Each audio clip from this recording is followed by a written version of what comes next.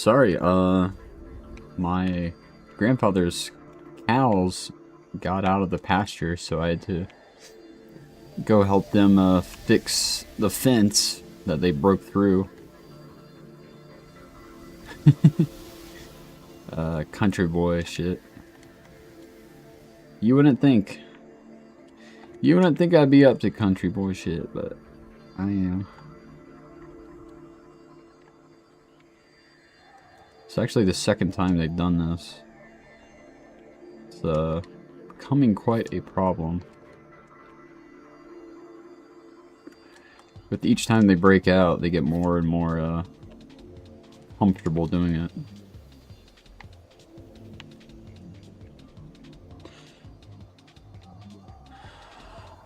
Let's go find the distance of this. I'm guessing we're close. Oh, this is right on the money. How the fuck? 13.1.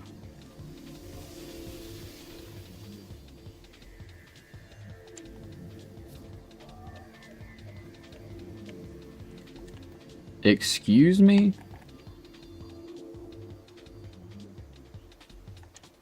If I flip it.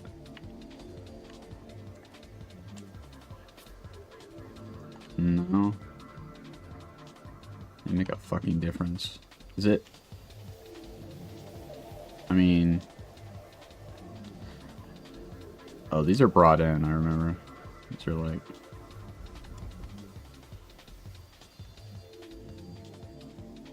slightly brought in.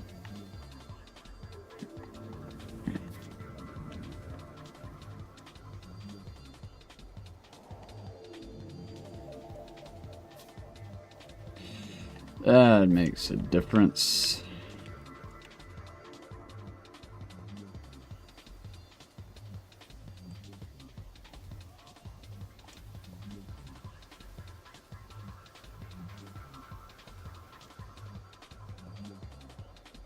This side is good, this side is not.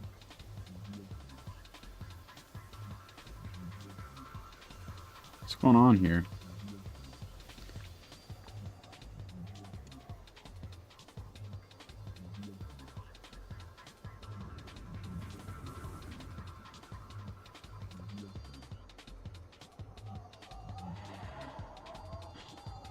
Uh.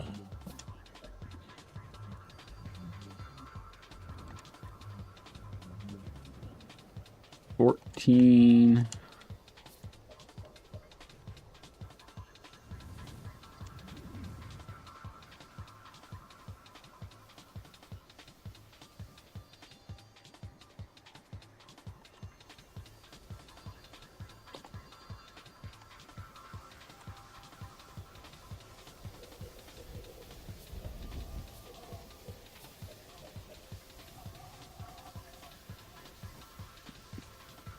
If anything, I just bring it off.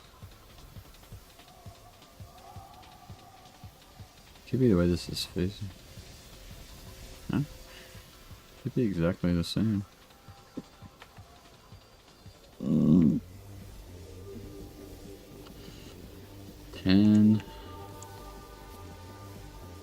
10.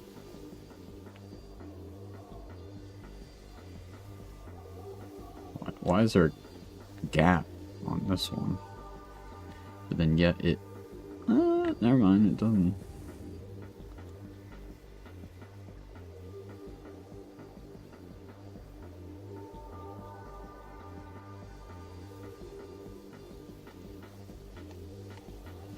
It's good enough for now.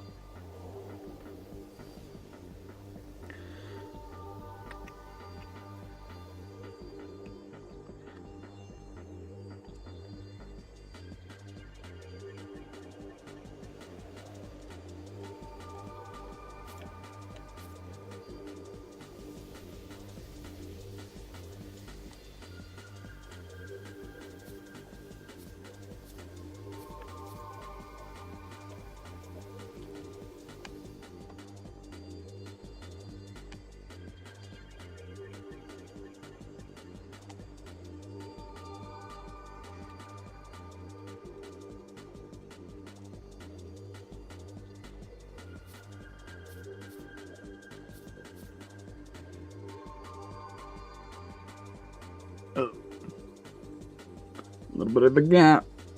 I think I just scoot over just a tiny bit.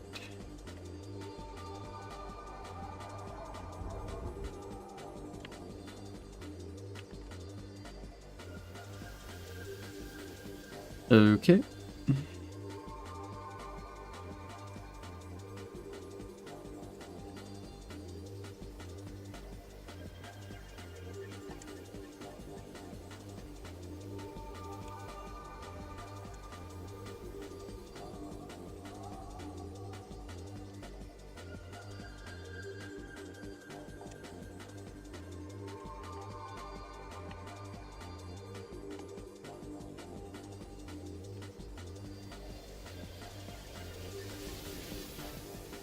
What do I need next?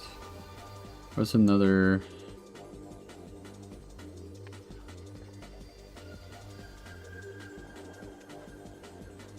Did I use another block huge over here? What in the world is this gap? Holy fucking moly, dude. That gap is ginormous.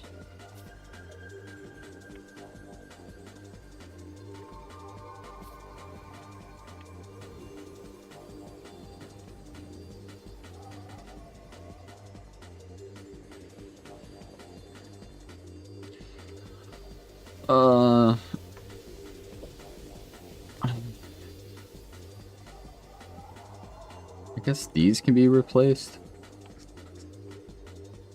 Because, yeah, these are never gonna... No way these are gonna be removed. Or this one right here. So...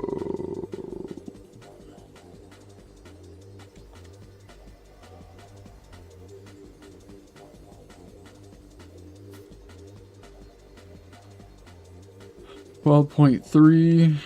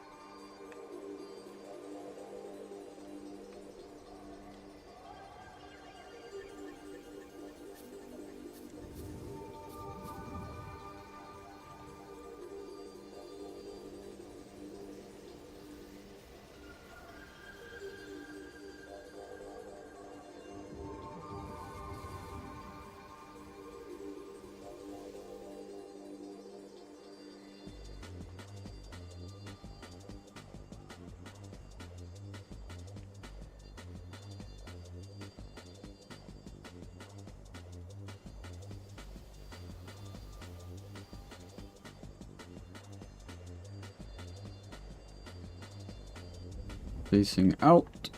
Yep.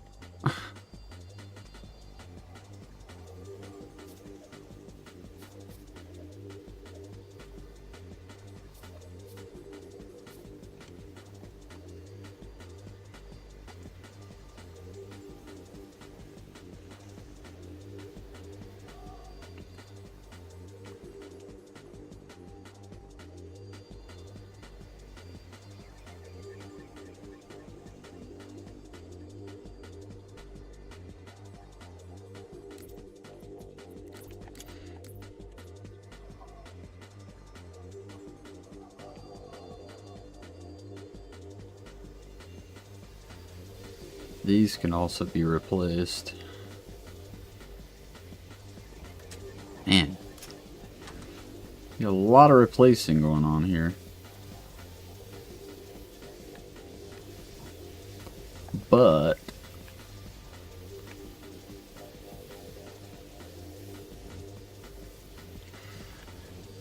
I think it's best we keep it that way for now, because I can easily do that later. Let's go ahead and grab some wedge huges and some some walls, I guess. Go get the blue light.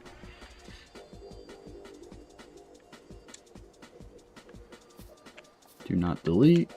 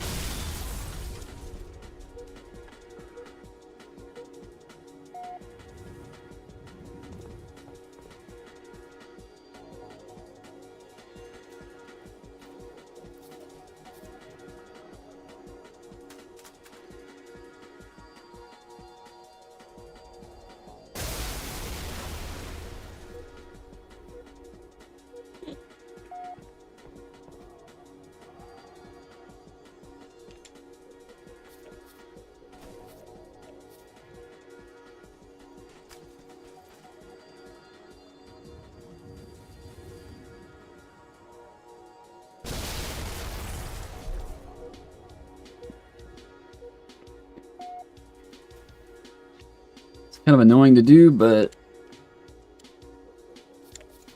once I get it over with, it will be nice.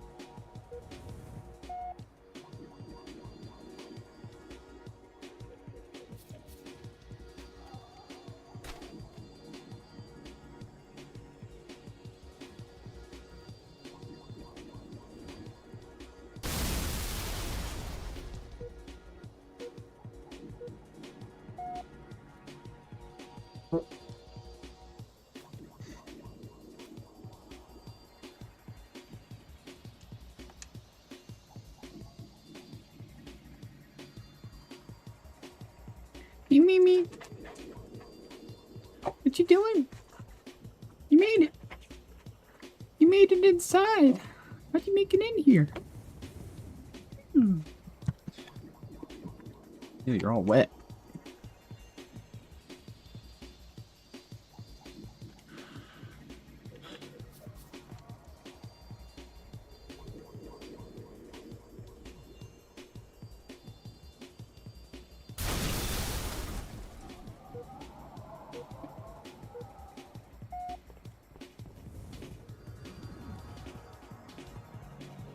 Need more ramps.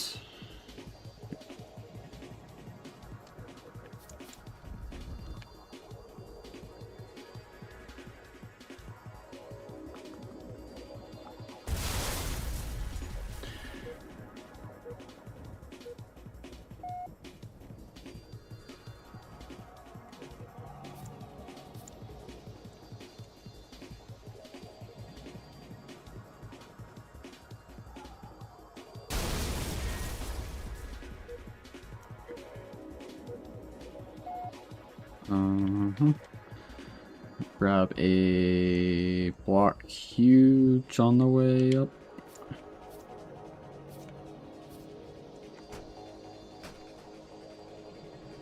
Those are 2? Oh, there's 4.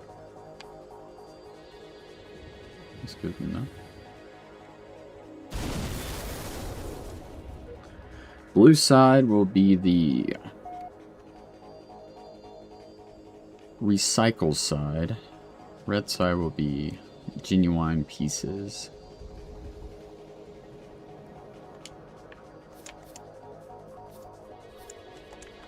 That's how I will remember.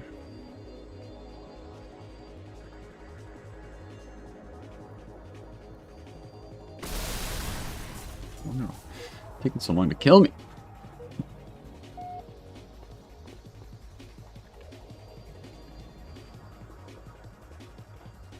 Where's this?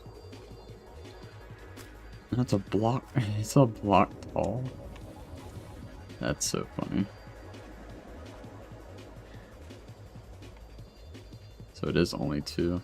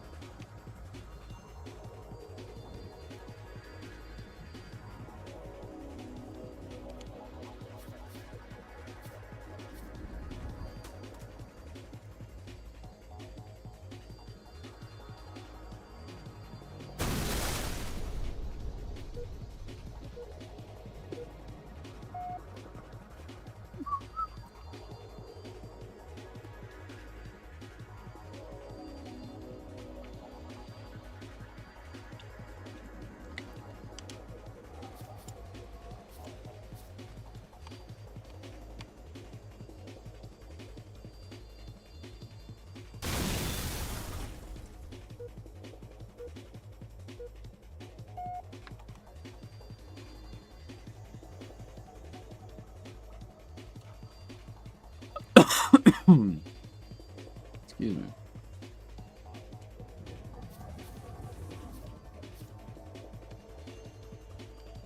Get the building here pretty soon. I just want to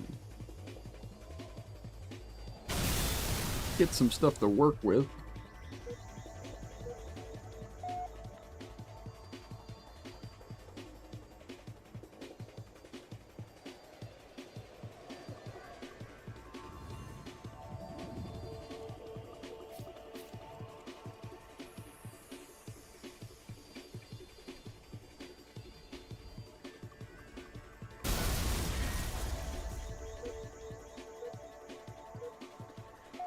Are there any,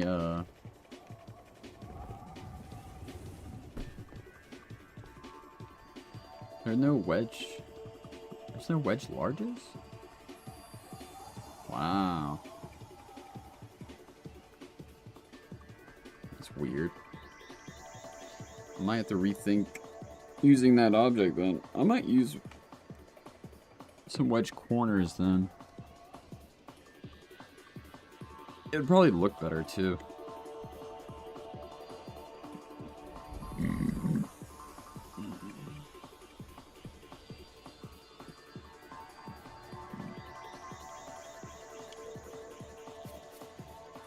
A couple of you guys.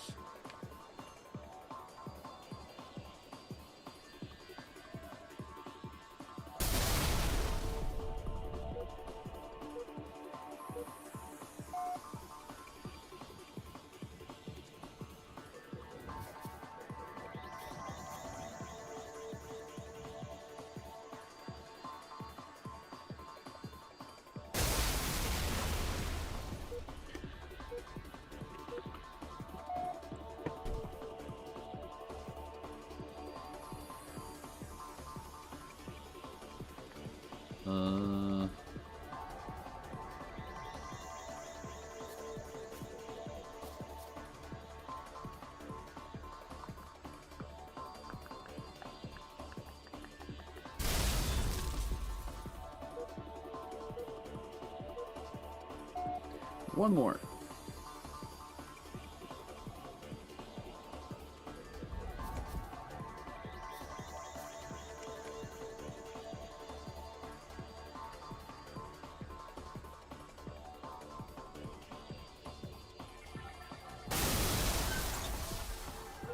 All right, let's get to work.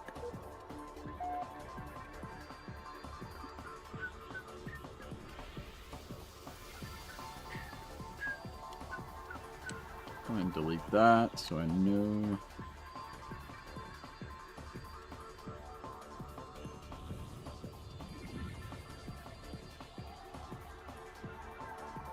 I might replace this with a wedge huge.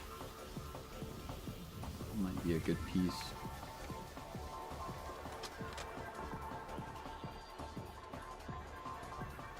I think I already tried to, and it was not the not a good angle, unless I use it like this.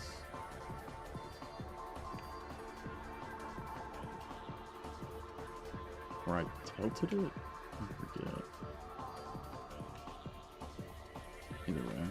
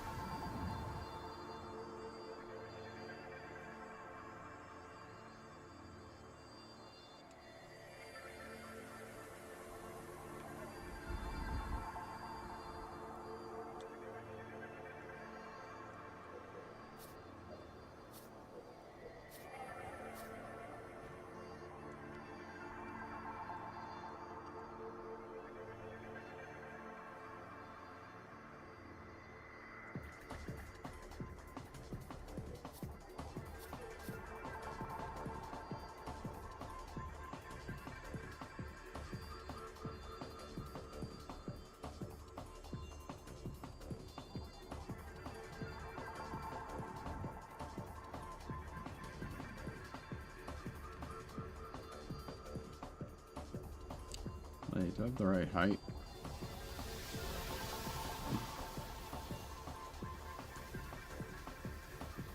$44.3.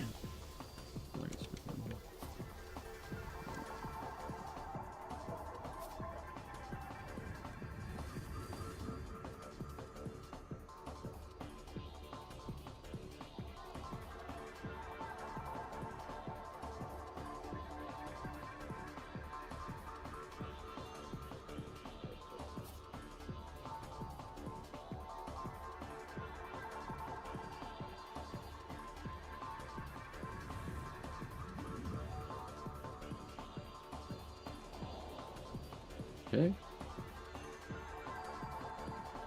Why is this one so far out?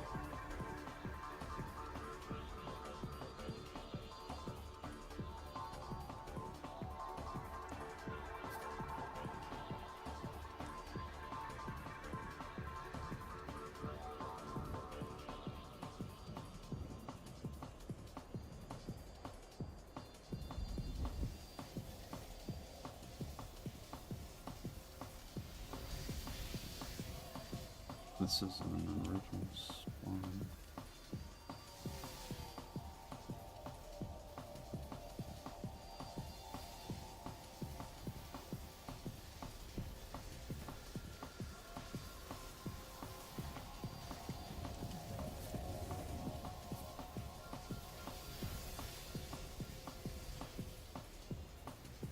Me. Did you get kicked down here? Is that the only reason you're down here?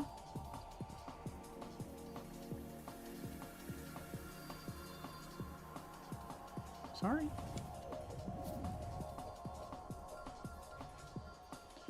See, this looks good. You would be like, oh, that's perfect. It's bad. Look at this. Boom. No bueno. This also, you'd be like, oh, that's bad. It's not flush. But it is actually better. Because when you run up this ramp, well, actually that was pretty bad.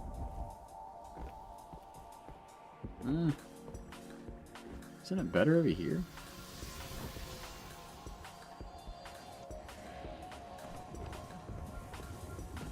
Yeah.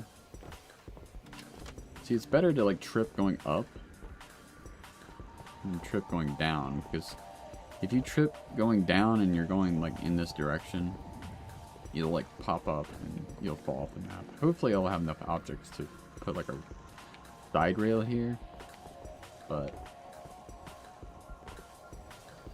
if anything, the player can always, people jump a lot, so they'll probably just jump over this anyways. But if they're running, they can run over it. That's the thing.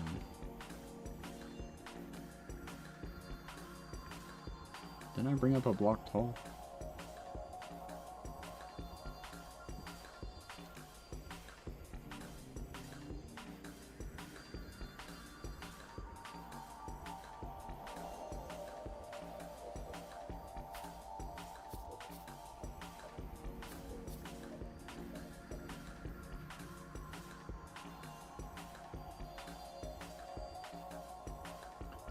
Fuck. I don't know why it does that.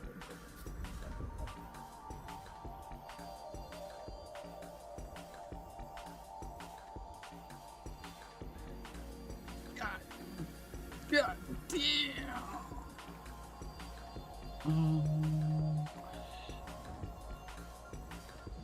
Oh, there's a block.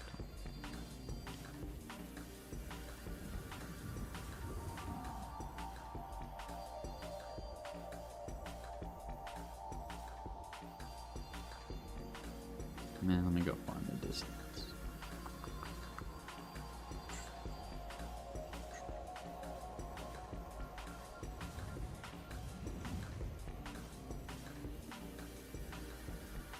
$18.4, 5.3.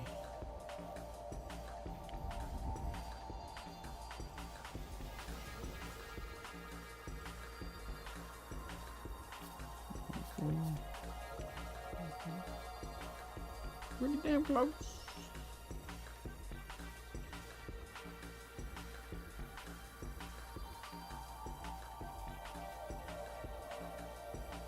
Why does it do that?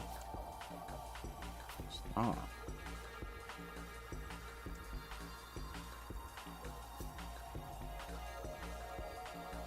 Is it pointing down? That's what I gotta remember. I think it was pointing down.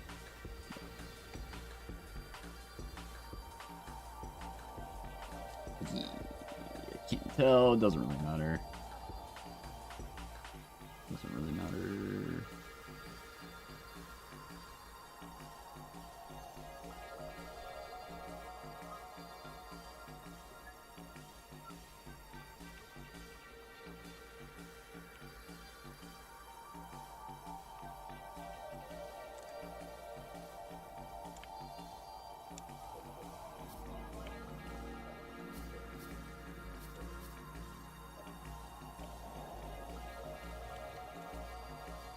I think it's 20 or 20.1.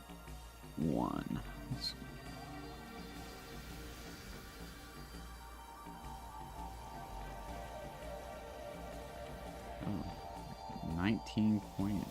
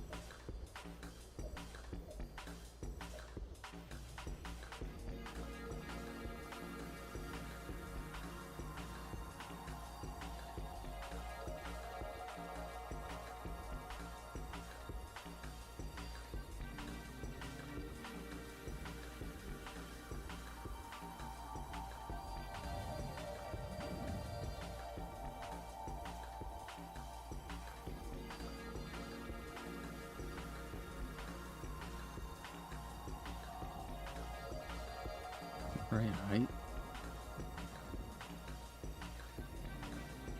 Can't remember the height. Fuck. I gotta fly. Oh, I need to put a teleporter over here. That would really help. 44.6.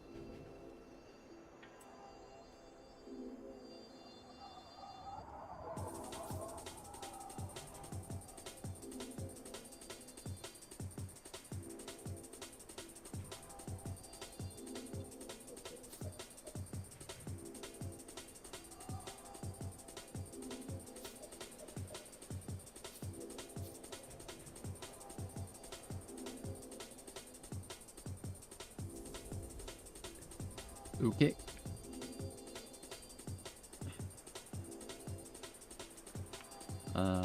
Angle blocks, right?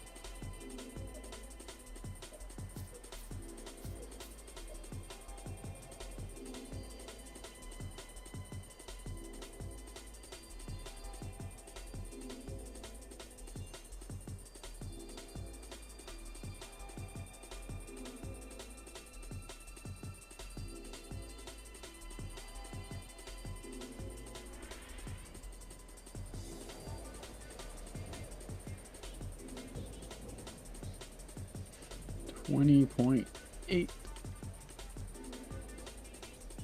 What's the height? 45.9.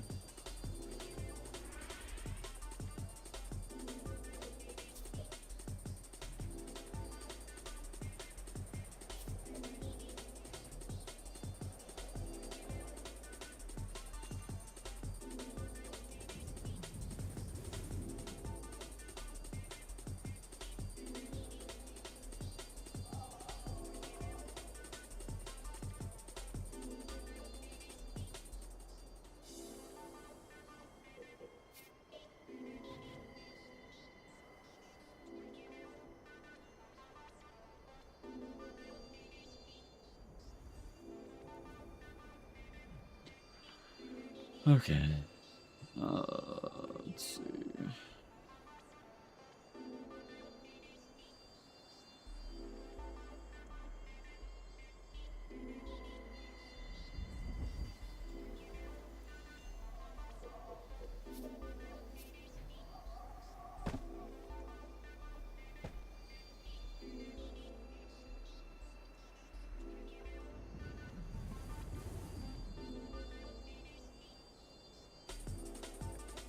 Dang.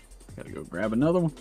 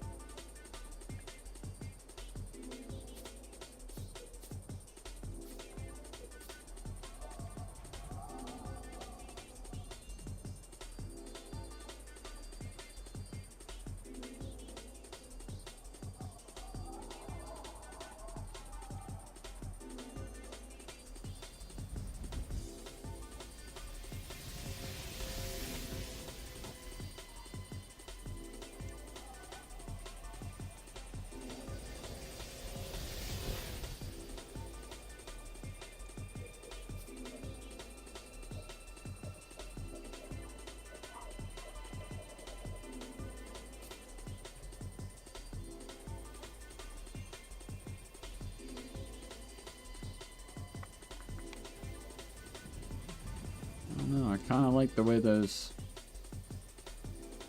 wrap that corner. These wedge larges.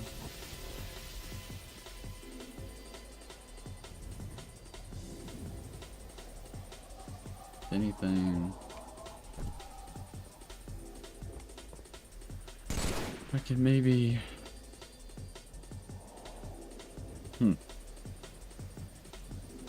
I don't know.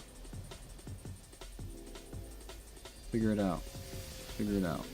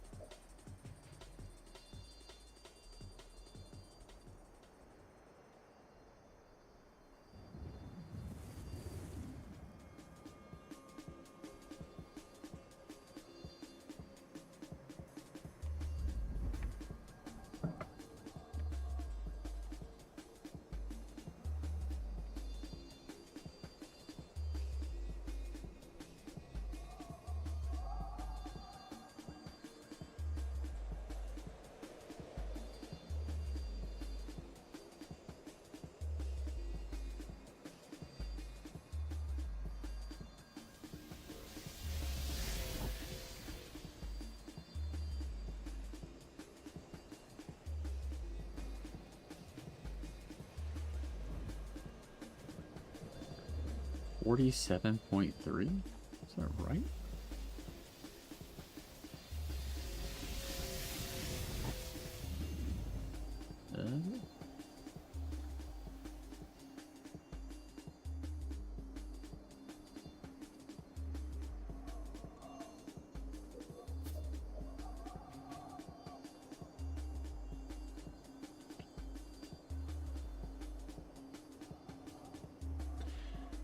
This has to be absolute. Everything else can...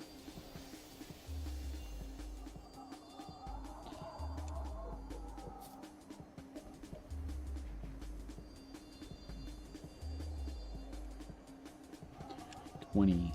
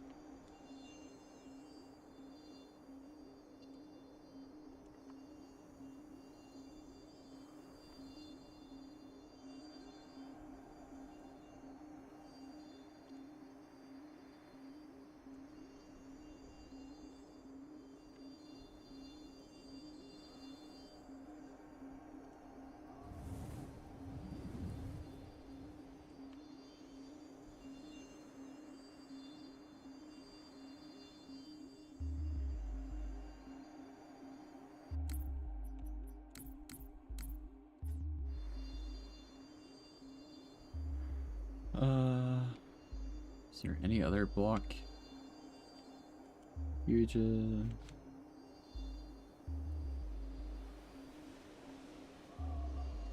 Oh, there is. Hidden.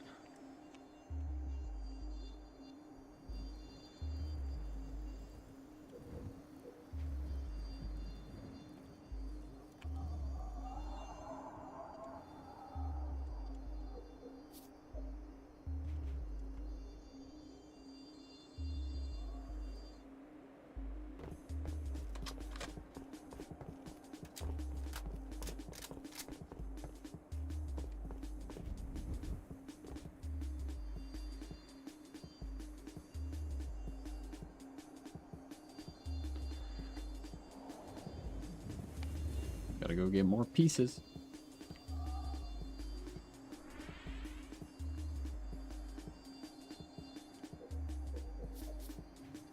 Here I go, killing myself again.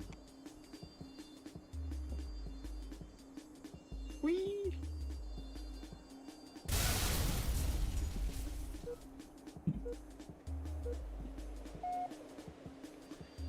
And some floorboards.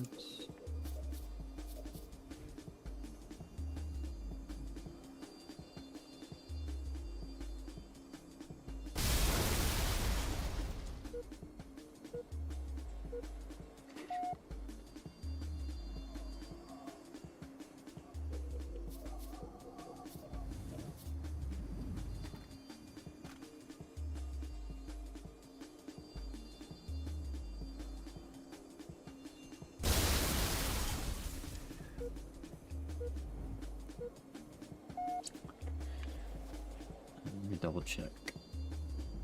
Yep.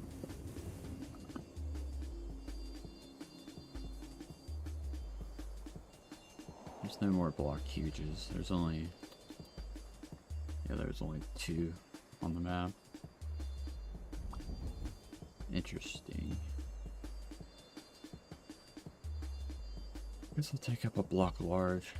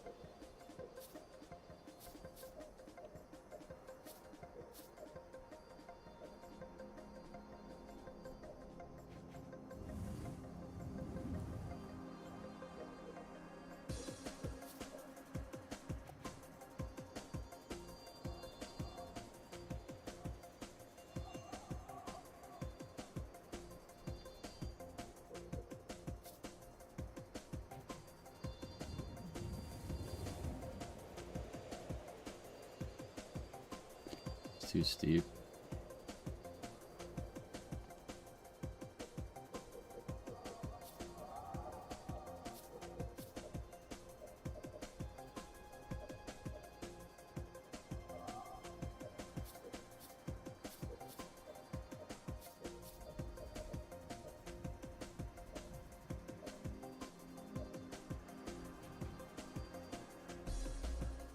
I think it was something like that.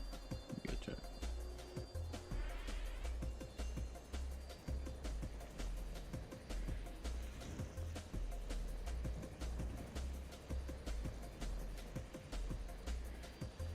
Slightly covered.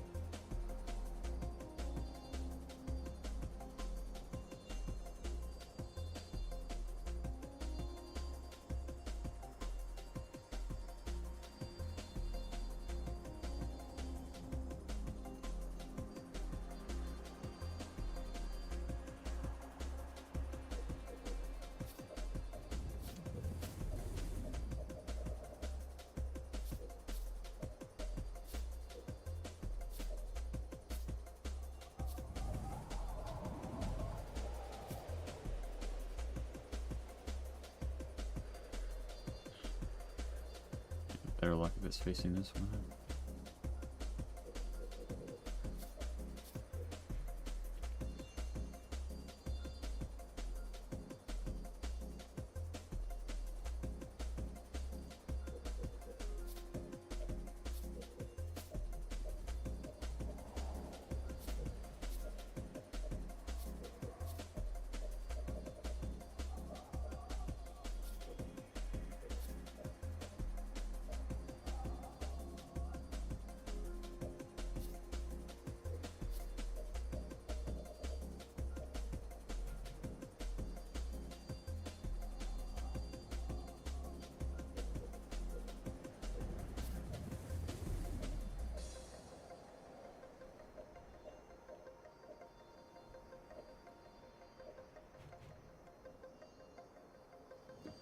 What's the height? 4, 6. What the fuck?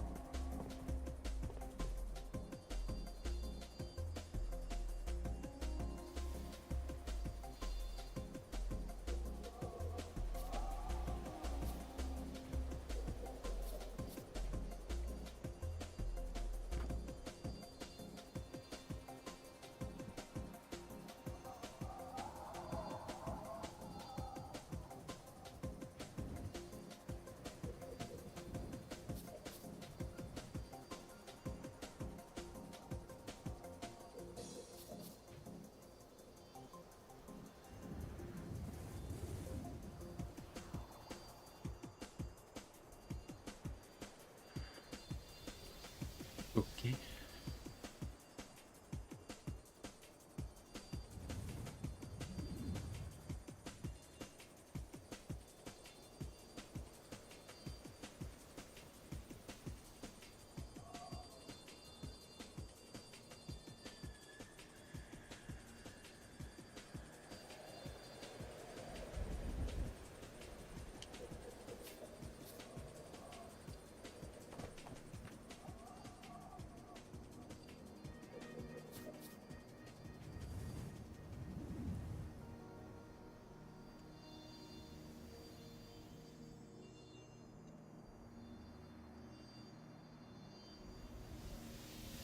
Wait, can you jump between? Oh, you can. Oh, that's nice. I like that.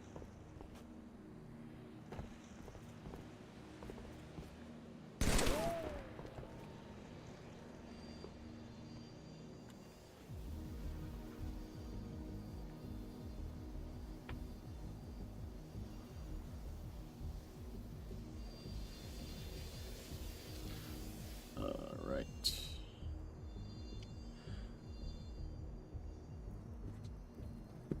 So 2 block talls.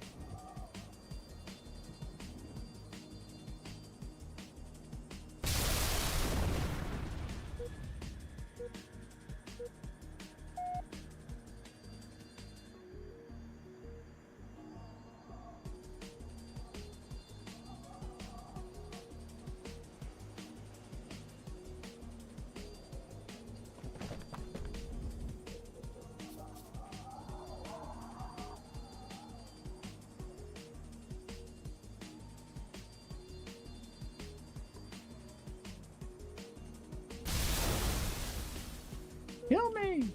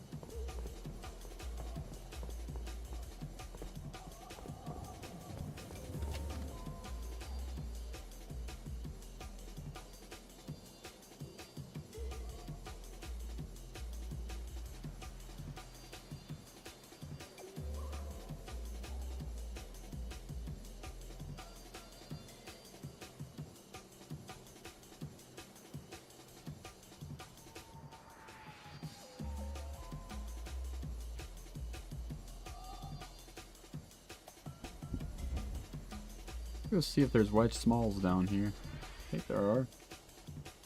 There is! Wow!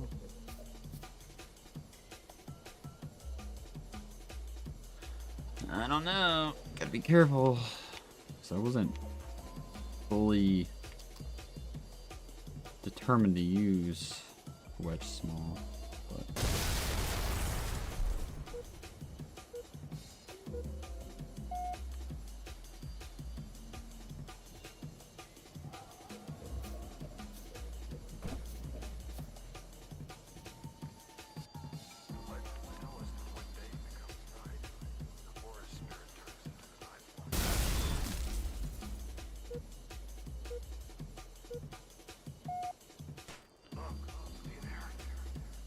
it is so tempting to delete those objects down there, as that is how I'm used to building.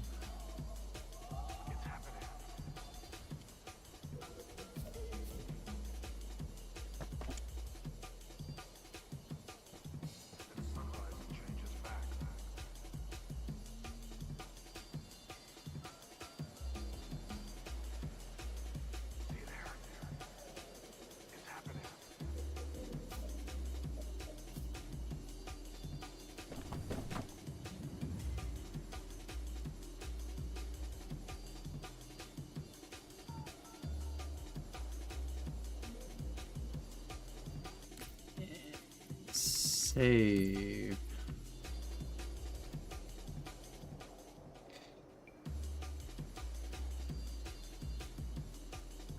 Hey, Mimi. Thanks for visiting me. Thanks for visiting me. Thanks for coming to see me. I know. I know. I love you. I love you too. My tea is cold now. Damn. I'll have to go microwave that. Let me go do that real quick.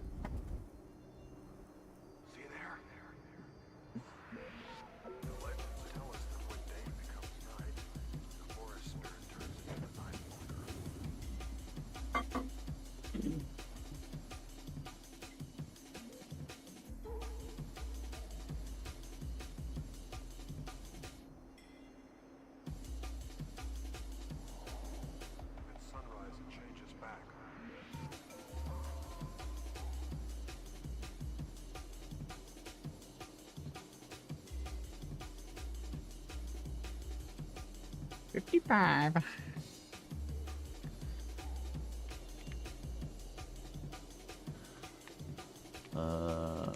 Man cannons. Cannon mans.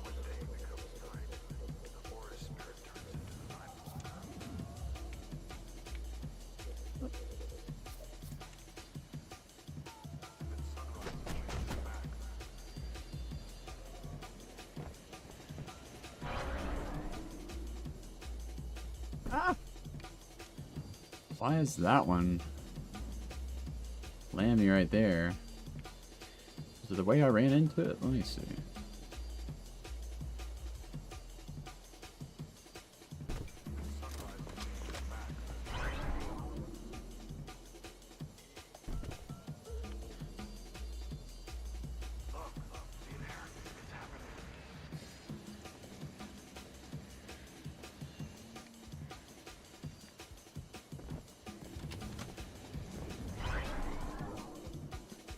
It's the same.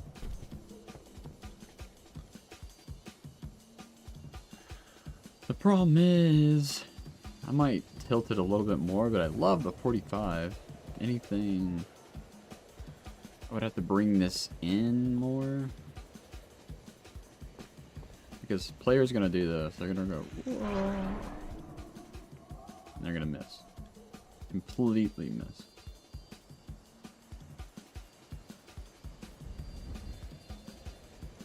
But if you run through it properly,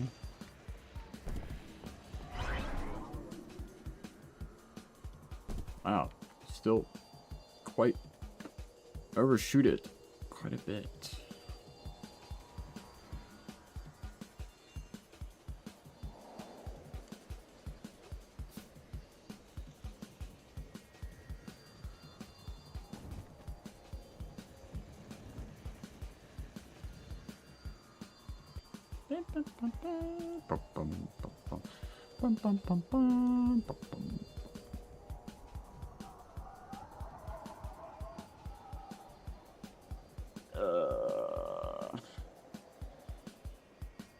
What else? What else? What else? What else?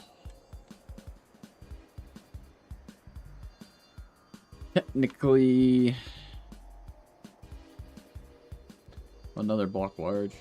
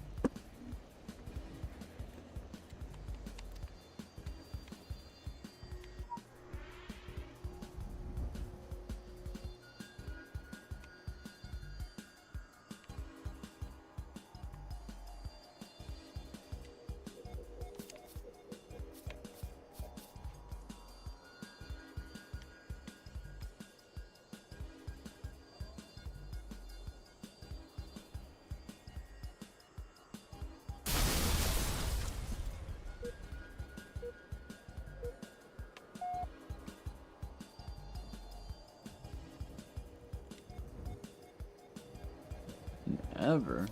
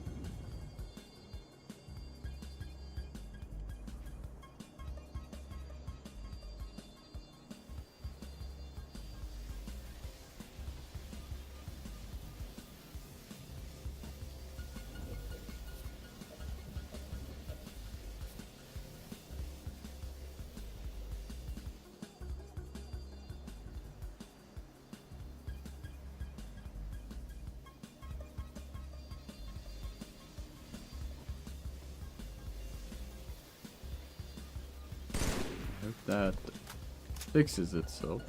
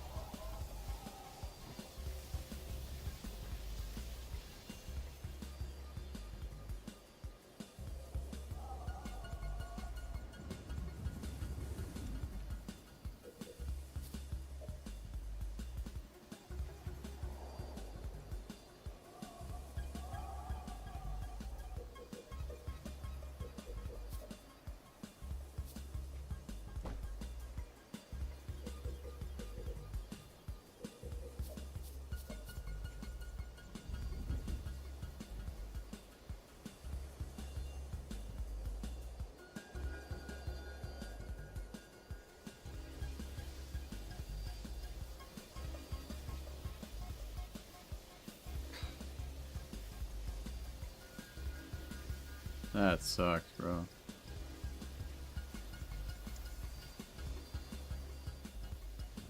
What is that over?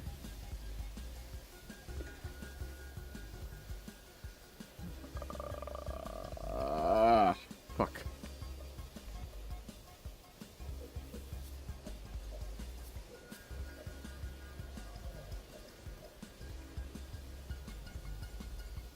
Could do 51. But look at that gap.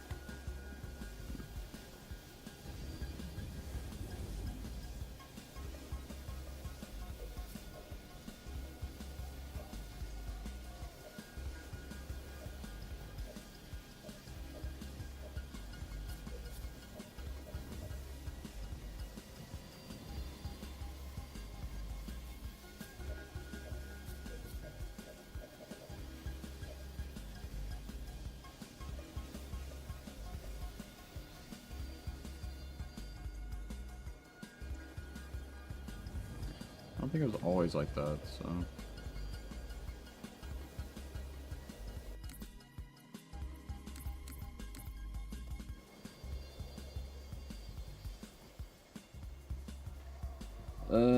Wedge large.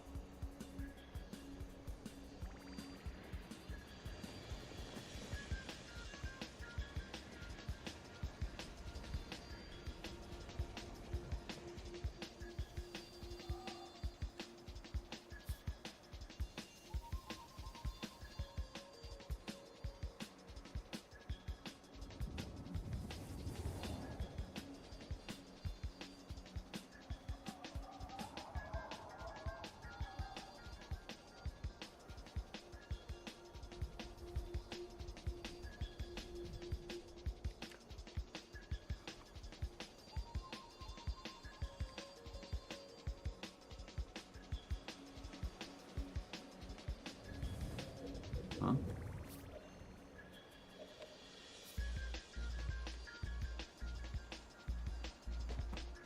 I was fighting that piece.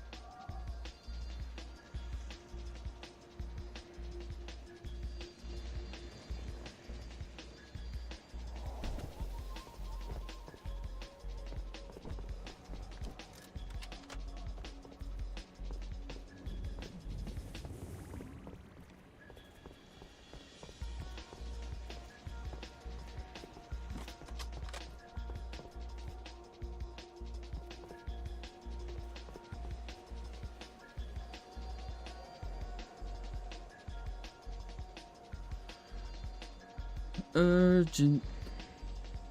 Emergency. Urgent, urgent, urgent, urgent.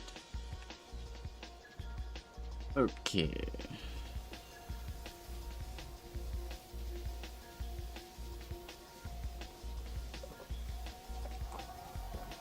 There's a wedge huge I can replace. There's a wedge huge. I can replace all of these.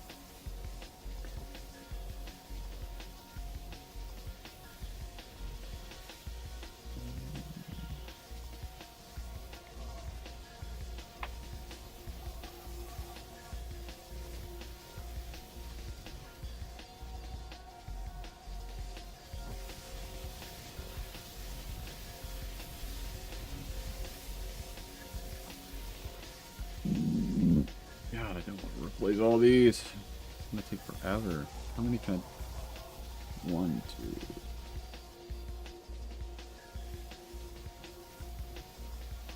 2... 8. So 2, 4, 6, 8. Yeah.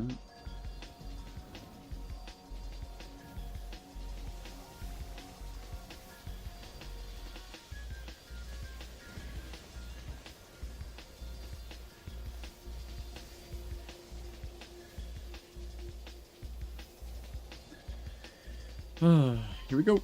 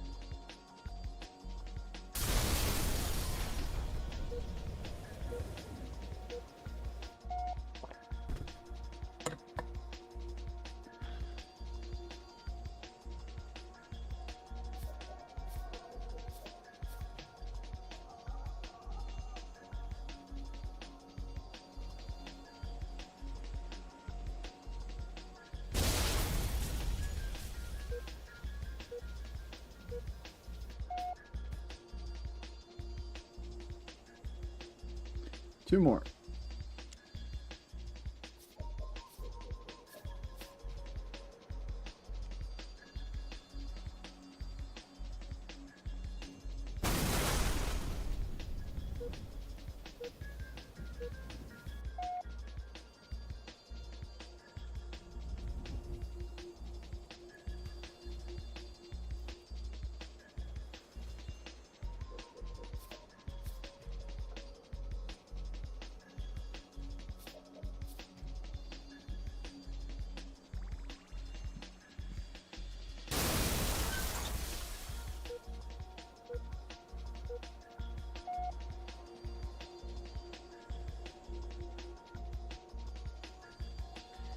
That's it.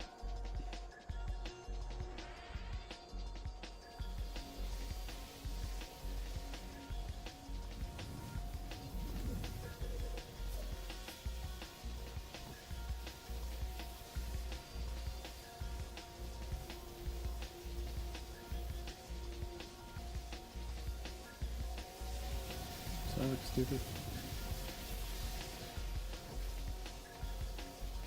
I think a player could abuse that if they drop down on it.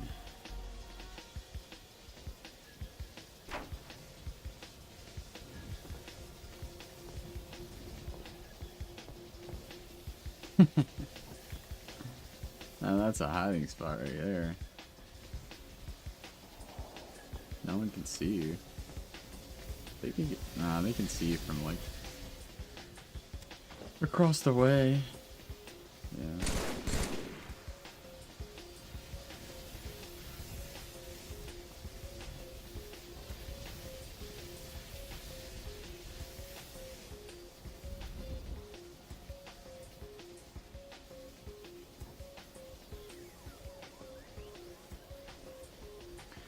Oh no. Also land right here. This is even better.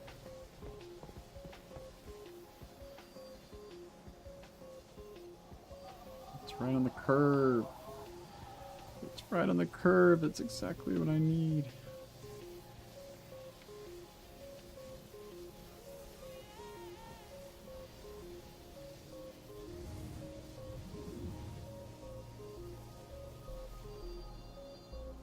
Yeah. That's the only way.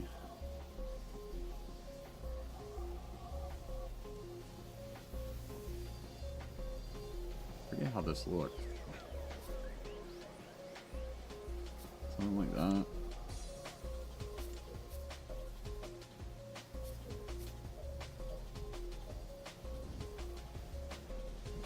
Ew. I do not remember having that large of a gap.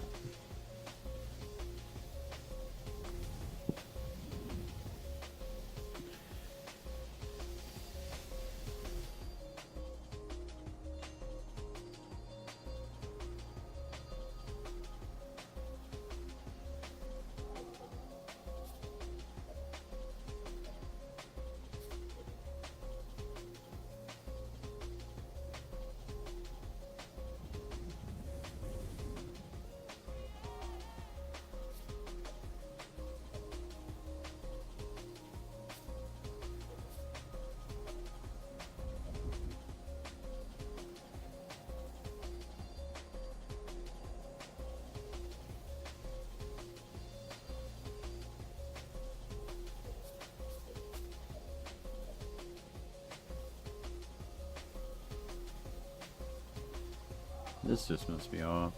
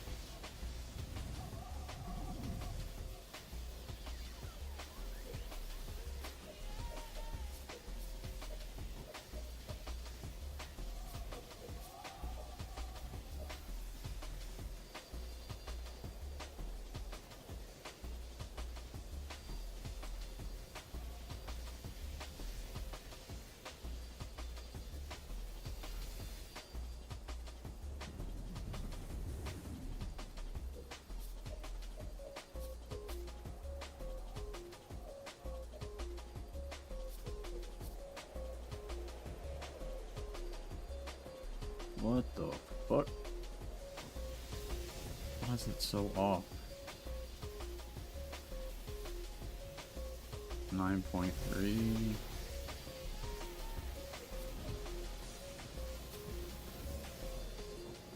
Oh. Not perfectly centered. So this actually needs to go.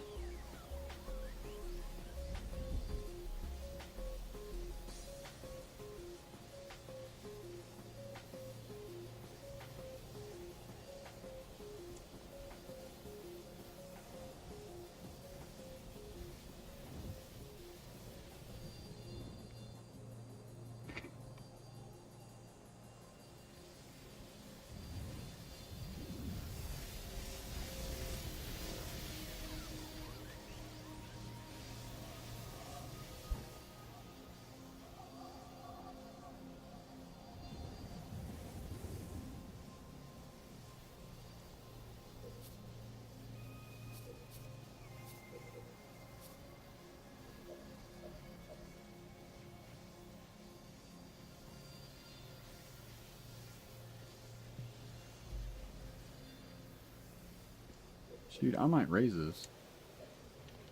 Can I walk into that? Barely.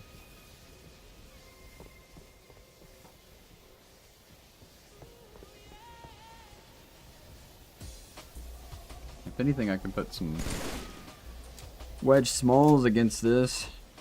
And this would have to be a,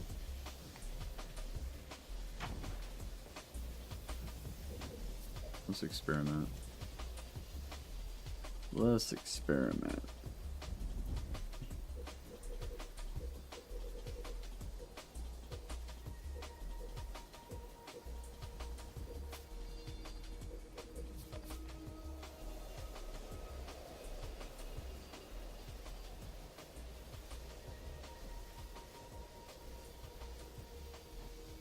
Ew. Never mind.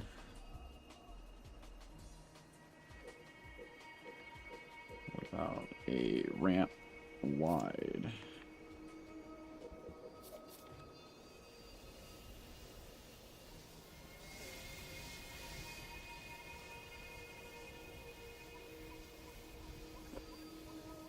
No.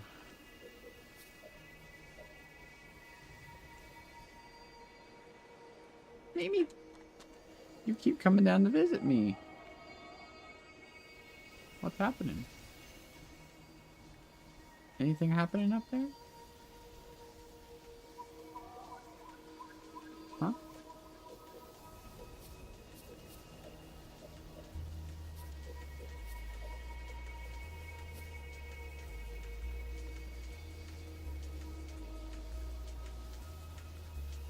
These lineups are a lot different.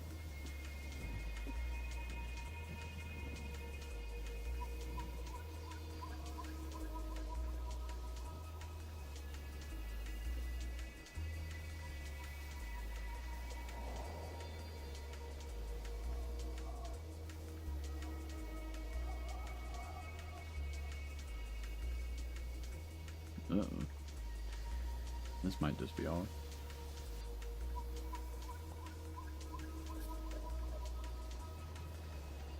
I mean 5.1, isn't that right? Yeah.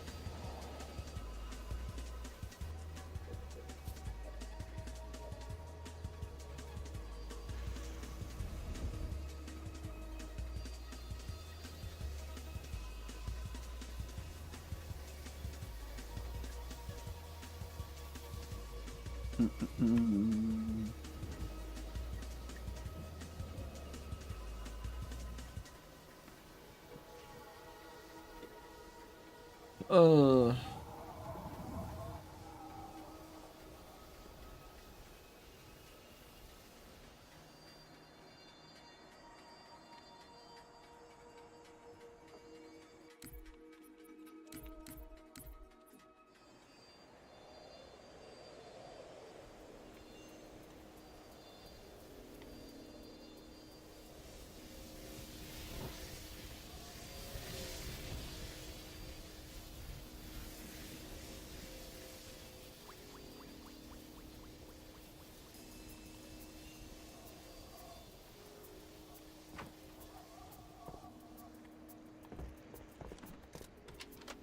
kind of sneaky.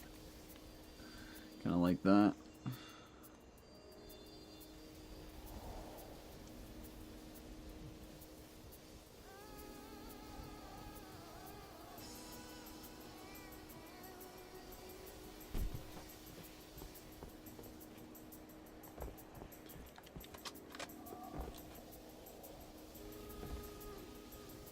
Or you can just jump like this.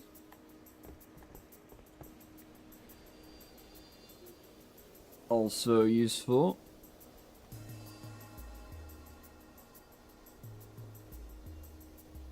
I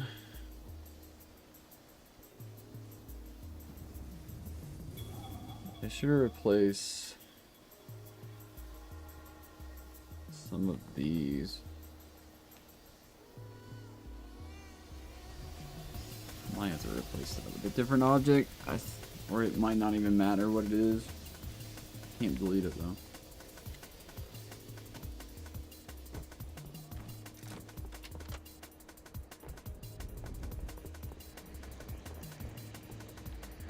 Freaked me out. I thought it was a sentinel for a second.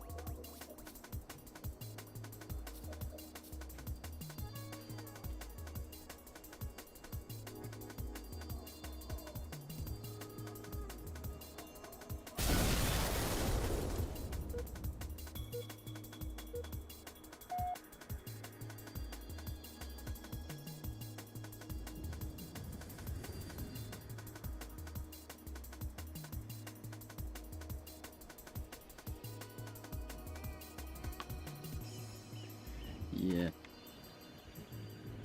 I should go ahead and replace all those ramps.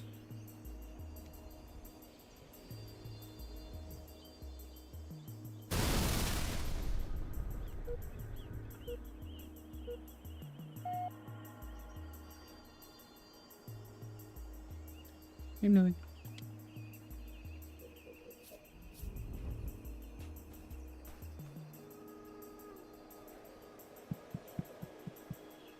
Love you. I don't know why you're so invested in what I'm doing. I'm not doing shit.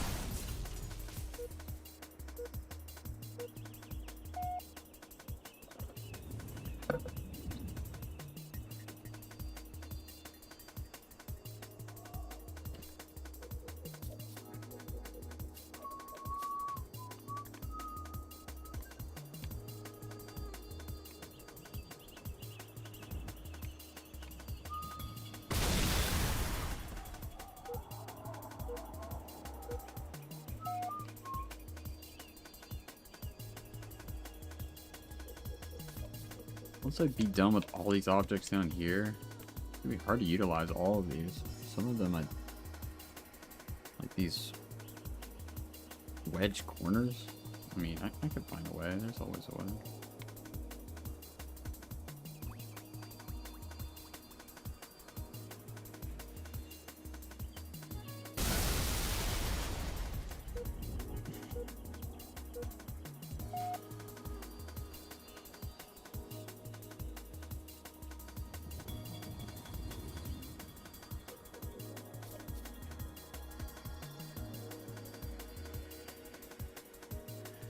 This is gonna go to the goal.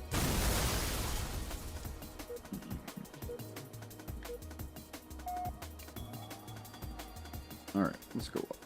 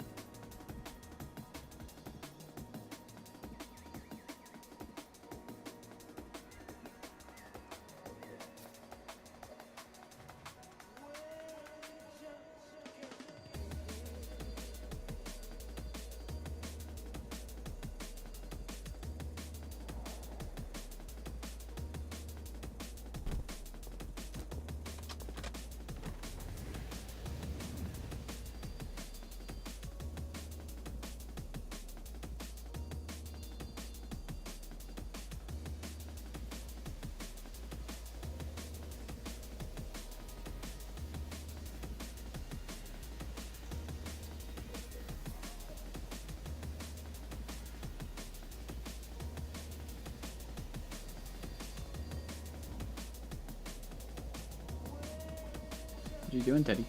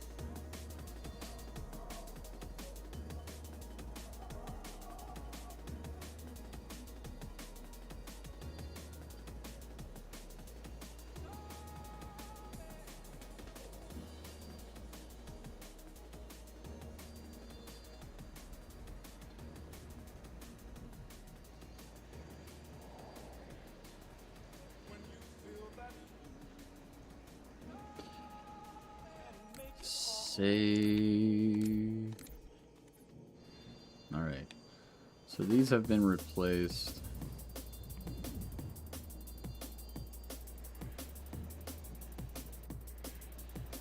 always check the spawn time. 10 seconds means it is a original.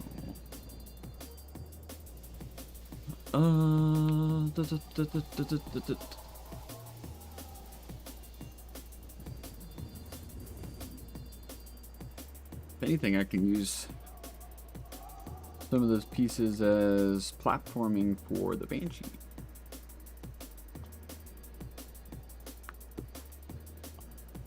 That would be resourceful. What about those obelisks?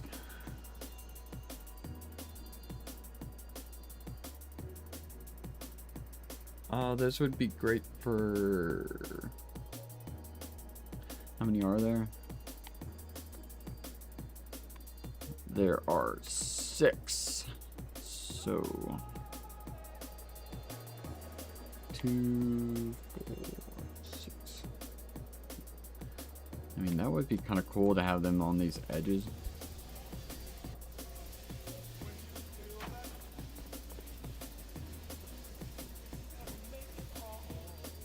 That would be resourceful, but I'm not sure if it's necessary.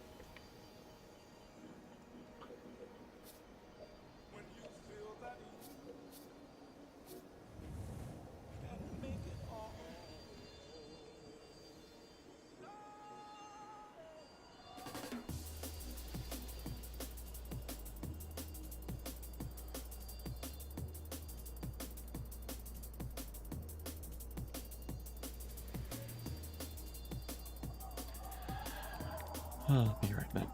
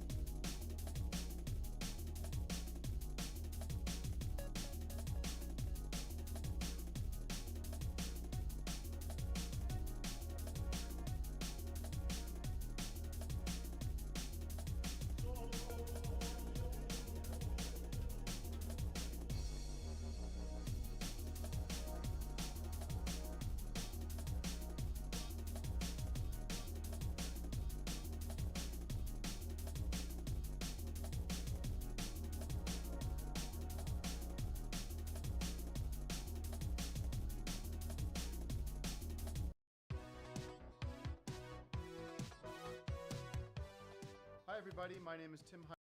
No, the lights are down. Oh, Yeah. You don't even see light? I'm telling you, it's like nothing. It's like a black hole. Maybe next week we call Jimmy in or something. Don't worry about it. I schedule the guests. Can I get a little help getting out of here? Oh, watch the fucking arm. I'm very sore. It's like going into my back now. Okay, thank you. Get my lift guy. Where's my lift driver? It's got a fucking pink mustache on it.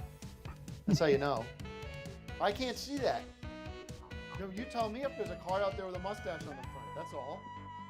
Hi, everybody. Welcome to See You Again. My name is Tim Heidecker, and I am the host of On Cinema at the Cinema. Happy to be back with you again for another episode of On Cinema at the Cinema. And here with my guest, Greg Turkington. Thank you for being here, Greg. Oh my God. I am so glad, like I said, sort of ironically, to see you again. Because thank you so much to everybody at Hollywood Presbyterian's eye department who fixed my eye. And while they were there, they fixed my left eye, so now my vision is 20/20 because of, thank God for LASIK. Which, and this was, they took the glass shards out of this eye, so now I can see out of both eyes. So glad to be healthy, happy, and this guy's still healing. That's going to take a little while, as you know. People wondering how Hogshots is going. I've got a bit of an issue coming out with Tom Cruise, who I've made the formal offer to be on the cover, and he has not replied, and I've not heard anything. Even his assistant hasn't replied. And if I don't have him for cover, I've already pre-sold the book to bookstore Chapman's Books in Jackson Hole. I've pre-sold 10 copies of the books under the condition that he is on the cover. So quick little message while, if he's watching, Tom, I don't know what's going on. This is the third time I've reached out to your people about offering you a part in the cover of my book, Hogshots. And I'm at my wit's end because I don't know if you've created too much of a wall around you. You have too many yes men keeping you from getting this kind of information, but I really feel like you're missing out on a great opportunity. But if you don't want to do it, I need to know, because I need to move forward and need to find a star for the cover of my book. At this point, if I can't get you, I'd have to go to somebody like Jack Nicholson, and that is problematic because he doesn't even ride motorcycles anymore because of his age. I'm at a loss, Tom, and I'm afraid that if this continues, it's going to start affecting the reviews that I give your movies. And I know that sounds harsh and unfair, but it's true, because how am I supposed to watch a Tom Cruise movie and not feel any resentment towards you? And you're going to start seeing 5-star Tom Cruise movies are going to be more like 2-3 bags of popcorn, which I'd hate to do. So please call me back, get back to me, email me, whatever it takes. Yeah. I need to hear from you now. Thank you. All right, I won't bore anybody more about Hogshots coming to bookstores next year. First movie is Teenage Mutant Ninja Turtles, the remake, starring directed by Jonathan Liebsman, with Megan Fox, Will Arnett, William Fitcher, Johnny Knoxville, and my favorite actress, Whoopi Goldberg, back in the saddle. Whoopi. Darkness has settled over New York City as Shredder and his evil Foot Clan have an iron grip on everything from police to politicians. The Turtles must work with fearless reporter April O'Neil and her cameraman Vern Fernwick to save the city and unravel Shredder's evil plan. I love this movie. It's great to see the Turtles back on the big screen. I know it was one of my favorite shows growing up, and now we have the pleasure of spending a couple hours with them in the movie theater. I was so glad I was able to see this movie with my own beautiful 20/20 vision eyes, and I give it 5 bags of popcorn. Greg, what'd you think? You know what? I don't really want to say anything about it because anything I say might end up in an episode of Decker. So. Okay. I'm sorry. You took the footage. You did this interview with me that I thought was for the show. I thought it was a little weird, but whatever. And then I watched Decker, and it's just cut with dialogue for me. You talking to me that you stuck in Decker without ever asking. You don't understand how Hollywood works? That's how it works. No, you ask someone, do you want to be in Decker? And then you film them in Decker. You don't steal footage from an On Cinema segment and incorporate it into Decker. First of all, don't because I didn't agree to be part of Decker, and I wouldn't have agreed to it. All right. And if I was going to do it, I'd want to act in it. I wouldn't want to just have footage of me answering questions about movie give me a expertise break. that I have, and then suddenly I'm some weirdo character in Decker. No, you're not a weirdo character. You're an important part. You're a CIA analyst. It's kind of a cool part. You should be proud of that. First of all, I didn't steal anything. As soon as you walk onto this set, anything you say or do is mine. I own it. Oh, do you okay? have cameras in the toilets too? No, here? no. I'm using things responsibly, and you know that. It's And- not responsible if I'm talking about The Godfather 2, and then I watch Decker, and there I am talking about some CIA plan that I had no knowledge that you were Yeah, using but my you're not footage. seeing the big picture. With Decker, there's no big picture. Oh, give me a break. You're such a baby on this. Do you want me to recut Decker without you in it? Yes. I can't do that. It's already aired.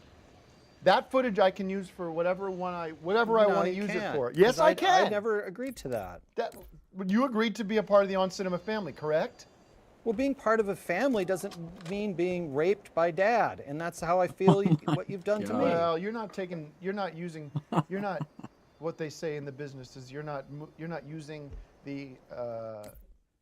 I did what I thought was right for the show. Stealing footage. It's not stealing, Greg. Okay. I didn't- Hey! As soon as, like I said, you become part of the realm, you become part of the On Cinema family. You become mine. Everything you do. Tim, calm down.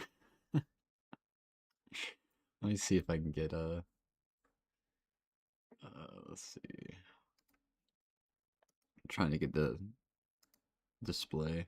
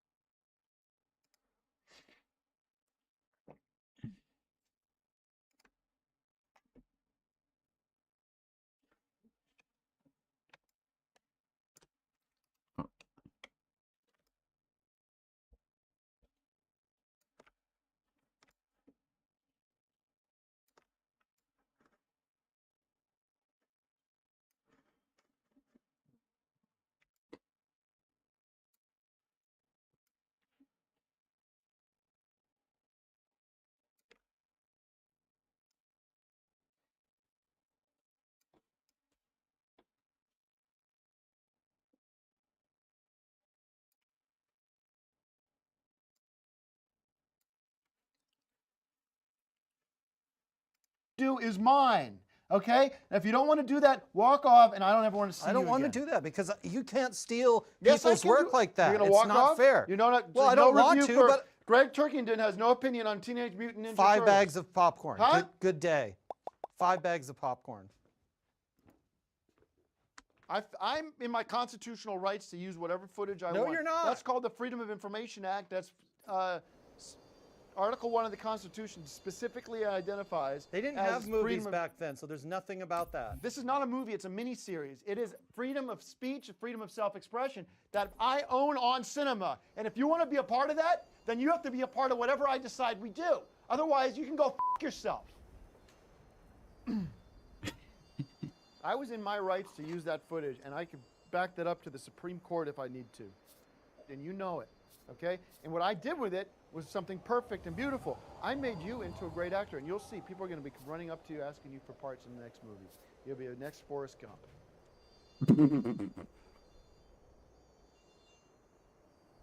We don't even have any other movies to talk about. All right, that's it. Get the lights. I did what was right for this show. Be the next Forrest Go to Has bed nothing to do sleeping. with this show. I will It go has to bed nothing to do with sleeping every night. I will go to bed sleeping every night knowing I did the right thing for this show. I did the right thing for Decker. I did the right thing for me. You go f yourself.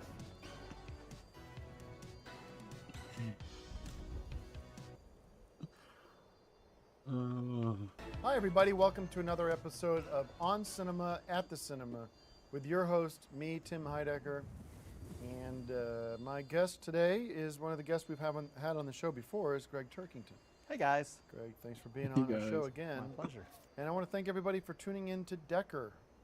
Getting almost more positivity about Decker than this show, which makes sense because this show just reviews movies. Decker is a movie or a miniseries, and I'm glad you're a part of it now. And Yeah, it's a cool show. I mean, I was a little skeptical at first, but I started getting a lot of letters and a lot of comments from people. And Yeah, it's nice to be able to hear when you're wrong on something. I've always sometimes go, I didn't like that, and then you go back and you figure out I was a fool. well, I mean, there's things about it that I would have done differently, Right. that you should have done differently. But just being in something with Joe Estevez is kind of a cool feather to have in your cap. You know. For you should be grateful because you ended up not having to do very much work. You should be thanking me that.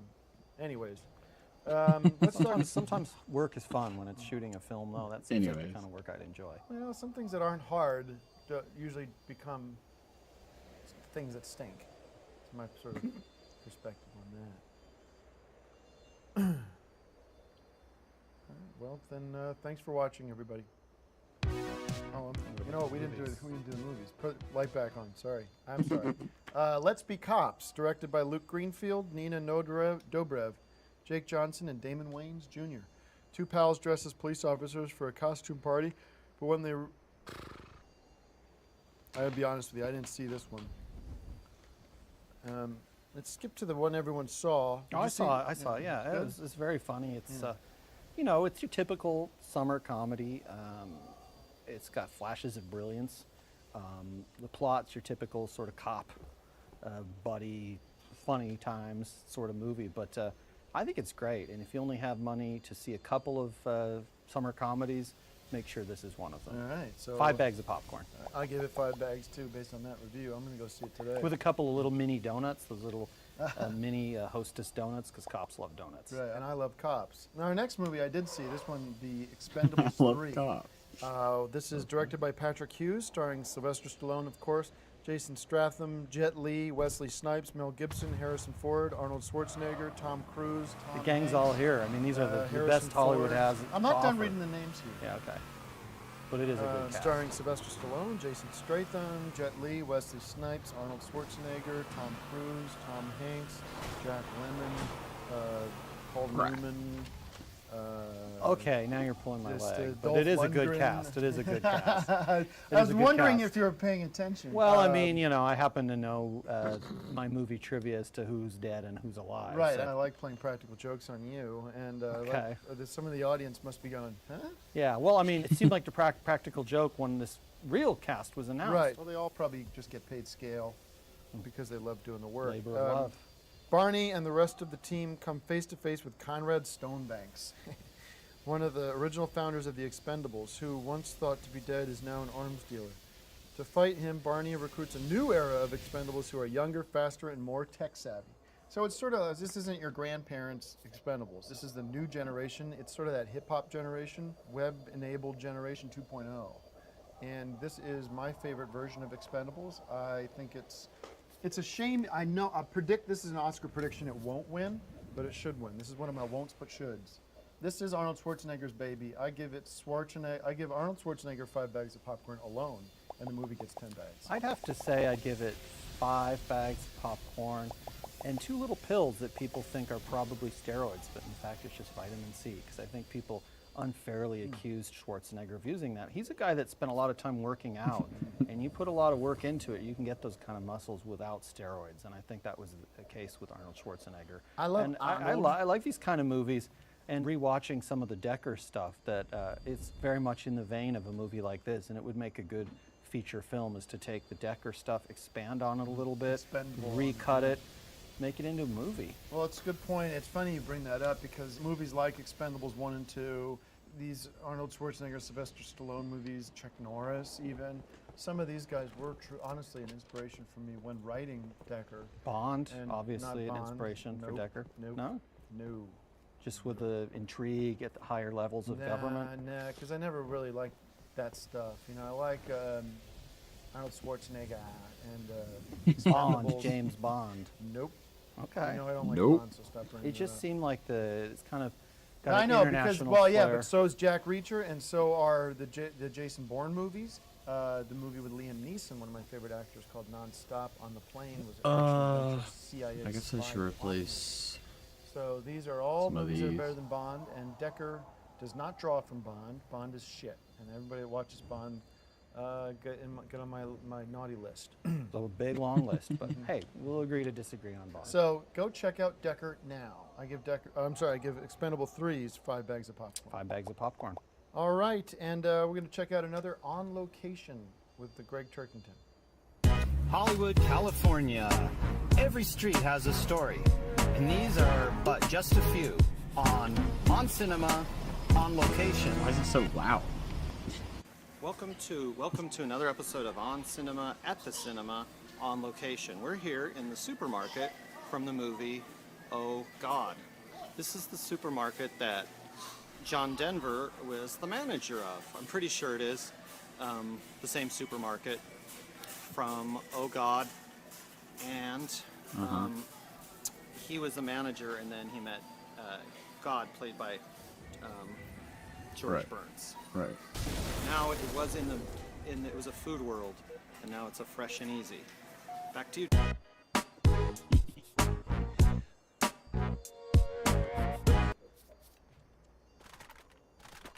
Okay, so is this a practical joke? No, it's just a I don't get the practical joke. way of making a segment, which no, is to every episode, focus every on. Location thing you do has got to be on about Oh God. Well, for season 5 of On Cinema, funny. I thought it would be good to. If you want to do Build something on. conceptual like that, you have to clear that with me.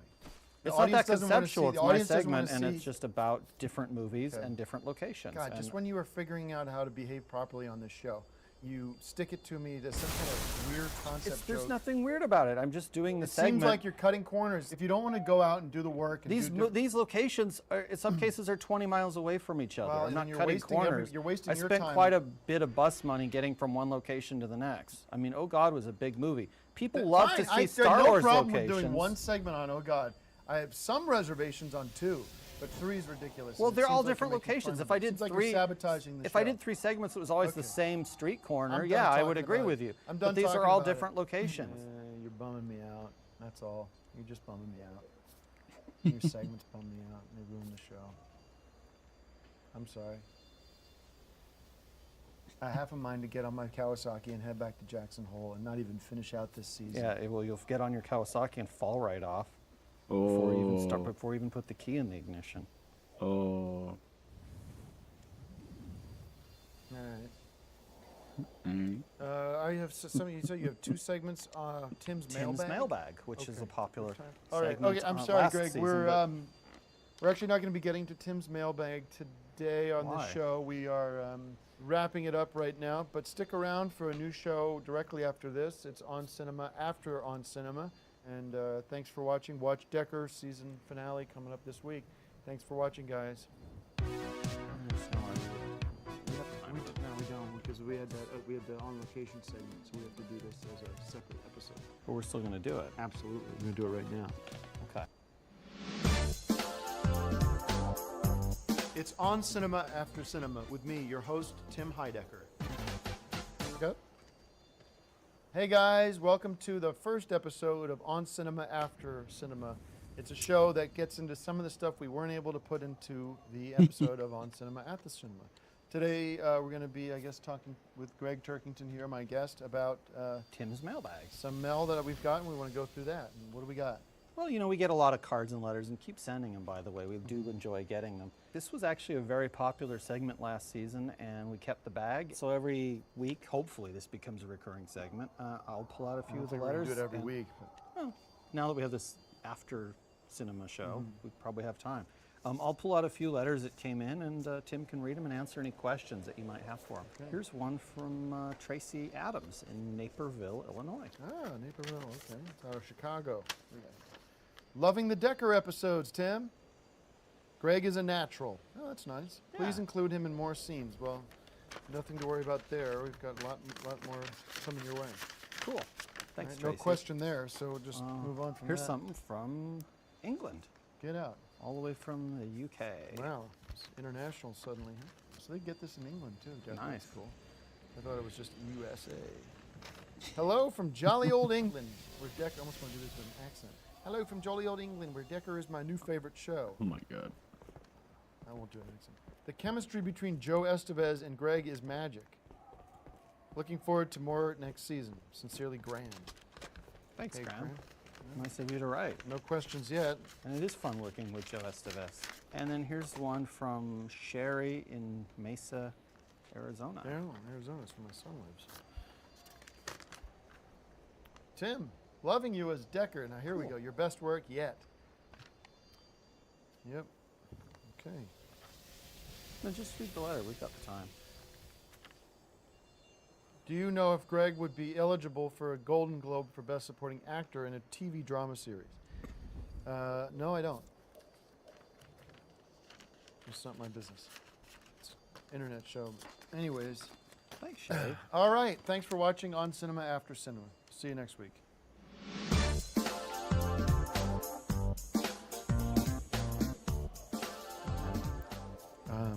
Now I go home. Is my lift here? Who has a mustache on the front? You'd see it pull up. Okay, I have to call him then. It should be here. It should be here like 20. It should have been 20 minutes Take ago. the bus.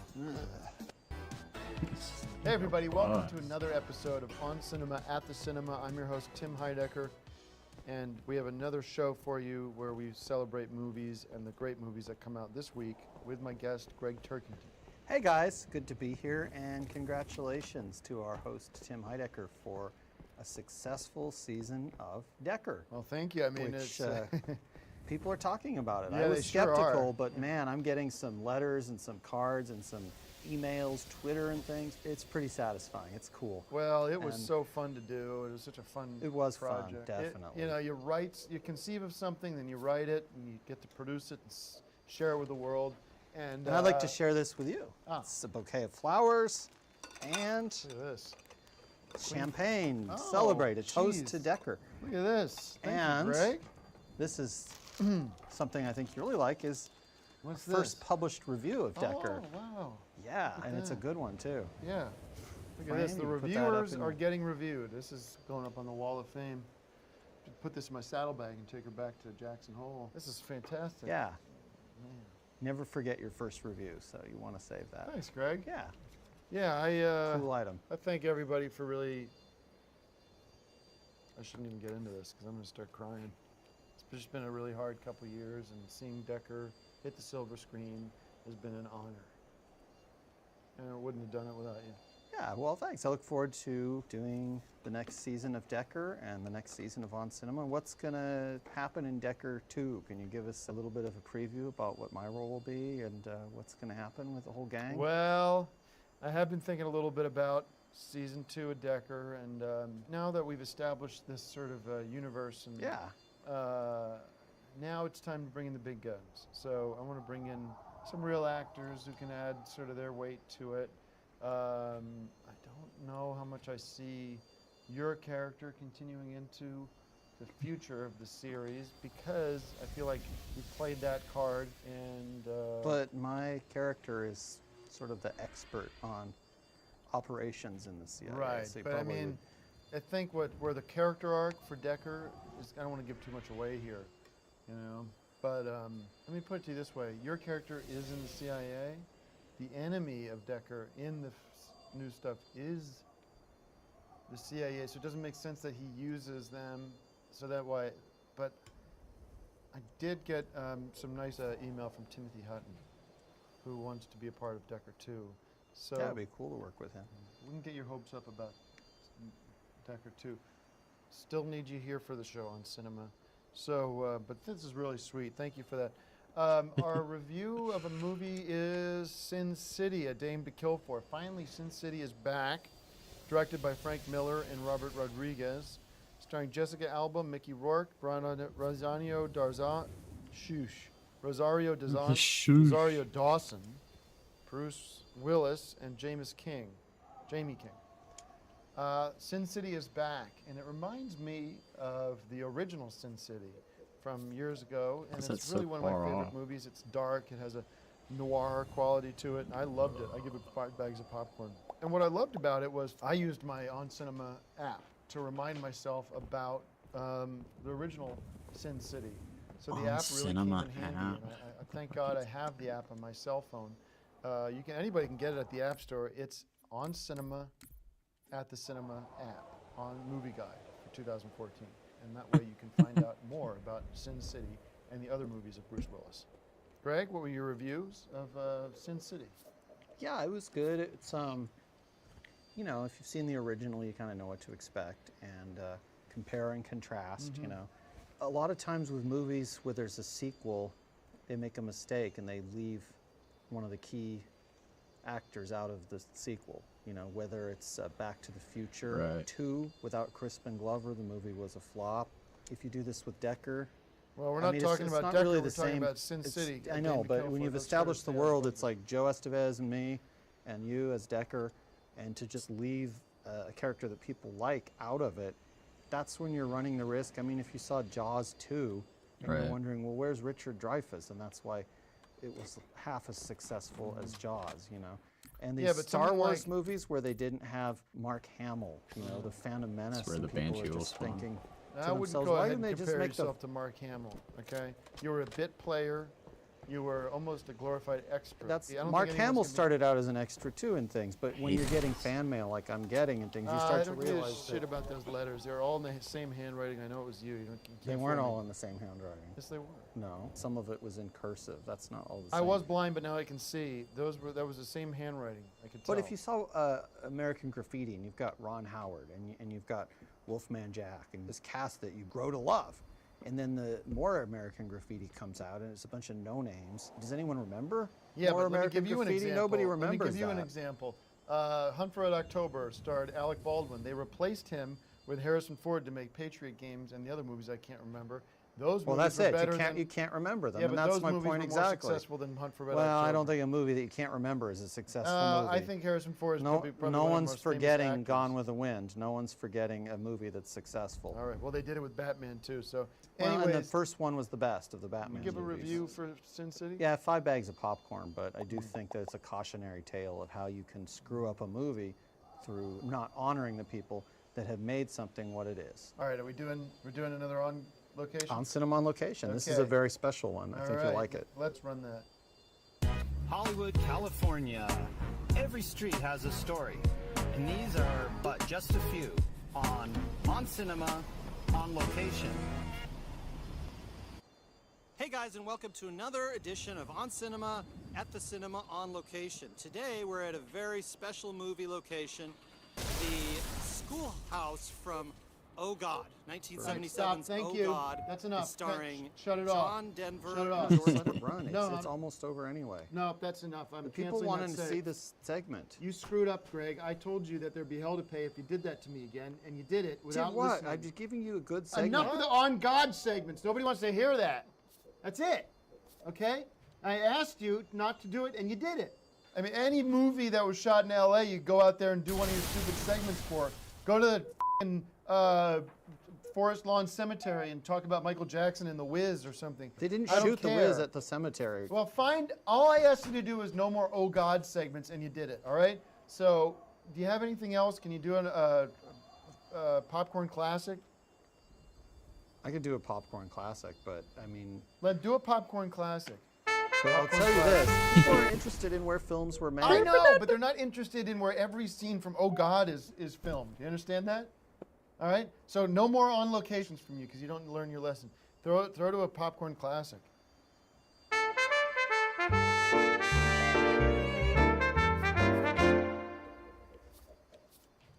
What do you got?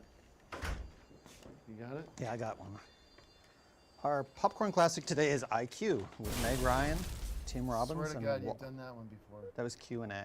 This is IQ. No, you did IQ. Do we have a record of we the did popcorn Q&A like classic? 2 weeks ago. No, like I'm talking last year we did I IQ. don't think so. Yep. Q&A. Oh no, wait. I don't think Is so. that with Albert Einstein and Walter Matthau and everybody? That's it. He's Walter Matthau is Einstein, and we did. This is the one where, well, it's a great movie. It's a comic genius. What? Who is? Just Walter Matthau, Meg Ryan, Stephen Fry, Tim Robbins. All right. Well, that's really kind of a bummer, but Oh, it's short notice. This is all that I had, so it's. I remember this one. This is a good one. Yeah, I've seen this a couple times. This is a classic. very funny. All right. Never underestimate the power of love. And Walter Matthau is always great. So All right. Well, that's another. We recommend IQ again from On Cinema. All right. Thank you guys for watching. You recommend it again. It's just I don't know what to tell you. Right? What is this? We recommend it Junk. again. that's not junk. Drink the whole goddamn bottle. Oh boy, Here's my lid. you forgot the flowers. I'm sorry. You ever have one of those hangovers that make you feel like you know, jackhammers going on in your head? I went to a biker bar last night. Jackhammers going on in your Had some head. Very cool guys, and stayed out till the place closed. The Hangover. You ever see that one? Zach Galifianakis and Bradley Cooper. Very funny. We got, thanks for watching. Greg Turkington's with me as a guest. Yep. And sorry about that, guys. I'm not feeling well. I had a big one last night with the guys, the motorcycle guys. Little roadhouse, Where? not far from Topanga Canyon. It's where a lot of the motorcycle guys hang out. But drank Jim Beam and all the rest of it, Did you beers. tell them about your accident? No. Didn't get into that. Told them about JH. I told them whenever they're in Jackson Hole, they got a place to crash on my floor. And I got a tattoo. Movies today, we got November Rain, starring Roger Pierce Bronson and Oleg Konio and Elizabeth Taylor. That's an ex-CIA operative is brought down in a mission against his former pupil in a deadly game involving CIA and the Russian president-elect. Sounds like Decker. Yeah, it's got tone notes. Suddenly now, interesting how Hollywood's sort of perking their ears up, going, Kind of comes full circle from Bond to Decker back to No. Pierce Brosnan, James Bond. right, well, Pierce Brosnan, best known for his work on Bond, but not one of my favorites. I like this movie a lot. It was a lot of good intrigue and sort of adventure, and another way of putting it. I give it 4 bags of popcorn. Greg, what did you think of this November Rain? It's November Man. Yeah, I loved it. I mean, it's just hard sometimes to focus when you watch a movie with an ex-Bond because you're thinking about past Bond glories and things like that, and it's just a struggle to maintain the focus on the movie you're supposed to be watching. I mean, Pierce Brosnan is my favorite Bond, so there's a lot to think about here. And so I was a little bit distracted. I feel like if I'd been completely absorbed in it, I would give it 5 bags of popcorn. And that's not the movie's fault, so I'm going to give it 5 bags of popcorn. Great. 2 5 bags, 10 Great. bags of popcorn. That's dinner for somebody. Our next movie is Jezebel, starring Kevin Durant. Directed by Kevin Garrett. Sarah Snook, made up name. Mark Webber, Joel Made-up name. Carter. Returning to her childhood home in Louisiana to recover from a horrific car accident, I know a thing or two about that, Jezebel comes face to face with a tormented spirit that has been seeking her return. And this is basically a ghost movie, and it's different than some of the other ghost movies I've seen. Not as good, but I Like got it. Ghost Right. with Whoopi It's not as- Goldberg. not as good of a movie as I would have liked, but I gotta hand it to the director for making a great film. I really liked it. I give it 5 bags of popcorn, and I hope you watch it too. I liked it. I mean, I don't like it as much as Ghost, which is sort of the gold standard of ghost movies. Sort of the dynamic duo. Patrick Swayze, Whoopi Goldberg, you're always going to It's win. in my top 10 for sure. It's a great movie. This movie, it does have its moments. It's scary, it's frightening. Anything with a ghost is frightening. That's the last thing you want, is to be haunted by a ghost. I was kind of haunted by the ghost of James Bond, in that I had just seen the November Man earlier in the day, and I sort of still had Bond on my mind. So it's kind of hard to keep my focus. When I did keep my focus, I liked what I saw.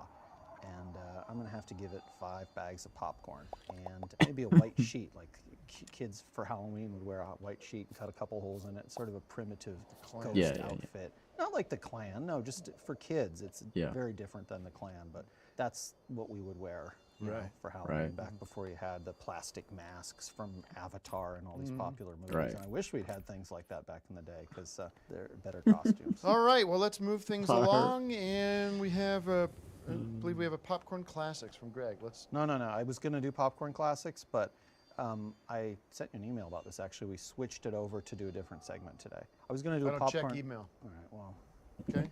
It's not on location, no. Not on No. location. It's actually a segment that you developed for the show called On Cinema on Guests, where we interview guests of the show and learn more about them. All right, we need to fill this What do in you with got, Larry something. Turman, or? Oh, just run the clip. All right, let's see who Greg's interviewed. Himself, maybe. Let's take a Thanks for Hi, Greg. How are you? Good, how are you? Good. Good. Hey, I'm doing this new segment for On Cinema called On Cinema on Guests, where we sort of get to know the guests that we've had on the show. You were one of our most popular guests, so I was hoping to get an update. So what have you been up to lately? I've been busy with baby. You know, Tim and I have a baby now. I named him Tom Cruise, actually, his favorite actor. I don't know, he hasn't returned my call or anything, but he Oh sent my- me money, so I bought a ticket to go back to America. I want Tim to meet our baby. I miss America. I miss you too. Thank you. Well, we'd love to see you here. Ah, yay! See you guys soon.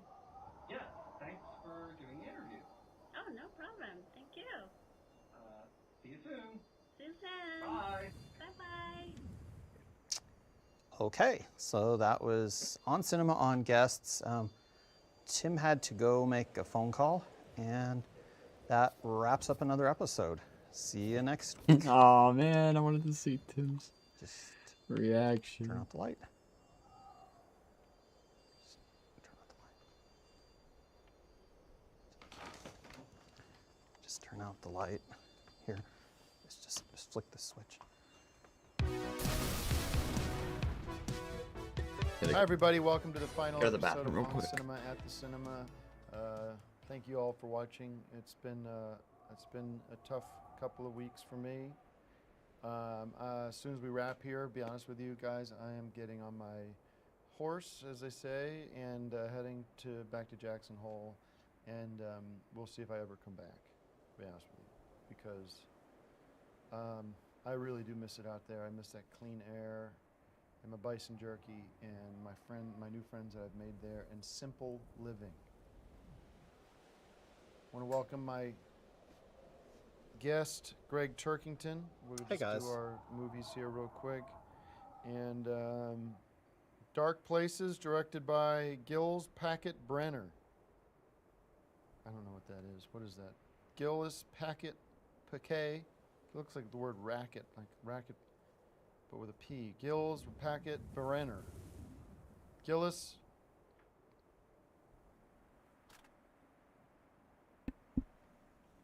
All right, back. Paquet, is it French? Paquette Brenner. No, we'll have to live with that one. Starring Charlize Theron, Chloe Grace Moritz, and Nicholas Hoult. Bunch of no names. I'm sick of looking at these movies that don't have people I know in them. Okay? Where the hell's Tom Hanks? Get Tom Hanks in there. Right. You got to make more movies with Tom Hanks. He's in a lot of movies. He's not. A woman who survived the brutal killing of her family as a child is not enough. Oh, there's only so many hours. A in woman who day. survived the brutal killing of her family as a child is forced to confront the events of that day by a secret society obsessed with solving crimes. I could not bear to watch this movie. It was just there's too much kid stuff in it with having babies and everything. I can't handle that right now. Can't handle that information. Okay? There's too much going on for me right now. I'm stacked. I'm up to my ears in shit. Everybody's giving me crap, wanting this and that from me. I cleared my. I sleep good at night knowing that I did what I thought was right.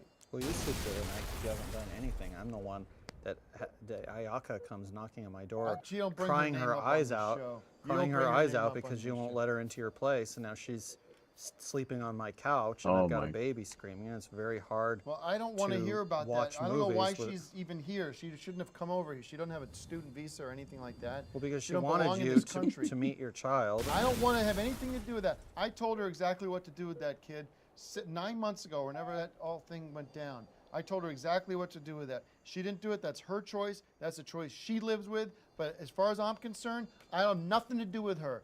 I'm going back on my motorcycle. I'm going back to Jackson Hole, and I'm going to see the people that I love out there. I don't love people here. I don't love them. All right? No, I'm not talking about it. You can be with her if you want. You can raise that child. Well, I'm not raising the child, but the child's at my house right now. I don't because you care don't- where that child, that kid could be the bottom of the ocean for all I care. He's Oh not my mine. He looks god. just like you, so he's definitely yours. I take no responsibility for that. The check was in the mail. What she did with that money is up to her. Well, It's she's been criminal spending it on negligence. baby Yeah, it's 'cause food, she's on hospital bills, and she's spending on a flight for her and the baby to come out and see the Right. baby's father. Well, so that's what I she's got spending news it on. for you. And that's She's a not better an way. American citizen, and she does not have the rights that you and I have. And Well, the that- baby's an American citizen no, because it's the not. baby was born on born foreign soil. born from an American father. Wrong. I'll take the paternity test. Who knows whose baby that is? She's been sleeping around. I heard. No. My god. Not, it should be off air anyways. Nobody cares about this stuff. Well, one thing that I Um, care about is that when Ayaka came to my apartment from your place, she takes out of her suitcase the movie list that I had lost, that I thought I had lost back last season, where she I've been stole the keeping my 500 movies and 500. No, she she stole the didn't list? steal it. She found it, and you apparently had hidden it or something. I don't know if it's a prank or what it was, but since I had started a new count and I'd gotten, at this point, I'm actually up to 200 on the new count. The good news is, for the viewers, is now I can take the previous list and add that seamlessly because there was never a day where I skipped movies. Add that to it. All right. So Nobody now we cares have about that list.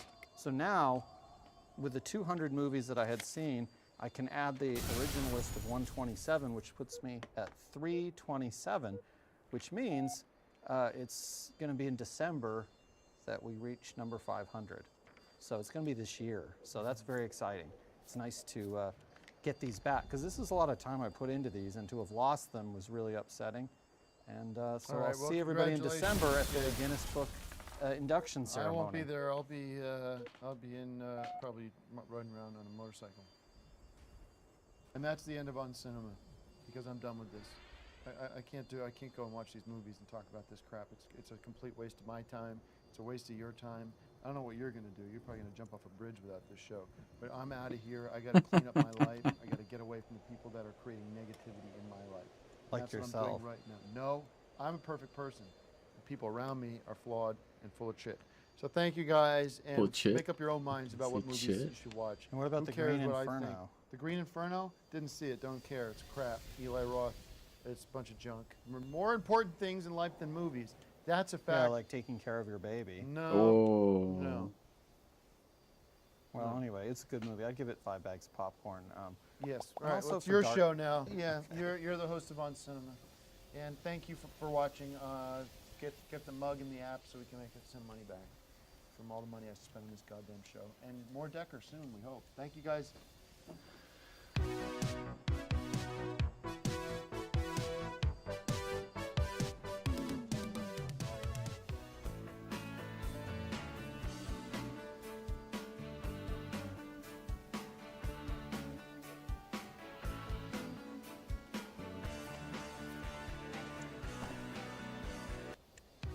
I love the movies. Comedy, drama, action, sci-fi, The Hobbit. What are the experts saying about the movies? 501 movies in 501 days.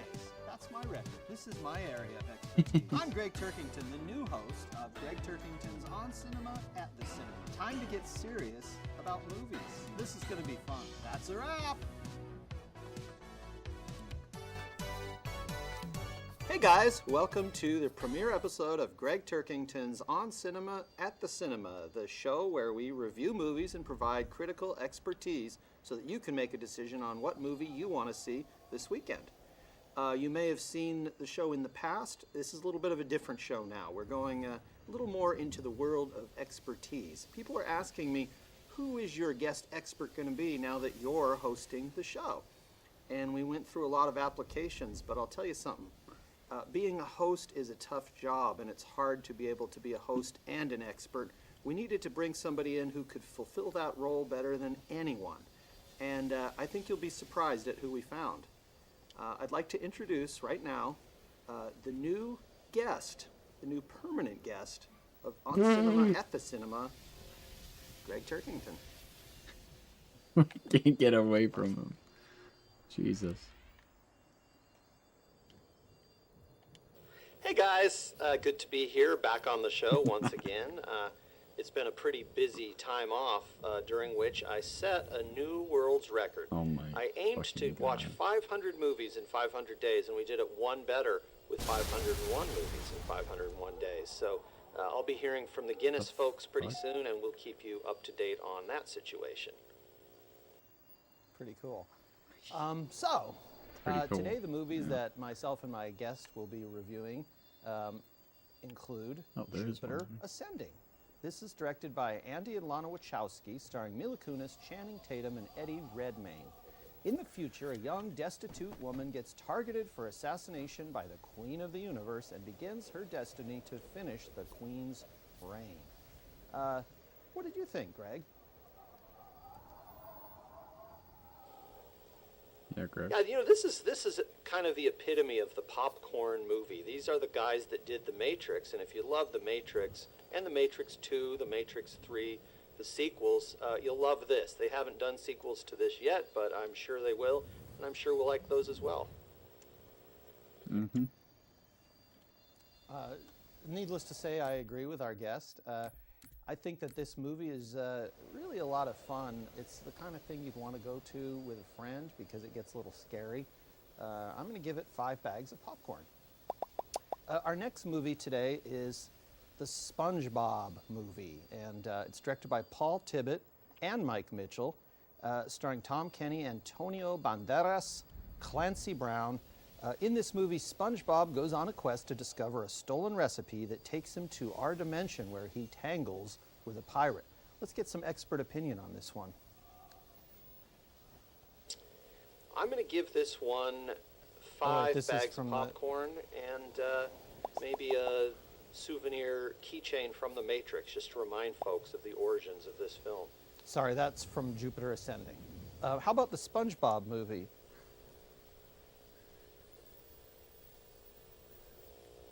Oh God, what can you say about SpongeBob? He's an American institution. Having him on the big screen where he belongs is kind of a thrill. This is something you could take your kids to. You can take your grandparents too, because SpongeBob's been around a long time and built up quite a fan base. I'm going to give this 5 bags of popcorn and a little cup with SpongeBob printed on it, and you can have soft drinks or even put a handful of popcorn in it. And it's an interesting trend, television shows or cartoons expanding into being feature films, and it's something we should keep our eye on for the future. Now we have a new segment here on the show. Oh, and I give that one 5 bags of popcorn also. There's 10 bags in total for SpongeBob, the SpongeBob movie. And so we have a new segment here that we're debuting. I think this is going to be pretty popular with the movie heads out there who watch this show. In the past, I hosted a very popular segment called Popcorn Classics, where we looked at some of the great movies in all genres. Because of my hosting duties now, it's a little bit hard to maintain the quality on the Popcorn Classics segment. I've got a lot of hats to wear. And so we're introducing a new segment, which we're calling Golden Age Comedies. WC?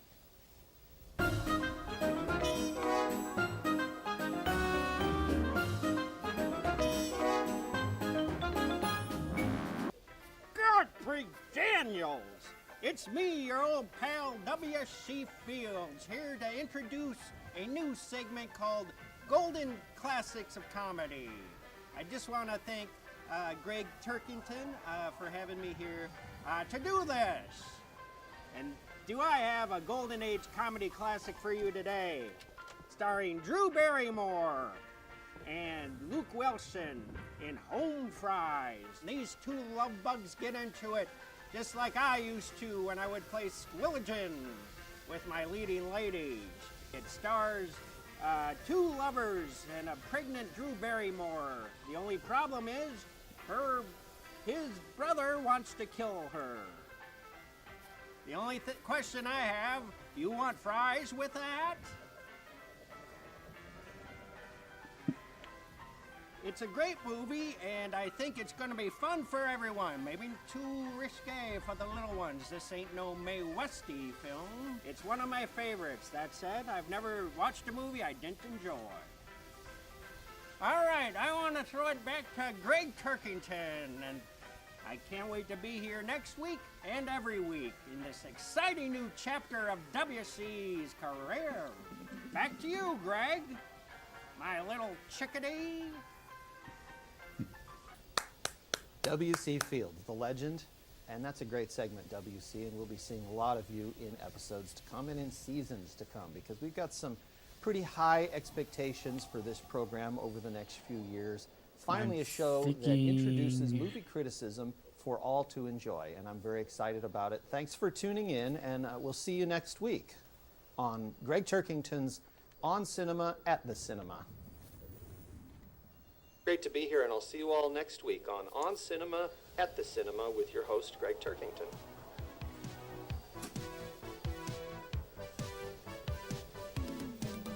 I needed to go. Right. No.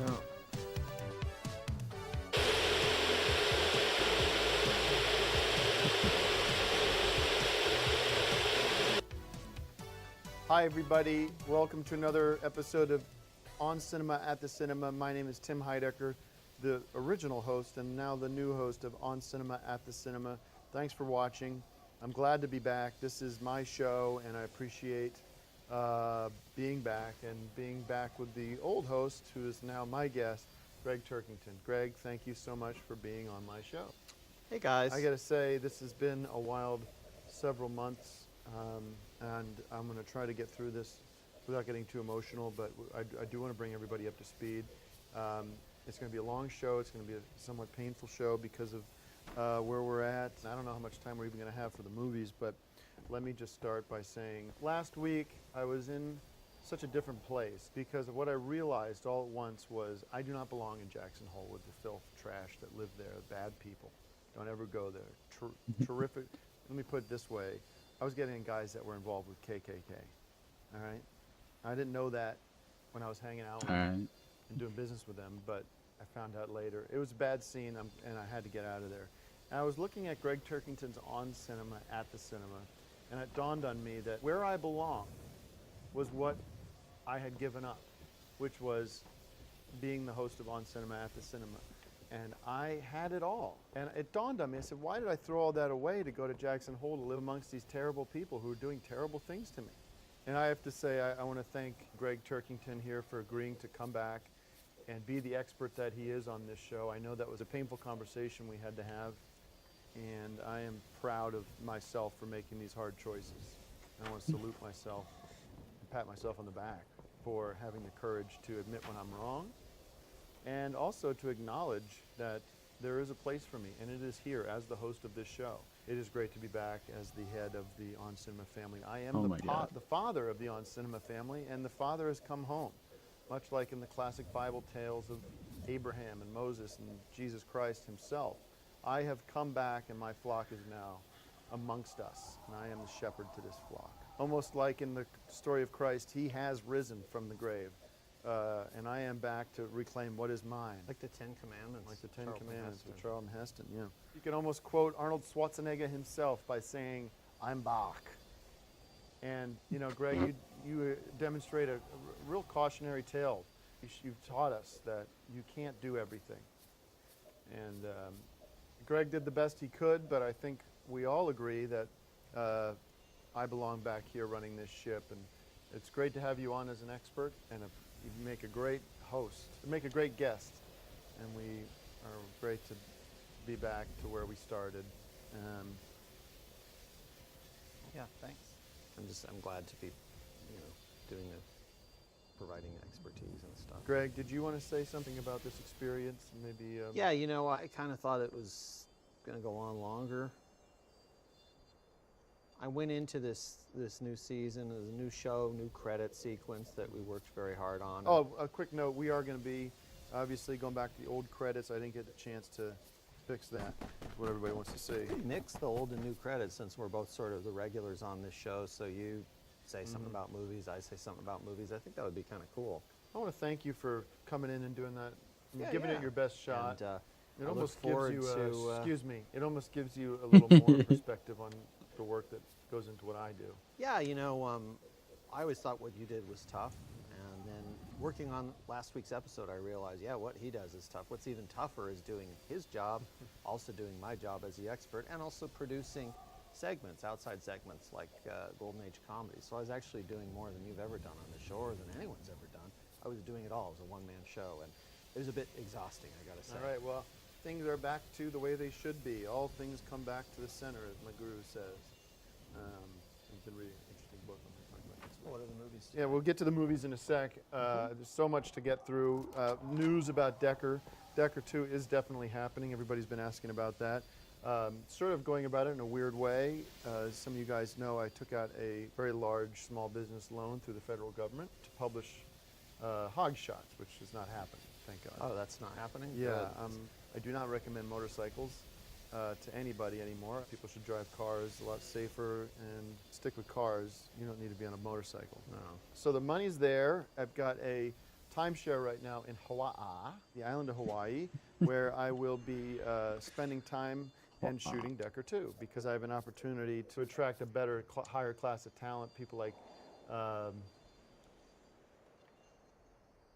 Colin Firth could be in it. Whoever I'm going out to, say Whoever. somebody like F. Murray Abraham or somebody like this, it's going to sound a lot more appealing now that I'm shooting in Hawaii. We're going to jump on the next flight. That's a come good out idea. there. You keep your core cast of Joe and myself. I mean, somebody like Abdul Shit, probably I'm doesn't supposed to need be come back 'cause grabbing he's dead, but Special Agent Kington or the President are sort of what makes the show what it is, and then bring in some name actors to bring in more interest in the series. And we're still trying to figure that out, who's going to be in the show, how many characters reoccur. I'm happy to be a part of it wherever you're shooting it. I so. appreciate that, Greg. And so I want to thank everybody for their support and their encouragement.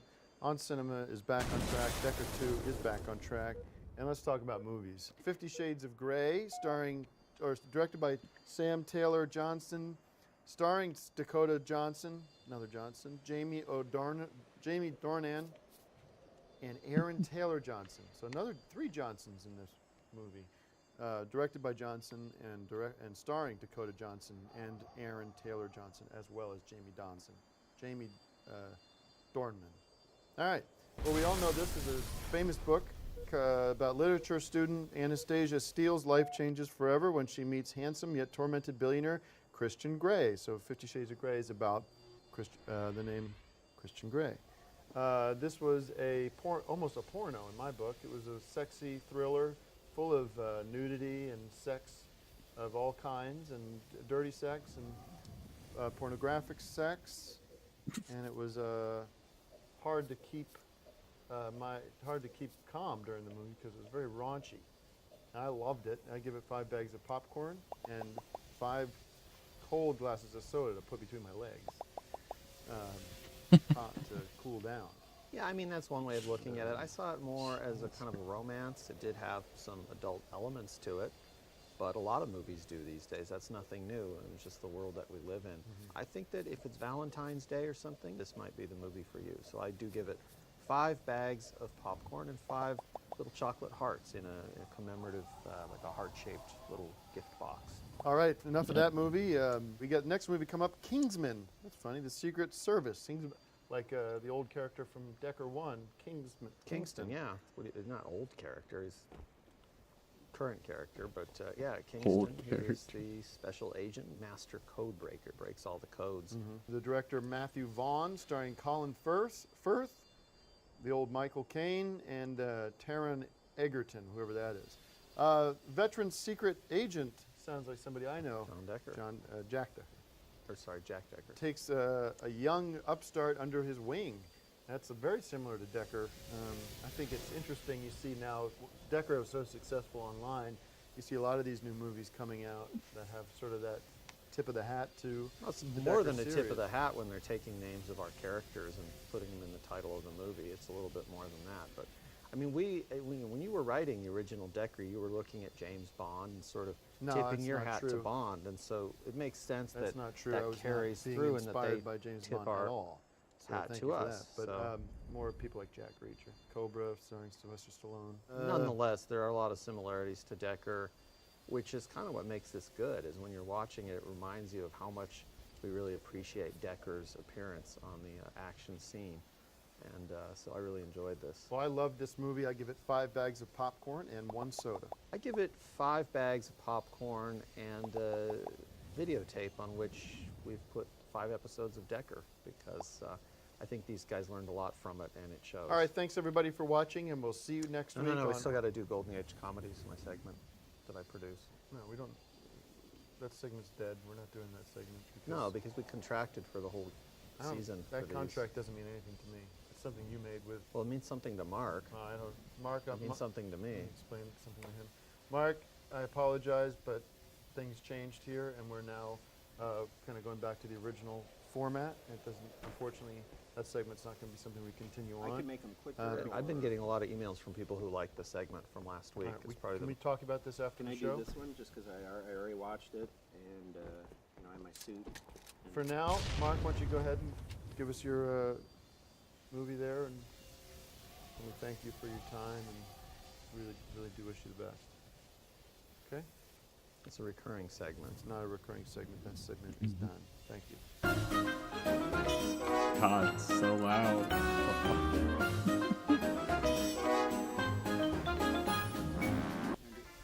Godfrey Daniels! Hello, my chickadees, and welcome back to Golden Age Comedy Classics. Today I have a good one for you today. It's called Soul Food, and it stars Vanessa Williams and Vivica A. Fox in this fun family romp. They get together and for dinner each week, and they dish up the laughs. It's a warm and embracing family comedy. So, this is the end of Golden Comedy Classic. I'm W.C. Fields. Just want to take a second to thank Greg Turkington for having me on. I know it's going to be, apparently it's short-lived, but I had a lot of fun, and I hope you guys did too. Thank you, W.C. Fields. And that's it for now, and we'll see you next week with more on Cinema at the Cinema. The thing is, we paid to get the credits made for that thing. That's We're fine. not. We'll throw that away. And we don't see him on set again. Well, you need to give the segment a chance because it's been No, pretty I'm not giving popular. I've been anything a getting a lot of emails, and I produced it, and I'm pretty proud of it. Okay, well, it goes away today. Well, that's just your opinion. Well, it's my show, so thank you very much. All right, I need to go and hit IKEA because the mattress that you have for me sucks. Hey everybody, welcome to another episode of On Cinema at the Cinema with your host, me, Tim Heidecker. And I gotta say, the outpouring of love and appreciation upon my return last week was truly moving. I appreciate all those words of kindness that were sent out by you, the wonderful On Cinema family. It is so great to be back doing what I do best, hosting On Cinema at the Cinema. I got a lot with of my good- stand by. I got a lot of good. good feedback too. With my happy to have with me today is my guest on the show is Greg Turkington. Hey guys, and Heard. thanks for the feedback that I got from people who did really appreciate the first episode of the season. We got derailed a little bit, but in a good way. And I'm glad to be back here as the resident expert. Great. I tell you what, it's been a busy couple of weeks getting readjusted into the LA lifestyle. Absolutely love being back here in North Hollywood here with my new roommate, Greg Turkington here. And I appreciate him letting me bunk up with him. It's been fun. Been watching a lot of movies together and talking about this Decker show, which is happening. So proud of myself for pursuing this. You know, Decker 2 has been a dream of mine. And I have to tell you, it's coming along okay. We're kind of in a bit of a stumbling block right now with the writer's block and everything, trying to figure out some of those plot points that are going to make it so fun to watch. I've not cracked some of those codes. Well, that's what Kingston is on board for, to crack some of the codes. I meant in the script, writing the script, figuring out what's going to happen next has been a bit challenging. But anyways, why don't we get into the movies today, and we'll talk about Decker some other time. First up, we have Hot Tub Time Machine 2, starring Rob Corduroy, Craig Robinson, Chevy Chase, from Animal House, Mm-hmm. and Gillian God. Jacobs. When Gillian- Lou, who has become, I don't know what Lou is.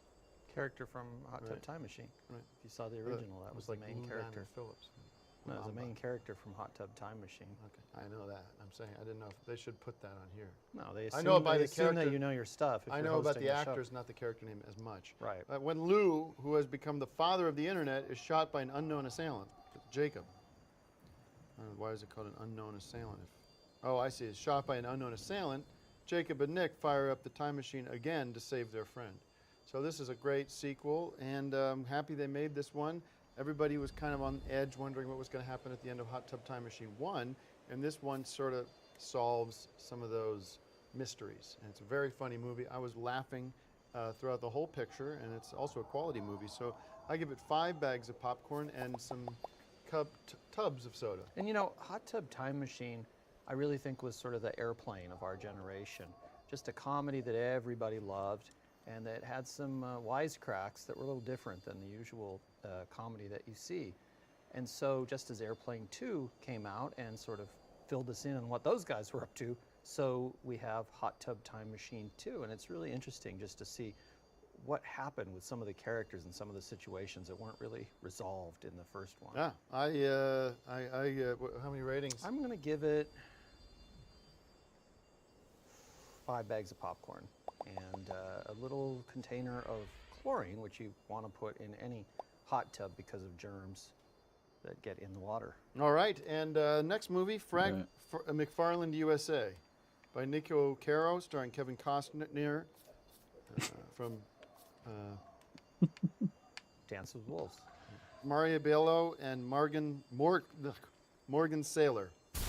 A cross-country coach of a small California town transforms a team of athletes into championship contenders. When I saw this title, McFarland USA, I almost thought it was almost like Seth MacFarlane from Family Guy, the cartoon show, which is a sort of a X-rated, raunchy. Ted, the or movie Ted, which we reviewed He always favorably does last this year. raunchy kind of adult comedy, but it's cartoon with different, almost like. He's yeah, explaining Family Guy? Oh my god. But this is different than that. This is more of a. Jesus. It's an interesting story, and I liked it. I like Kevin Costner, of course, as always. This isn't your typical Kevin Costner movie because of some of the dramatic themes, but it is about sports, and the team. I would disagree with you. I think it is your typical Kevin Costner movie, and that Field of Dreams is one of the all-time great Kevin Costner movies, and it's a sports movie. And he kind of got sidetracked along the way with Waterworld and some of these other movies. And The Bodyguard. The Bodyguard, and he kind of lost his way. And I think to have him come back to what he does best, your typical Kevin Costner sports feel-good movie, that's what the world's been waiting for. I give it 5 bags of popcorn and 5 baseballs. I give you that. That's why you're That's why I have you on the show. Your expertise really comes in handy, especially during these kind of times. When I get it wrong, I'll admit when I'm wrong. That's something I've been working on. I've been checking out a website called values.com, and everybody's getting on that site. You can check it out, but it's a great place to get motivational, inspirational messages. One of them is know when you're wrong and admit when you're wrong. I goofed on this one. It's my fault. I take it all back. Kevin Costner deserves the Oscar for this movie. He should get the Best Actor award. I don't know if the movie deserves it, but it should be definitely awarded in the nomination time. I don't know about an Oscar, definitely a Golden Globe or People's Choice. I give it 6 bags of popcorn and my appreciation and my thanks. But speaking of Oscars, this coming Sunday is Oscar night, and we're so excited to be broadcasting the 3rd annual Oscar special. So check us out. That's going to be live starting a half hour before the Oscars start and proceeding through the rest of the night. And we'll be there covering the Oscars throughout the whole night. It's going to be a lot of fun. Please. It's kind of a companion to the Oscars, really. You can't watch it watch at the one same without the other. No, you can't. All right, we are going to go to an On Cinema on location from Greg Turkington.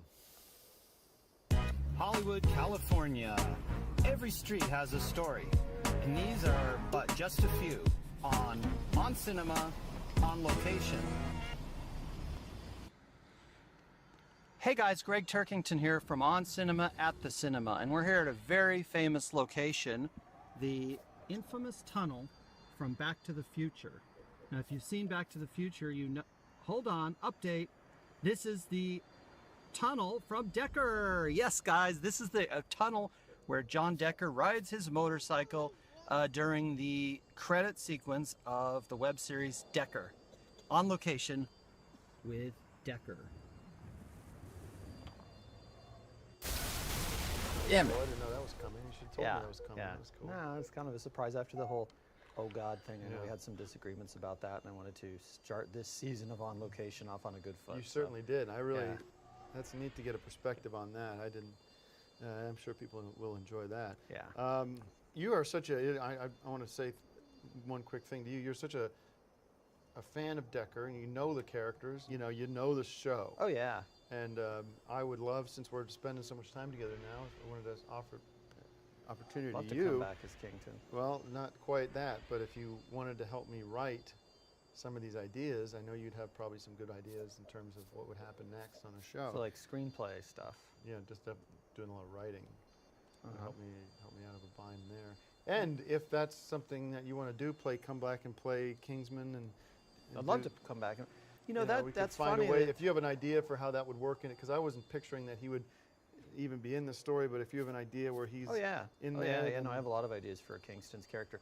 And it's funny that we should be reviewing the Kevin Costner movie, because that is kind of what made Kevin Costner who he was. That he was the writer and the star and the director and all this sort of thing, So I'd love to come on board on Decker season 2, and I would love to write some more for the character of Kington, and also for John Decker and President Davidson. All right. Well, if I can get your help on the script, I think we'd have a cool deal where you come back. And I love we, that.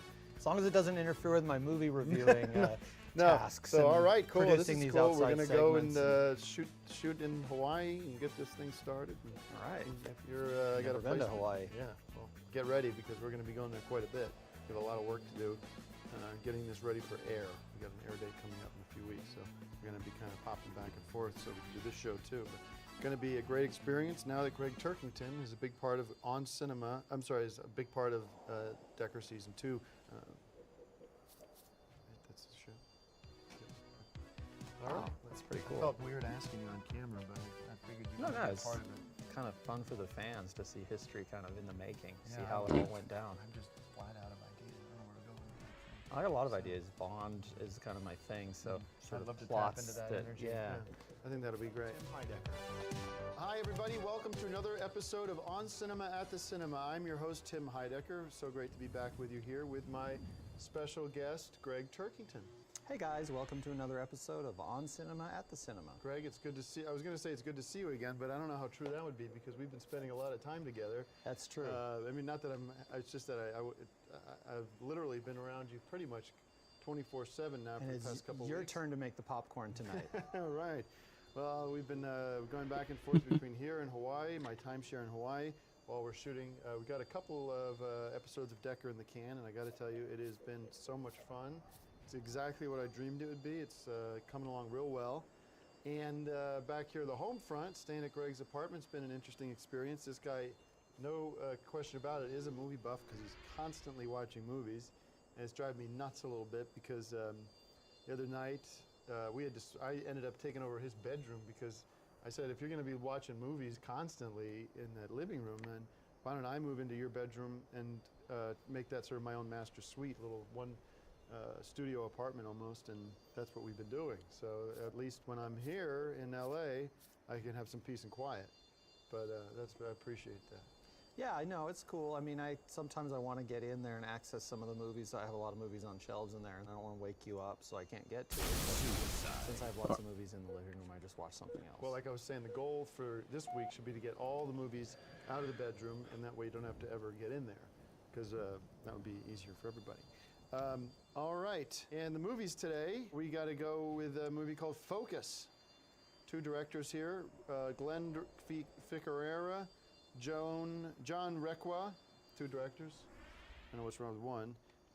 We got starring one of my favorite, Will Smith, Margot Robbie, and Rodrigo Santoro.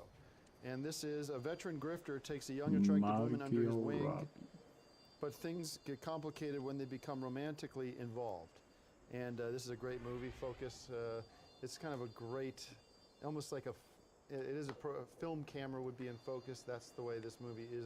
very focused, very sharp movie, and I think it's an appropriate title for a movie that's very sharp and in focus. And you know, you don't have to say anything more than 2 words, Will Smith, and I'm there. And I love this movie, 5 bags of popcorn and 5 drinks of soda.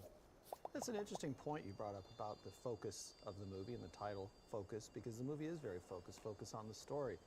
And with 2 directors, I think it's easier to get that kind of focus because they can share some of the mundane aspects of being a director and focus on the story and on the great actors like Will Smith, who I do think it's about time he gets an Oscar. How many bags? I would focus in on 5 bags and throw in a little plastic. What is it called? What are those things called? A microscope. Microscope. Yeah, just throw in a little plastic microscope as a keepsake. All right, and we have Lazarus. How many bags? I give it 5 already. Pay attention. And our next movie is Lazarus, directed by David Gelb, starring Olivia Wilde, Donald Glover, Mark Duplass, and Evan Peters. A group of medical students discover a way to bring dead patients back to life. And this was a thriller and a fun movie to sort of get to play one of those what-if games, and what if Frankenstein came back to life, almost like a horror movie. Great movie, wonderful performance from Danny Glover here. Sorry, Danny Glover. It says Donald Glover. No, it was Donald Glover. Danny Glover wasn't in this. Okay. You're thinking of black guy here named Donald. Beverly Hills Cop, or no, Lethal Weapon. Right. Lethal Weapon 1, 2, 3, and 4. Okay. Well, whoever it was gave top-notch work. Thanks for watching that movie, and it's 5 bags of popcorn from Donald Glover.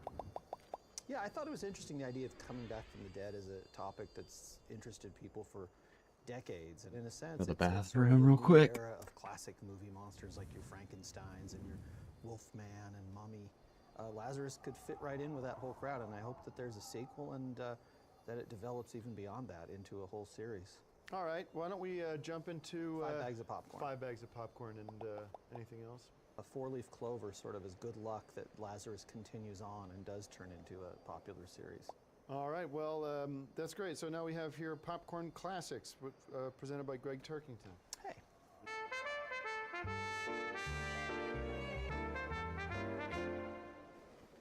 This week's Popcorn Classic is Son of the Pink Panther.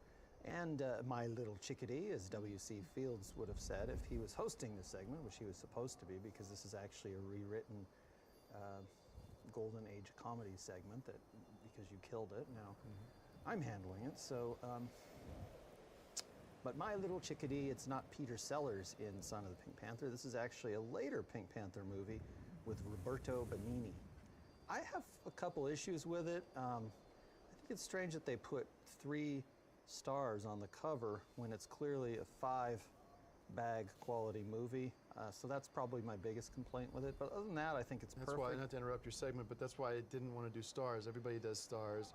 All the newspapers do stars, and we don't want to do that. We want to do something different, something a little bit more interesting and a little more colorful. That's why that's we how do I felt bags of about popcorn. All right, I'm back. Golden Age comedy. That was a little bit different than Popcorn Classics. Thank you very much, Greg, for bringing us the insight of this movie. Great segment. Finally tonight, I just want to take this opportunity, because this show truly is my forum to express myself, and a little something that I picked up from values.com, which has been sitting with me all week, is that I need to express myself from my heart. And this message is not for everybody. It's certainly not for Greg. It's not for the general public, but it is for one person only, and that would be Ayaka, my love, who I am so sorry about how things went down between us. And I know we've been in touch, and I want to keep getting in touch, and I want to let you know that I would like our lives together to be meaningful and full of love, and I'm here for you whenever you want to take it to the next level. I'm in town, except for when we're in Hawaii. So please, I've given you my phone number, my email, and different ways for you to contact me. But at this point it is on you, I think, to contact me, because you are the mother of my son, Tom Cruise Heidecker, and I want to be a part of his life, okay? And I want him to be a part of my life, and I want us to spend together the rest of time. So, you are my love and my heart, and I worship you. don't fool yourself. I know you're watching. I know you're listening to me right now. If we get back together, we could become the power couple of Hollywood. Where are you guys gonna live? Our family could be strong together. And Tom Cruise, Heidecker, could be almost as famous as the little orphan Annie, or even as successful and powerful as Tom Cruise himself, who my boy is named after, Tom Cruise. And that's my message to you, Ayaka, my love. And that's, as you have your segment, that's my segment. Thank you guys, and we'll see you next week on Cinema. Up, you've got to listen for me to finish. On Cinema, at the cinema. So this was, I heard you watching this the other night. Wow. Yes, A lot of sound effects and whatnot. the sound design on it is very loud, but it doesn't really interfere with the movie. There's a way for you to use headphones. It's not really the same experience. You want to feel like you're in a theater. You don't wear headphones in a theater. Okay. Hi, everybody. Welcome to another episode of On Cinema at the Cinema. I am your host, Decker. No, actually, it's Tim Heidecker, but I am in character. I am in the Decker costume because today is Decker Day. Tomorrow, next week is the beginning of Decker 2. So we're celebrating Decker 2 here with my guests from Decker, President Davidson, Mr. Joe Estevez, and Greg Turkington, star and co-writer of certain sequences. Thank you guys for coming, and I hope it's not too confusing. And this is not Jack Decker's opinion. This is just, I felt like it would be fun to be in the wardrobe of Jack Decker for this episode in honor of Decker, which is airing on Monday. Very excited about the premiere of Decker 2. I just couldn't be happier that it's getting out there. I love the outfit. I mean, Tim, you're kind of an extension of Decker anyway, you know? So it is I mean, my you both idea. got the same persona. Right. So, there you go. I think it's cool that you can combine worlds like this, and it makes it more fun for the On Cinema fans and the Decker fans. I think you'd be going too far if you review the movies as Jack Decker. Right, well, the hair is because- different and everything, and I'm not doing the character voice and everything, but I just thought it'd be fun to show people that this Yeah. is a little behind the scenes. Oh, it's a lot of fun. Yeah. You feel more like Decker now or more like... You know, I gotta say, I'm able to kind of get in between that sort of place where I can easily slip in if I'm not too There he careful. is. He's back. No, yeah. You know? Yeah. But I won't because we're here to talk about movies. and, Waking you up at 4 o'clock in the morning, who would you be? Would you be Tim or would That's a you good be question. Decker? That is a good question. I think it's me. I am always me, and I'm just in a great mood. You know, we've been having so much fun putting this show together. Ayaka and Tom Cruise Heidecker, my child, they're back in my life. We're all putting the pieces back together, staying over at Greg's, and thanks for putting up with us. And Yeah, no, it's cool. It's nice having you around, and if we weren't so busy with Decker, we maybe catch up on some movies at home, you know? yeah, but it's a madhouse over there. I tell you what, if anybody out there has kids, they'll know that it is nuts. There's It's a lot of work. videotapes for Tom to dig through, and Right, I and a lot of- appreciate that. A lot but- of toys and everything. It's just like jumping into the deep end with the fatherhood stuff has been wild. But going back and forth between here Wild. and Hawaii and shooting Decker and doing this show, it's just been 17.5. like a real, Hawaii, yeah? we've been doing Hawaii? Decker in Hawaii. Oh, And yeah. and Joe, you've been such a big part of the show. I Everyone appreciate that. loves Yeah. seeing you as the president. You Yeah, do such a thank good you. job Yeah. acting in it. Yeah, yeah. Yeah, and I often think, I mean, you know, this Decker character, I mean, what a personification he is. I sometimes think in playing the president, wow, you know, what if every president had a Decker, you know? It'd That is certainly be a interesting, different too. I world, didn't wouldn't think it? about that. Yeah. All right, well, let's run through the And movies. a code breaker too, that a lot of times these codes don't get broken, you know, because you don't have people with the expertise of a special Shut agent up. Kington. Yeah. Kington.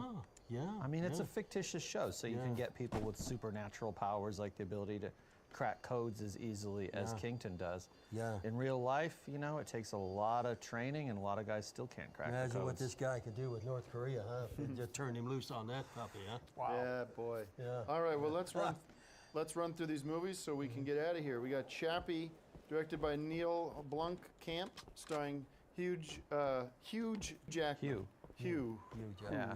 Who just saw? Jackman.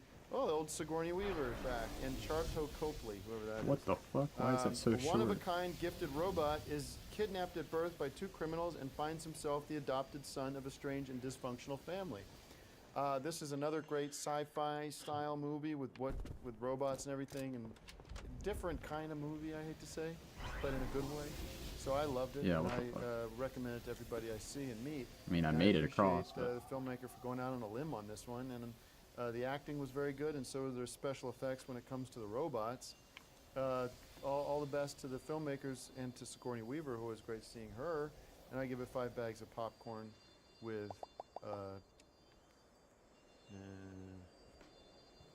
2 bags of soda. What did you think, Joe and Well, Craig? and- I saw the previews when I was watching another movie. I enjoyed the preview, so, We I'd don't give really it. review previews here. It's just going to be. Oh, So if you didn't see it, that's no problem. Yeah, Craig, what did you okay, think? You know what? I really like this movie.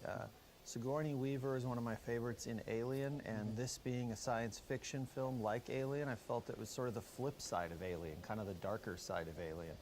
And, it's been a long time since they've made an Alien movie, so having this sort of unofficial sequel, I thought was pretty cool. Okay, your rating real quick. 5 bags of popcorn. Great. Speaking of the second movie we have here, this one's, ironically, the second best exotic Marigold Hotel, directed by John Madden, the football guy, I guess. good go. Starring Bill Nighy, Judi Dench, Maggie Smith, and the great Richard Gere. A young, enterprising hotel owner juggling the expansion of his business, his upcoming marriage, and the lives of his eccentric and active tenants. This is a rom-com, old-person chick flick kind of movie with a lot of old people in it, which is fun to see them. A lot of these people are actual sirs and duchesses and whoever from England. English knights here and certain royalty, I guess, prince. And these folks are all down in India doing what they do down there. And it almost is one of these,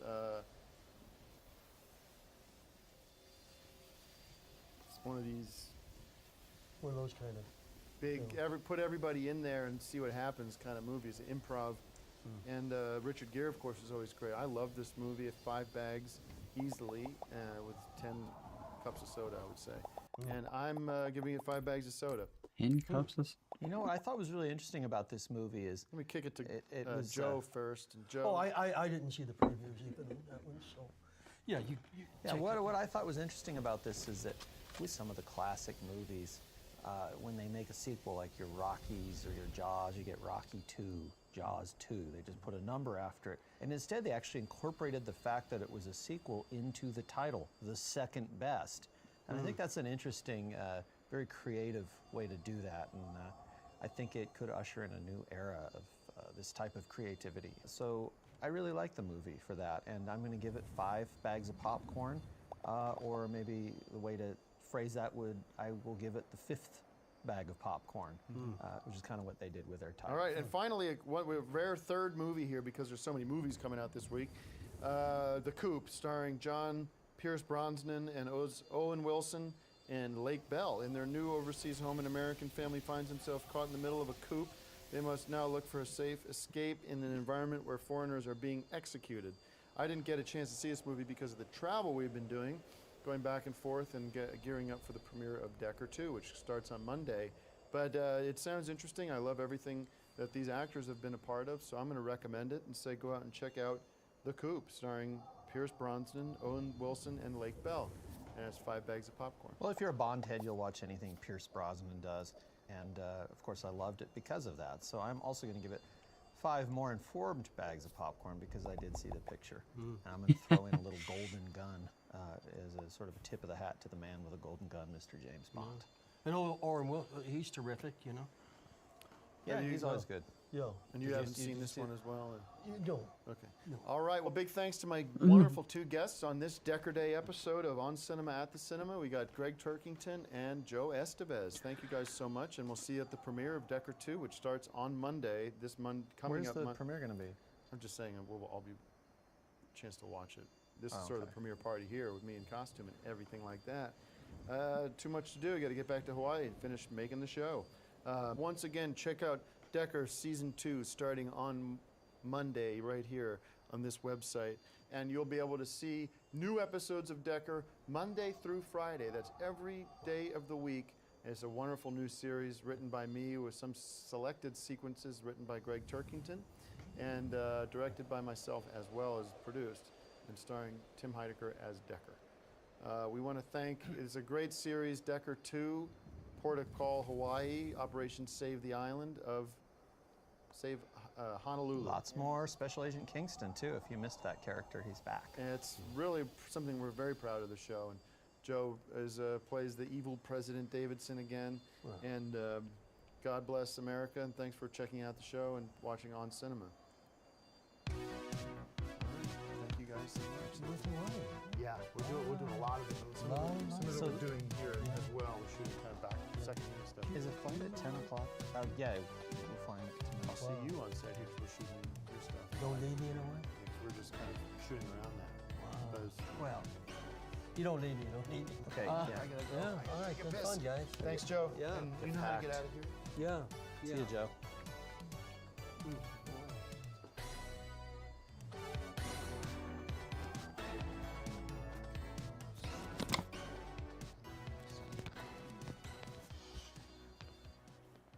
Hi, everybody. Hi, everybody. Welcome to On Cinema at the Cinema. My name is Tim Heidecker, and I got with me Greg Turkington with me as always. Sorry, we're a little behind getting ready for this episode today. Yes, as you can tell from the shirt here, we've been basically commuting back and forth between here and Hawaii about 3 or 4 times a week now, just driving me nuts, and doing a lot of red eyes and yes. So, but we are here to talk about movies, and let me get back into this here. 2, 3, okay. I apologize. Last night, I got to say, a lot of things been going on.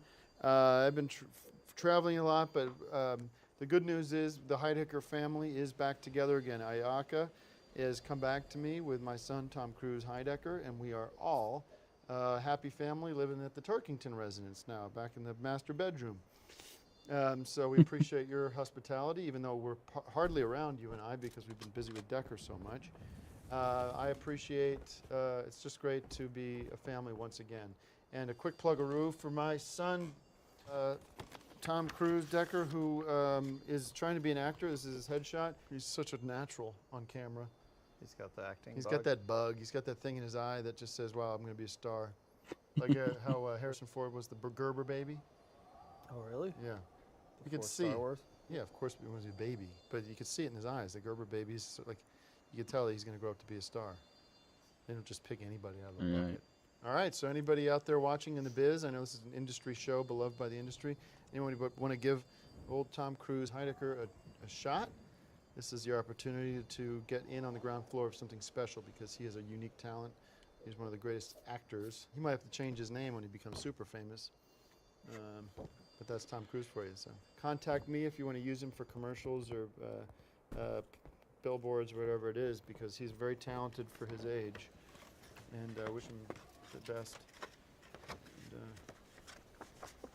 And, anyway. He could play the baby in Blondie. Remember the old Blondie comic strip? Did they ever make a Yeah, movie I'm of sure that? they were going to reboot that. They rebooted all. So I can almost see Meg Ryan or somebody like that playing that part. All right, well, let's get to the movies, because we have to get out of here. And I got a bug bite or something. I don't know what the hell happened there. In the heart of the sea, that's like where Hawaii is, right in the middle of the ocean. Directed by Ron Howard, old Richie Cunningham, Chris Hemsworth, He's done Cillian. a lot of other things than Richie Cunningham. I know, director. but I'm just saying he was in the original Happy Days show. Directed Cocoon, which we discussed. A whaling ship is preyed upon by a sperm whale, stranding its crew at sea for 90 days, thousands of miles from home. This is good. I mean, it's a good movie. It's a, sort of a seafaring movie with Chris Hemsworth starring in it, and really good to see him out there doing work. You know, for Ron Howard, this is better than doing a TV show, I know. This is a great opportunity for him. You know, although I do love watching those old Happy Days episodes as they show up on the TV. I'd rather watch a movie, though, than watch Happy Days, you know? Even if it's not a Ron Howard movie, you watch 4 episodes of Happy Days, you could have just watched one movie. So it's just a waste of time. All right, but I did like this movie a lot, and I give it 5 bags of popcorn and 1 bag of Also, soda. Happy Days itself was a ripoff of the movie American Graffiti, which is one of my favorite movies that Ron Howard's also in, but they just stole the whole concept and then turned it into a TV show. I don't think so. I think that was a movement back in the 70s, late 70s, of sort of a nostalgia period towards looking back on the 50s with nostalgia. So you have bands like Sha Na Na and this and that. But American Graffiti, the Happy Days people admitted that was their inspiration. That's why they cast all the same people in it. Ron Howard and some Tom of the Bosley others. was not in American Graffiti. No, so well, they're not going to get the whole cast from Happy Days, or from American Graffiti into Happy Days.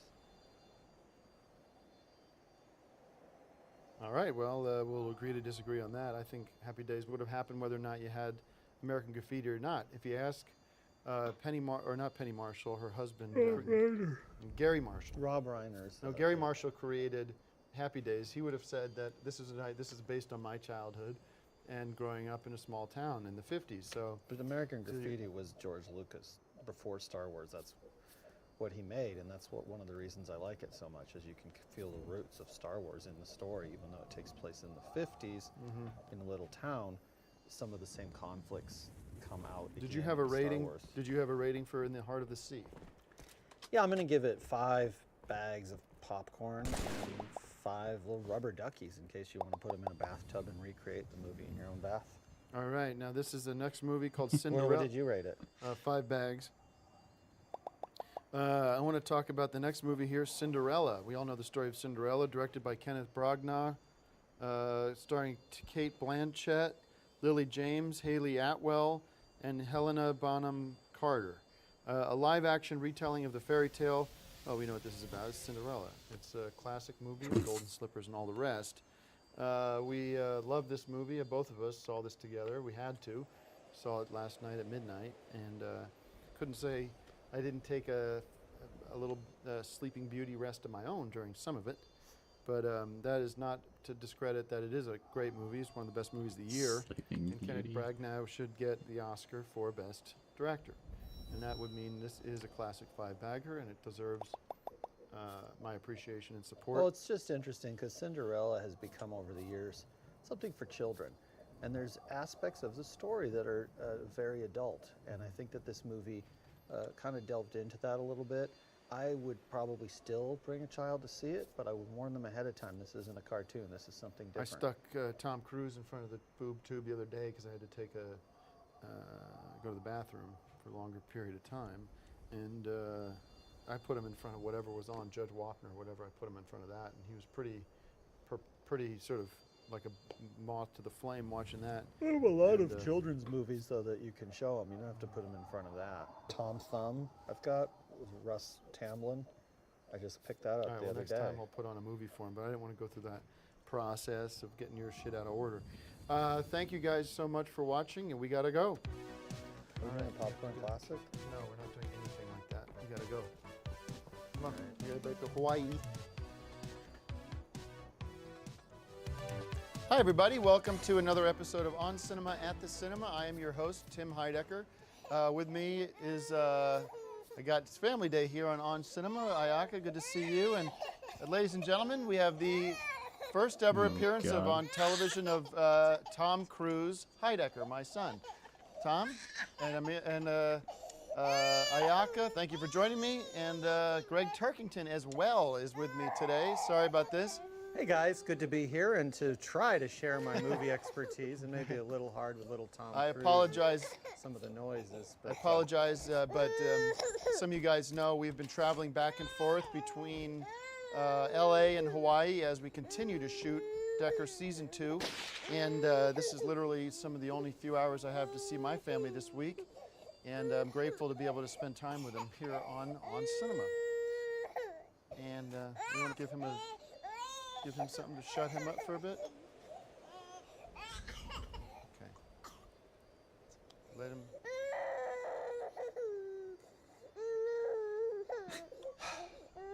All right, and today's movies, we have the Diversion series, Insurgent, directed by Robert Schwenke, S-C-H-W Wenke, starring Shailene Woodley, Jace Courtesy, Miles Teller, Theo James.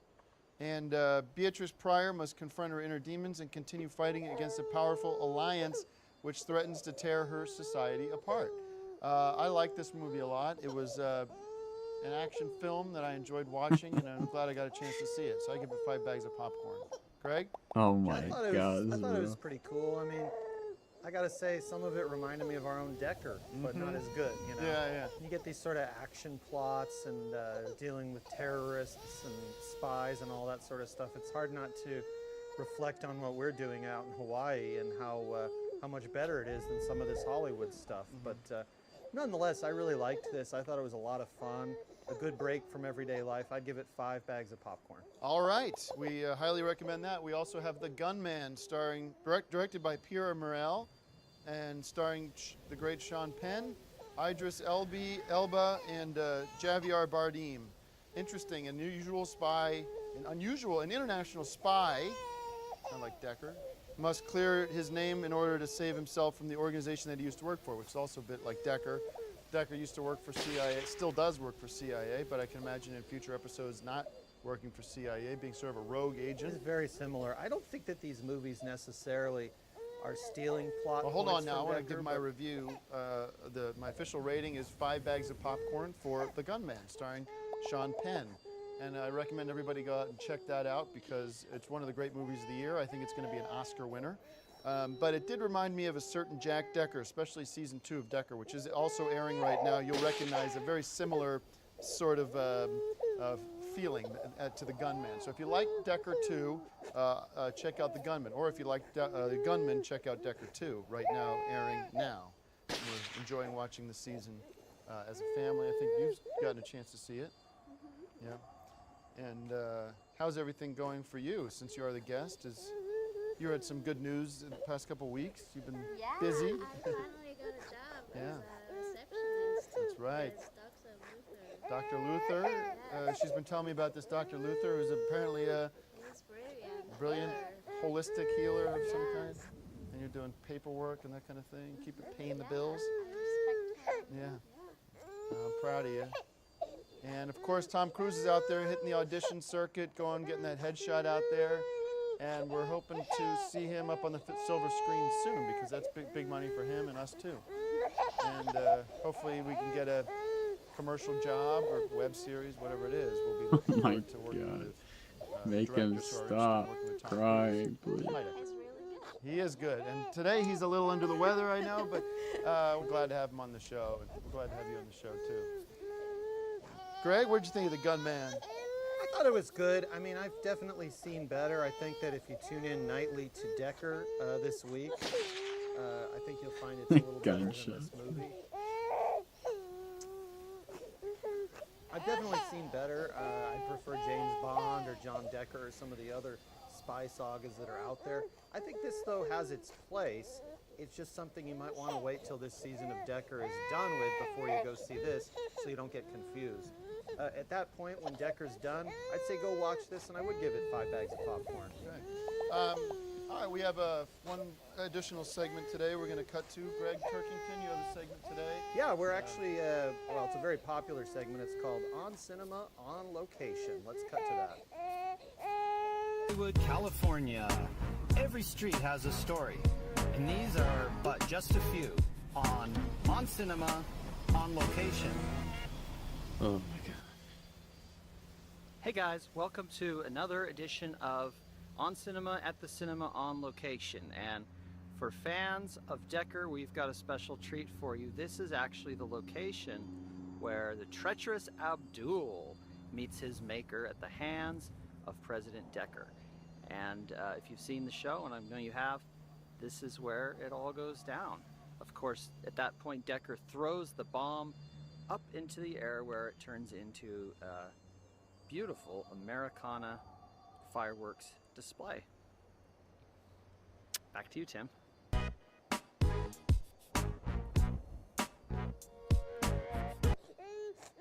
right. You said gave away a kind of important plot point there with President. Oh, shit. Well, that was my mistake. I'm sorry. You kind of blew the ending by saying. I know, I'm sorry.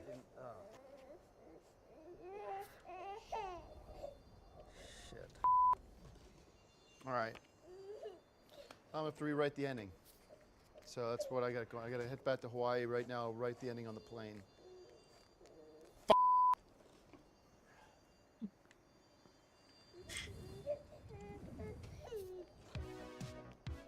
Let's go. Come on. We're going to miss the flight, Greg. Greg, car's waiting. Let's I go. didn't mean to say president. It's just we've been working such long hours that it just. I understand, but the point is, that people find out that he's going to be president. I got to come up with a whole completely different concept for the ending. Oh, poor Ariana. All right. Can we go now? All right.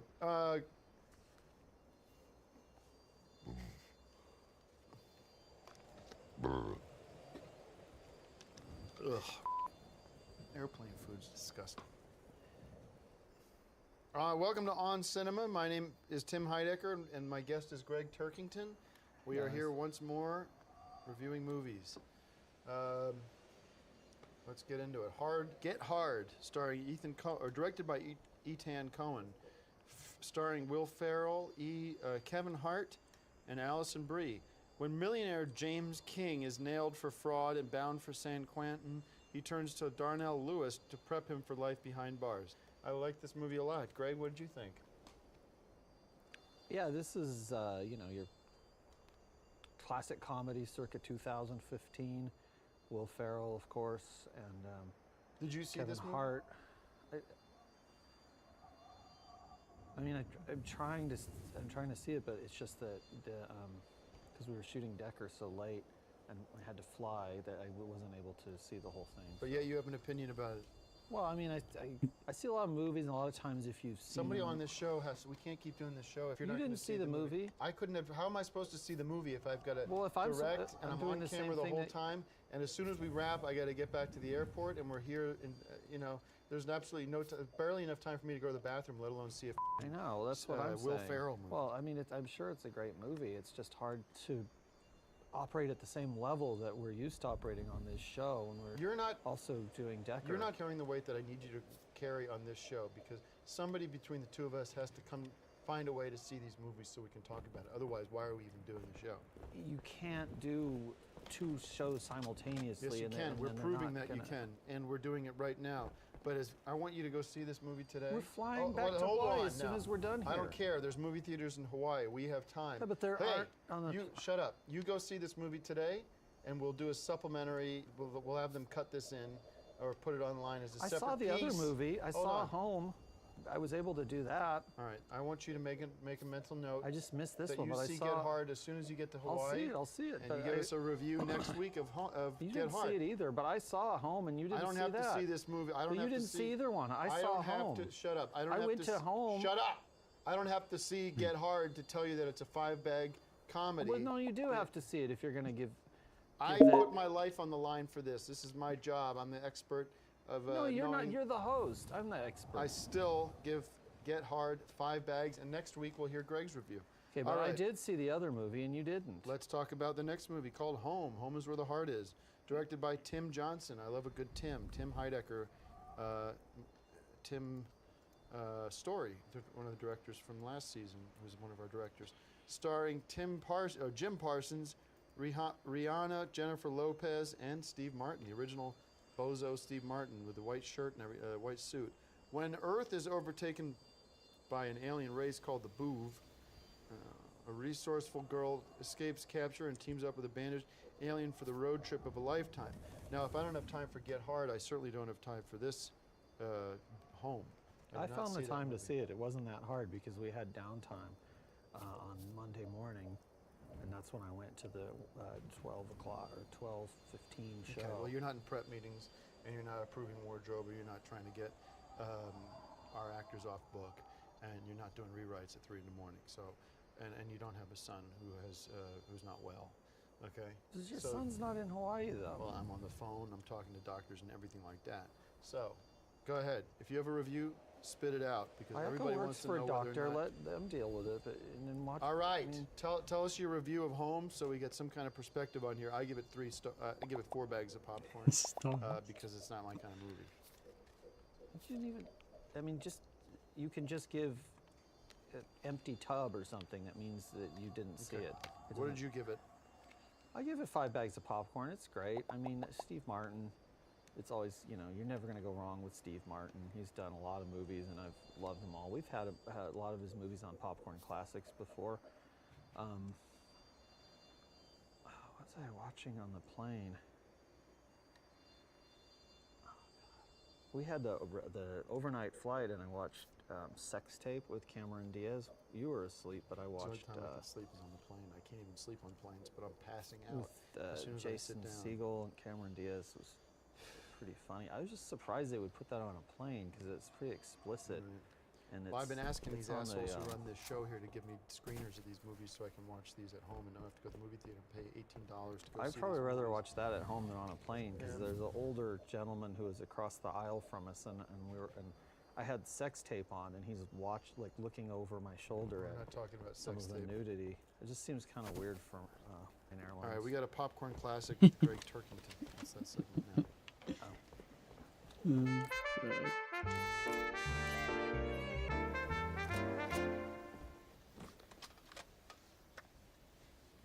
You have one? Yeah. Jack Nicholson. Oh yeah, Jack. I love Jack Nicholson. Yeah, the Man Trouble. Jack Nicholson is Harry Bliss, wisecracking conman and the owner of the House of Bliss Guard Dog Agency. Ellen Barkin is Joan, a single, sexy singer who discovers that her Hollywood Hills house was burglarized. Did you see this movie or are you just reading off the back? I just bought this last week. I haven't had a chance to see it. Don't put Well, on the don't- Hollywood classics. Don't come on here and talk about movies you haven't seen. There's no f***ing point to it. That's it. Thank you for watching. You understand me? I'm not going to keep having you on if you're going to talk about movies you haven't seen. It doesn't make any sense.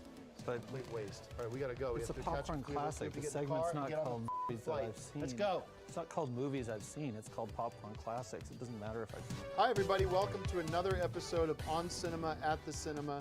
I'm your host, Tim Heidecker, and I'm joined by my guest this week is Greg Turkington. Hey guys, good to be back and reviewing movies once again. Yes, and we'd like to, I think, both apologize for the past few weeks. It's been very challenging, but we've sort of hit our stride. We've kind of got into a rhythm now, and we admit that the past few weeks of On Cinema have been not fair to the audience, to the On Cinema family. It's been disrespectful to you. And per our agreement last week, I believe, Greg, you owe us a review of I did. Get Hard. Yeah, right? I have to admit I was very tired last week, and I don't think I really brought my A game, as we say. But We didn't bring any game. We didn't see the movie. You didn't see it either. So. No, well, I don't have to know Well, that you it was a do, great because movie. the premise of the show is two guys comparing their opinions about the movie and seeing if they agree or disagree. Well, I think I'll be proven right when I get to see the movie eventually and find out that I nailed it. Well, you could have Anyways, watched it because I watched actually in Pearl City because we were shooting out by Pearl Harbor. Yeah, the film is called Get Hard. It's a comedy with Will Ferrell and Kevin Hart, and it's very much in the vein of the old Silver Streak or Trading Places, a prison film essentially, but with a heart of gold and a lot of laughs. And I would say that Will Ferrell has cemented his role as the Gene Wilder of our generation, and that Kevin Hart is the Eddie Murphy. And so you pair those up and you're gonna have a great movie. I wish you'd seen it, Tim. I think Well, you would agree with me. It's a 5-bag of popcorn. I movie already without gave a it the doubt. 5 bags, which I'm standing Well- by, and appreciate that review. And you did the right thing. You know, No, I wanted to see it. I've been waiting to see that movie for months, ever since it was first announced. all right. Well, I'm glad we're on the same page there. Well, we're not, because I saw the movie and you didn't. Well, we are definitely going to be on the same page when I see it.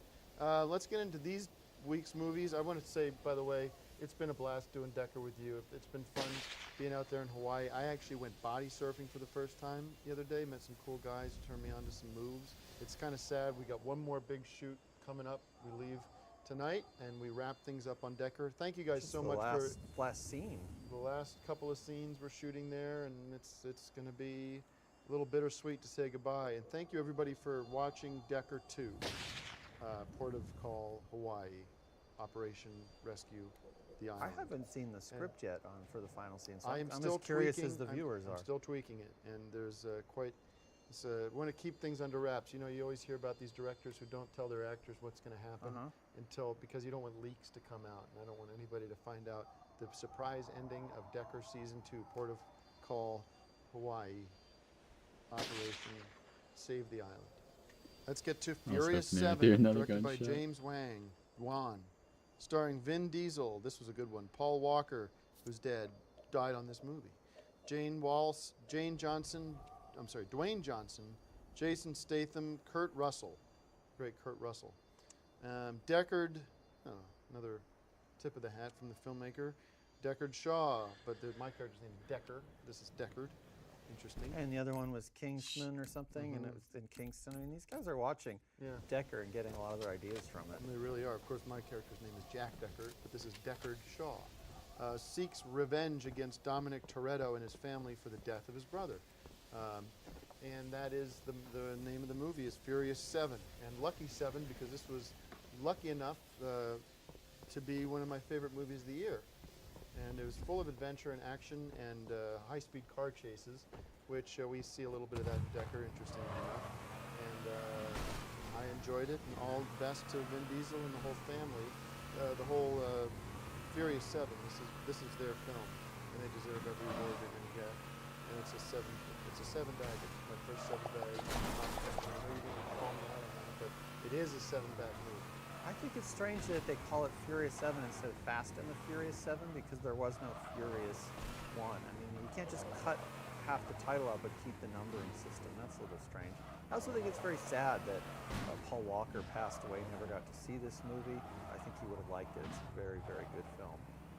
If you like car chases, sometimes you don't when you see that they're in fatal accidents. Enough is enough. You hear about these characters who die on the set of movies like The Crow and Twilight Zone. Of course, Paul Walker in Furious 7, going so young, so earlier before his time, as they say. But the good news is he did doing what he did, which is He driving did very doing what fast. he did.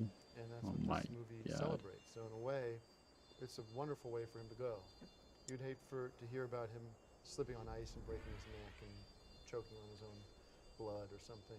Or just some sort of cancer or something like that. I mean, you get people that live to be 100 years old like George Burns, and you think, geez, do we really enjoy the last few movies he made when he was in his 90s? Not really, It's almost like as if Bruce Lee would have been killed getting karate chopped in the neck or something would have been an appropriate way to go. He got punched in the stomach and then had a fatal stomach ulcer Well, there or you something. go. That's the way to go.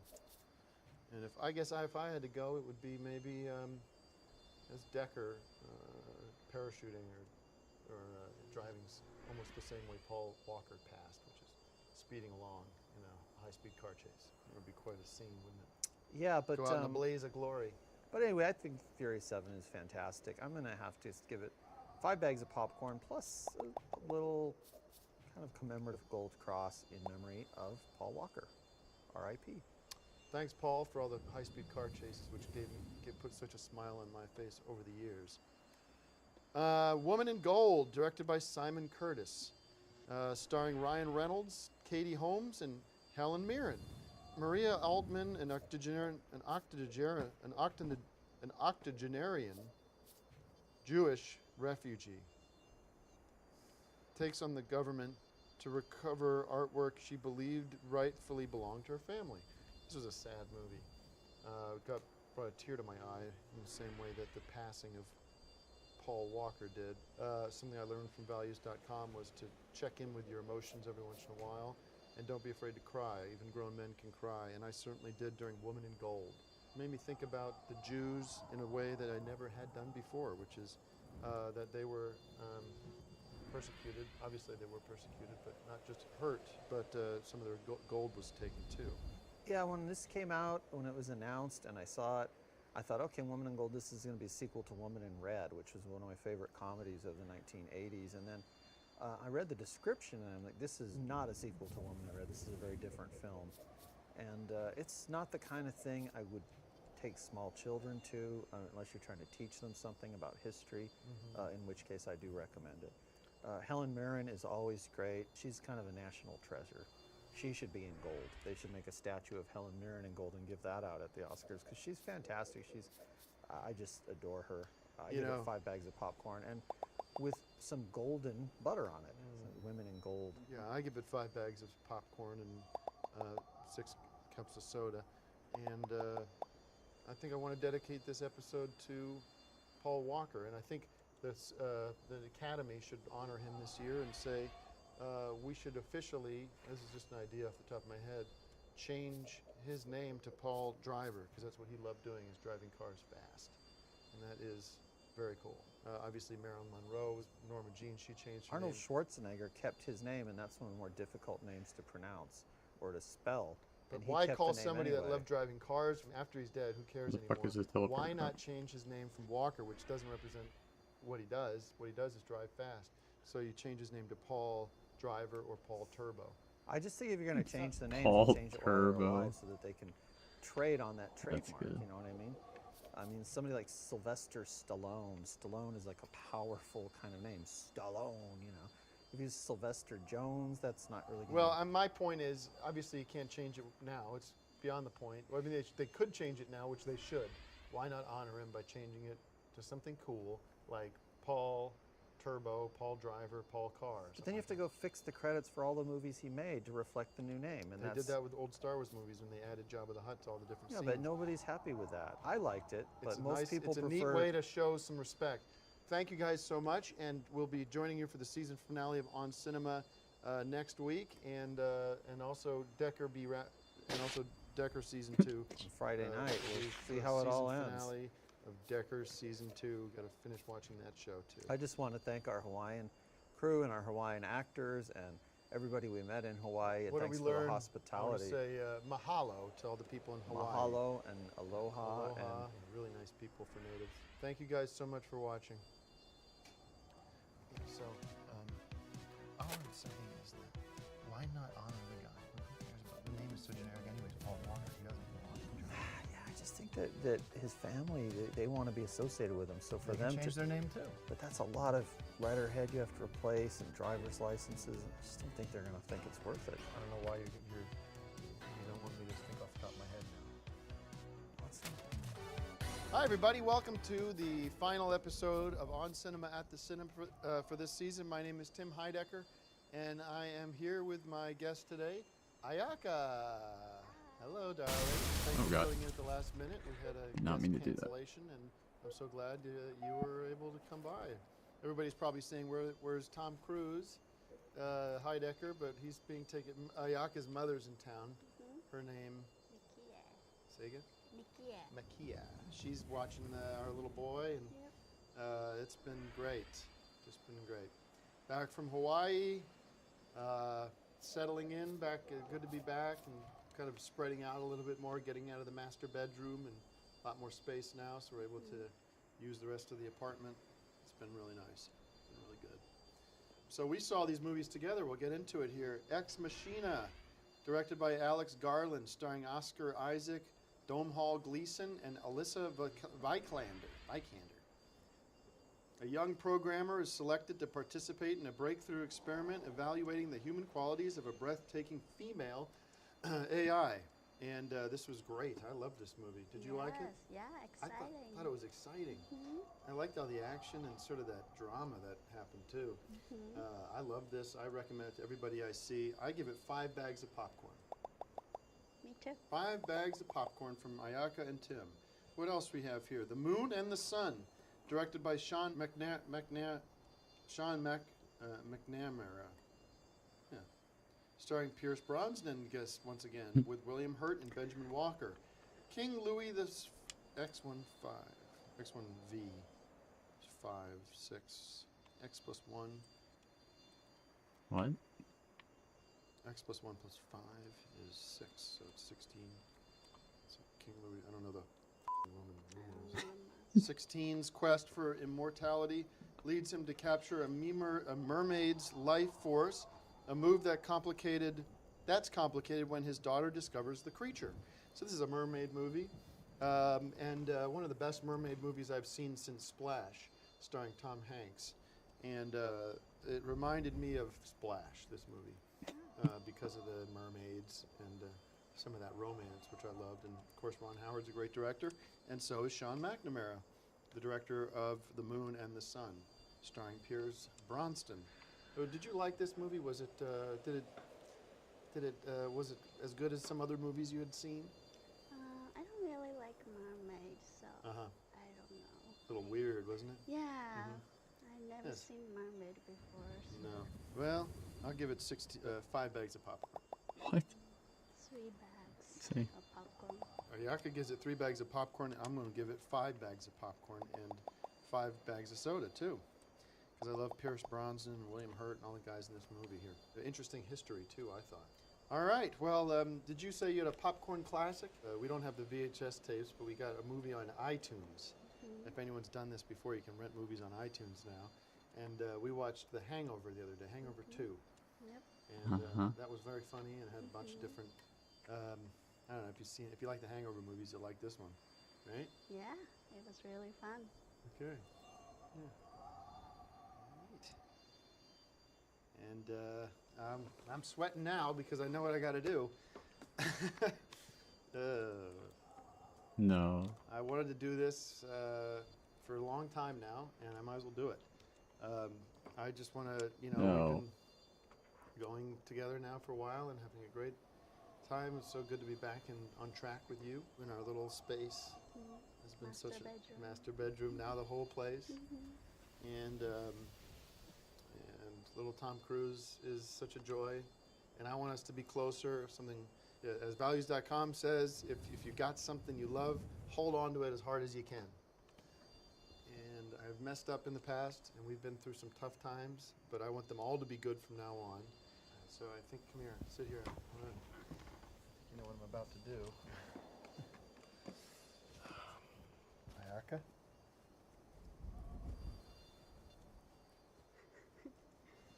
Would you marry me? Who was that? I heard someone say, "Oh." Saying yes. We get married blind. Let's go play. Let's see Tom Cruise. Come here. Thank you, everybody.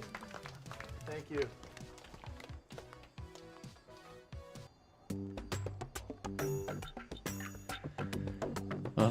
Just doing a little housekeeping here to.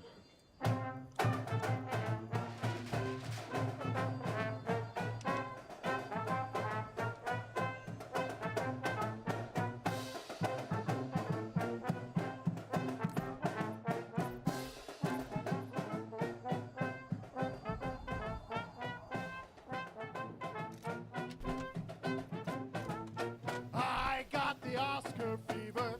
Hope you got it too. Pour me some bubbly now. It's all you gotta do. It's Christmas for Tinseltown, the Academy Awards.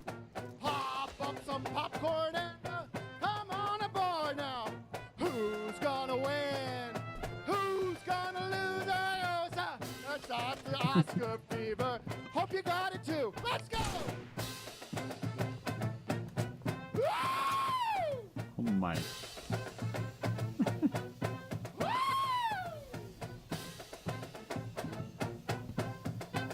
All right. Who's gonna win? Who's gonna lose? Hey! Hey!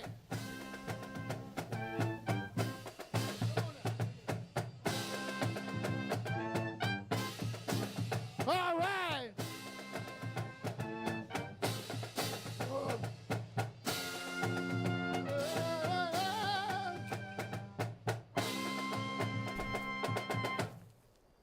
Thank you. Oh, thank you very much to the On Cinema Marching Band.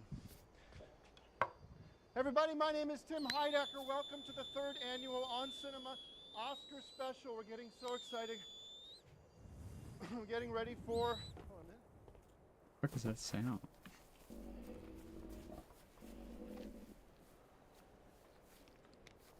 Getting ready for the big night tonight. It is Oscar season now, and it is the night, as we say, Christmas for Tinseltown, the Academy Awards.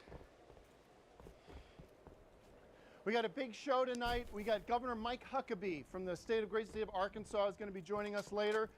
He's going to be playing the Oscar medley theme song fought with me and the gang, the band over here. I got his bass all tuned up, and we're going to be so excited to be joining him, and he's going to add his own insight into who he predicts to win and what kind of movies he likes. I think it's going to be pretty cool to see his perspective on the movies. We're also going to be doing, for the first time, the first annual On Cinema Movie Awards. And these are going to be awards that recognize some movies that didn't get some recognition that other movies that we feel should have gotten recognition. So throughout the night, we're going to be joined by many special guests as we take a look at that wonderful part of the show. We got Mark Proch on board, who's going to be doing some it's time to work on the robot. Impressions and various kinds of comedy, different kinds of humor. And we're going to have so much fun. I'm going to show you guys a sneak peek at Decker Season 2. We got a trailer coming up for that. It's unbelievable. We're going to have so much fun. Stay with us tonight as the Oscars continue. Take your breaks from the Oscars and join us here live from Culver City all night long here in California. I'd like to now welcome... Beautiful. Oh my God. I'd like to welcome my, I'm going to say it right now. I'm going to call him Mike, the co-host of this special. The hell? You know, he deserves that title, and I'm so proud to have him as a friend and a roommate, and everything else he is to me. He is a real film buff, and that's going to be so valuable as we go through tonight's show, because we're going to be turning to him for all kinds of expertise and sort of analysis on the movies. And I'd like to bring him out to you tonight. I know you guys know him. He's been on the show before, and I want to welcome him right now. It's Mr. Greg Turkington. So let's bring him out as the co-host of the On Cinema Oscar special that we're having right now, the third annual Oscar. Hey guys, special. Look at this. I made a special On Cinema Oscar special. Oscar special cake. All right, we'll have to eat that. All right, let's take a look. Yeah, that's terrific. And get a close-up of the camera. Get a close-up of that. Show that. All right. Well, hold on. All right. Just leave it. Just leave it.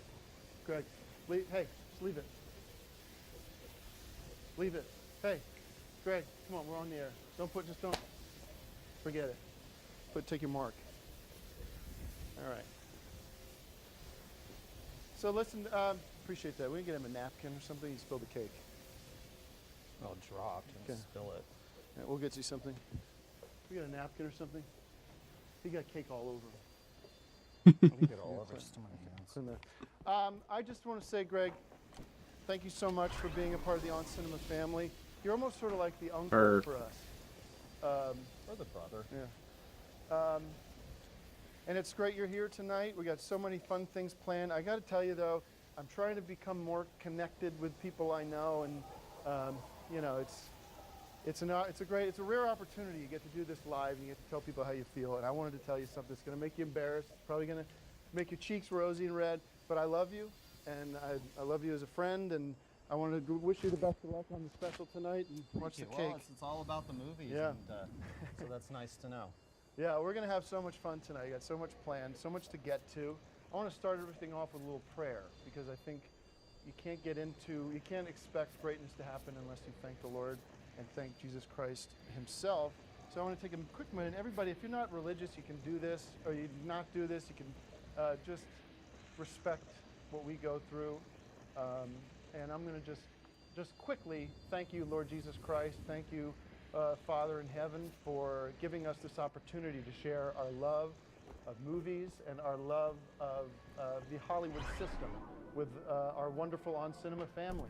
And I wish that we have a wonderful, wonderful show tonight, and I hope nothing goes wrong. And I hope that even if things do go wrong, we find it in ourselves to forgive each other, and we forgive ourselves. Amen for that. And good luck tonight, and we're going to have fun, and we're going to be listening for you guys to chime in. We got a social media campaign going nuts right now. We got hashtag On Cinema Oscar special. Greg, how excited are you about tonight? Hashtag movies also. And hashtag movies, but that's going to get a little lost in the shuffle, so we want to focus the hashtag appropriately. Greg, talk us through tonight. Talk us what you're expecting to see, talk just what about you, the Oscars that you love as much? Well, you know, last year I put a lot into the grand finale for the show, and I feel that you were disappointed by it. The cards and letters I got from people said that they were happy with it. You were a little disappointed by it. So I made sure that this year we did something that no one could be disappointed by. I have a finale that is going to make international headlines. I have made contact with, and befriended one of the all-time legends of Hollywood, multiple Oscar winner, who has been out of the public limelight for many years. You don't see this person around. You're going to see him here tonight in an exclusive On Cinema Oscar interview that's going to make international headlines. Fantastic. Honestly, folks, I don't know who he's brought, but I can't wait. You do know this person. This is a household name that has not been in the public eye. Very reclusive. Awesome. Well, we are going to have so much fun. As I told you before, Mike Huckabee is going to be coming later, and we're going to be playing some music. I don't know if you've gotten a chance to check out his new book, God, Guns, Grits, and Gravy. It always gets tongue-tied with me. But God, Guns, Grits, and Gravy. It's sort of one of those tongue teasers. You could try saying it 5 times in a row. Good luck. But I read that this morning for the second time, and I got so much out. It was one of those rereads where you go, I missed that the first time. So I enjoyed it. I recommend it. And hopefully we'll get to talk a little bit about the book. Did you get a chance to read it? Or? No, I've been busy with movies and reviewing films and just working on things. The Decker 2, which I'm very excited about. Yeah, and we're going to be showing a sneak peek at Decker 2, which is a beautiful trailer that we've cut together with your audience in mind. Thank God that you guys are out there supporting the On Cinema family. I got a prediction right now. It's not an Oscar prediction, it's a Decker prediction. Okay. I predict that season 2 of Decker is going to be even better than season 1. It's going to be great. It's pretty much of a safe bet, I think, considering who's involved. I want to get to Mike. We talked about Mike Huckabee. We talked about Decker season 2. We talked about your Oscar predictions tonight. That's what I want to know. Before we get into the special, you were going to say something. Go ahead. And we've got from Golden Age Comedies, Mark Proch. He's not doing W.C. Fields. No. Don't worry, but he's doing something else that's never been attempted before. Again, it's a night of firsts. Well, before we get into that, why don't we open up? I know everyone's thinking, don't drink, because I have a problem with that, and I acknowledge that, and I talked to a lot of people about it, actually. But I do have this. I found this at the store the other day, one of these Whole Foods stores. This is organic champagne. We see this? We got a close-up of this? It's organic champagne, so it's non-alcoholic. And I'm going to just, because I like the taste of it, but I don't want to lose my stuff, you know. So this is the real, see, it doesn't have as much fizz. That's how you know. So I'm going to have a little bit of this just to kick things off. But like I said, it's organic. Oh, there you go. You want a little bit, Greg? Or? No, I'm okay. All right, well, drinking for one, but not really drinking, just sort of looking like I'm drinking for the camera. So what is it made of? What? Well, it's obviously probably, you know, like that Martinelli stuff or whatever. You can see it's a proof, it's right on the bottle here, organic. So let's fill that up to the brim. It tastes like it's got something in it, but it doesn't. It's got that kind of kick. You don't say. And at this time of the year, I always get this time of the year, February, March, you get that cold that everybody gets. So I got a little bit of that. I don't know if you heard it in my singing voice. So I've been drinking a little bit of Mucinex all day long. Just a little hitting the Mucinex in there. Not a sponsor, but I have been taking little swigs because of my cough. So we're gonna, you know, I don't want to do the whole NyQuil thing because Mucinex is not going to mess with your hormones like NyQuil does. Speaking of sponsors, we got a wonderful sponsor here tonight, Chaplin's Chili from North Hollywood. They're going to be providing food for the crew, and it's really wonderful food.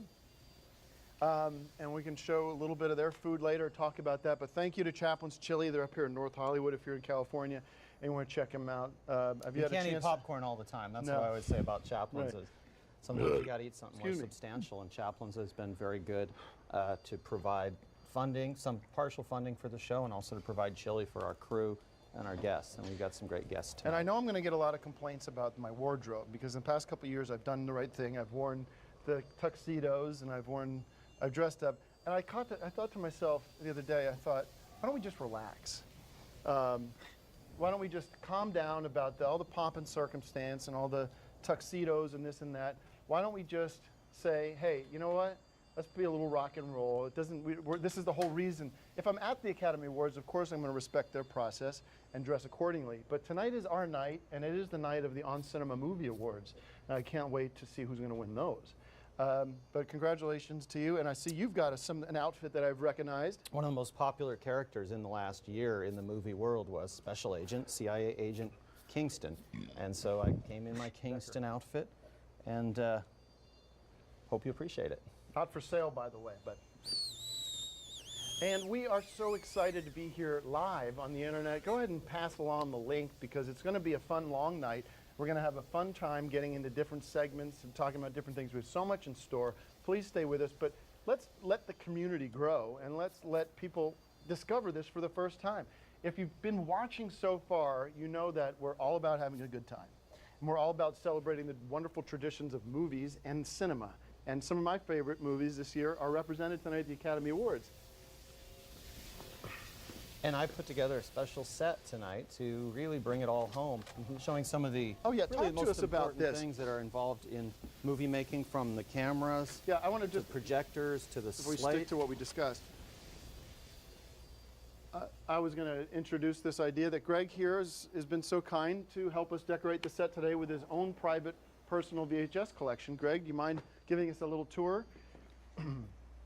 This is what you call a pop-up museum. It's a museum that travels and exhibits wherever an exhibit is needed. We definitely needed an exhibit here on the history of Oscar-winning movies. I decided to bring items from my collection that are not just movies that won the grand prize, but movies that should have won the grand prize. And so it's a combination of both. These are all Oscar caliber movies. Whether or not they actually won an Oscar, who knows? Some of these movies you've seen on Popcorn Classics. This is Son of the Pink Panther, which we featured on a recent episode. Golden Age comedy. It's one of the most popular segments we've ever had. Here's some of the movies that Mark reviewed on that, and some of the movies that he was planning on reviewing if the segment hadn't been canceled. So this is really an Oscar museum. Feel free to watch it virtually on the web, to take a look at it and browse through the titles. You can learn a lot from this. All right, and we want to thank wonderful Greg Turkington here, who brought these wonderful films for us to enjoy and Posters, feast our eyes on. reels, Wanna some of thank- my movie books I've got here. Popcorn Popper that we rented out. And we are so excited to get, we're about, I'd say, 15 minutes away from Oscar deadline. What time is it anyway? Do we have a time check on this? We got a few minutes. Okay, we got 13 minutes until Oscar begins. I want to know what you guys think is going to be the best movie of the year. I know I've got my picks, and I think that in a lot of ways Oscar screwed up this year. Greg, who do you think is going to take home the big prize? I'm talking about Best Picture. Well, it's not what I think, it's what I know. I actually have some friends, some sources on the inside. And this year was very strange. Throughout the history of Oscar, there's always been 10 Best Picture nominations. This year there were only 8. People were scratching their heads, wondering what that was about. In fact, it was very calculated, like all things Oscar. In fact, there are 10 nominations all along. All right. Some of them weren't announced to the public, but they were announced to the voters, and that's all that matters. In addition to the 8 familiar titles that you're all wondering about and hoping will win or won't win, 2 other titles are also on the ballot this year, Annie and The Hobbit 3. I have it from a reliable source that the voting is in, and based on an informal exit poll, The Hobbit received somewhere between 53 and 59% of the votes. Annie received somewhere between 11 and 15%. The rest of the movies were all in the 2 to 5% zone. None of them have a chance. Based on those projections, I think it's obvious that The That's Hobbit so 3 is sneaky. finally going to walk home with Oscar gold. And it's not a big surprise to those who are movie buffs, to the general public. They're going to be scratching their heads, but guys like us, we know exactly what Oscar's about, and it's about rewarding Peter Jackson and The Hobbit for what has been the greatest trilogy of all time. Now, when I saw the nominations come out, can we get our seats in here? Because I feel like we're standing and my legs are starting to hurt. You have to have them in now. I was wondering why we Right? didn't have that. Yeah. The idea was that we'd do this standing, the song standing, and Greg would come out and we'd sit down. Yeah. Thank you. That's a little better, isn't it? Maybe we could actually now talk about movies. I thought when the nominations came out, I thought it was odd that a movie that I really enjoyed was not on the list. A movie called Annie. What's it called? Escape Plan. You see Escape Plan with Sylvester Stallone and Sylvester Stallone and Arnold Schwarzenegger. And you're going, wait a minute, you mean Arnold Schwarzenegger was in the same, they were in the same movie? And the answer is they were. They were in Escape Plan, came out this year. I thought it was the best movie of the year, and probably the best movie I've seen in a long time. And you see stills from it right now, and that's Arnold. You go, I thought Arnold didn't do movies anymore, especially with Sylvester Stallone. And the answer is he does, and they're the best. And Oscar snubbed it this year, and maybe it's because of politics or whatever, but I know that It's not because of that. Well, we'll ask Mike, because I know he's got a relationship as a governor, a former governor. Arnold Schwarzenegger was a governor of California, and it's just that there's only 10 movies a year that they can nominate for Oscar. To me, that's the Oscar flaw. I believe that the Oscars should switch to being a monthly award ceremony. Yeah. People would watch it. Let's People go to, love the ceremony, and then let's go to movies Mark like that Pro. would get rewarded for what they're doing. we want to go to check in with Mark Proch. Not ready? We don't have Mark? Okay. We don't have Mark. All right. Everybody, I got to go. We'll be right back with What more about On my, Cinema. my segment? Stand by for that. We'll be right back for more On Cinema Oscar Special.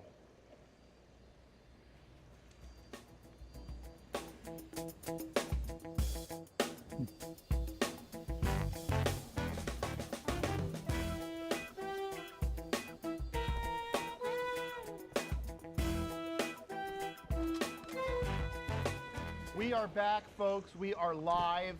F the Oscars. We're not going to be going in and out of whether the Oscars or not. We're going to be with you all night. We're in sync.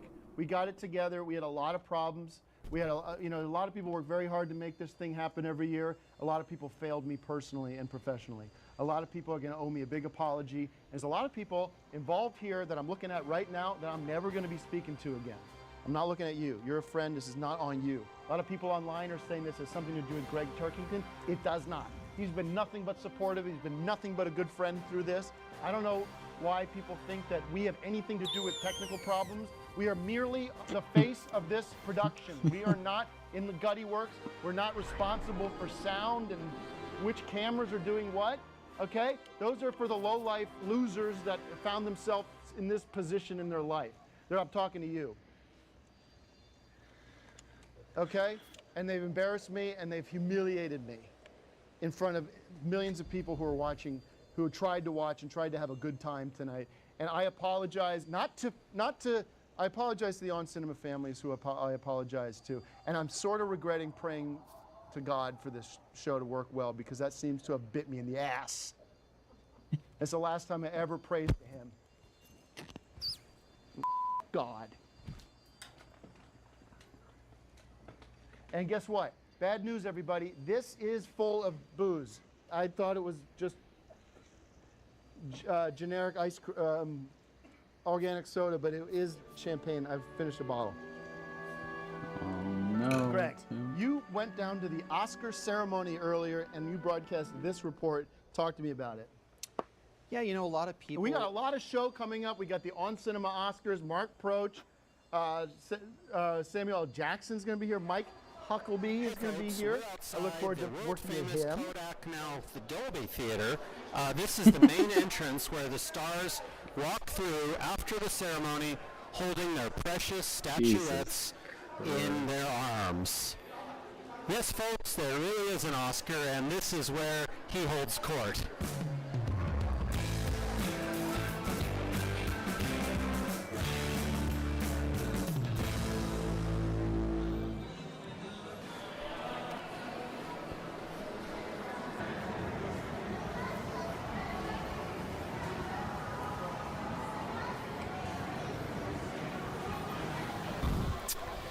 You can see behind me the steps. We're here in front of Oscar's famous Oh Wall my of God. Fame, where they commemorate all the movies to win the Best Picture. The Great Crash, 2005, $1 Million Baby, of course, Lord of the Rings, The Return of the King, and then looking down, there's space to add this year's Best Picture, The Hobbit 3, which is destined to win this year, as you'll see later tonight. This is the famous Oscar Wall of Fame, where they list all the movies to win Best Picture. Over the years, you see Crash, $1 Million Baby, I gotta turn that down. Lord of the Holy Rings. moly. And then over here, there's still space for them to put this year's Best Picture movie. If you look down there, or I'm sorry, over here, which is going to be, of course, we're hoping for, if we can just get over here, that's where they're going to have The Hobbit 3 is going to be commemorated. Come by here next year and see for yourself. Here's a sneak peek inside.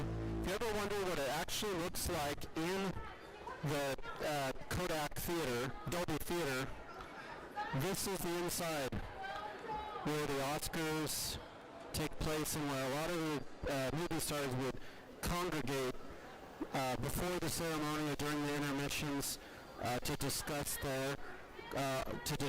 Oscar gold that they would hope they would be taking home tonight, or when the show is actually happening.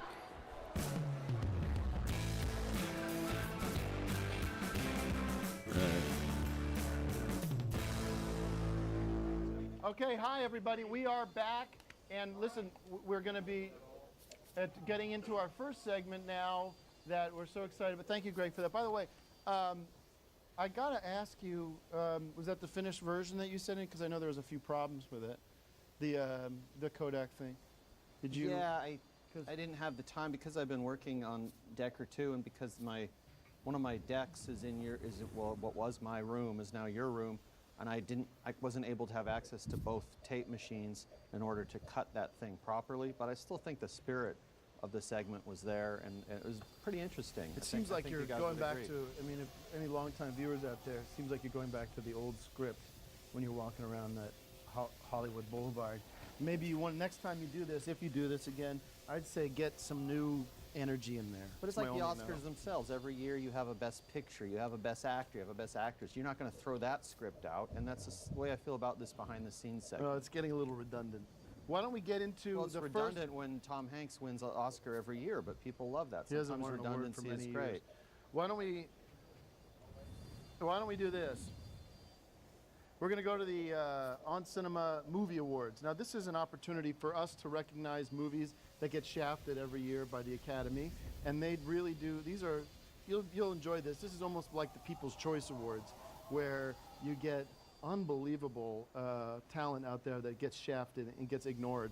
And we're so excited to bring this to you throughout the night tonight. Stay with us as we explore and get into the business of On Cinema's Movie Awards. Live from Broadcast West Studios in Culver City, California, it's the first annual On Cinema Movie Awards, presented by Chaplin's Chili. Please welcome your host. You know him from Life as a House, Kindergarten Cop, and Big Bad Beetleborgs, Tim Delgado.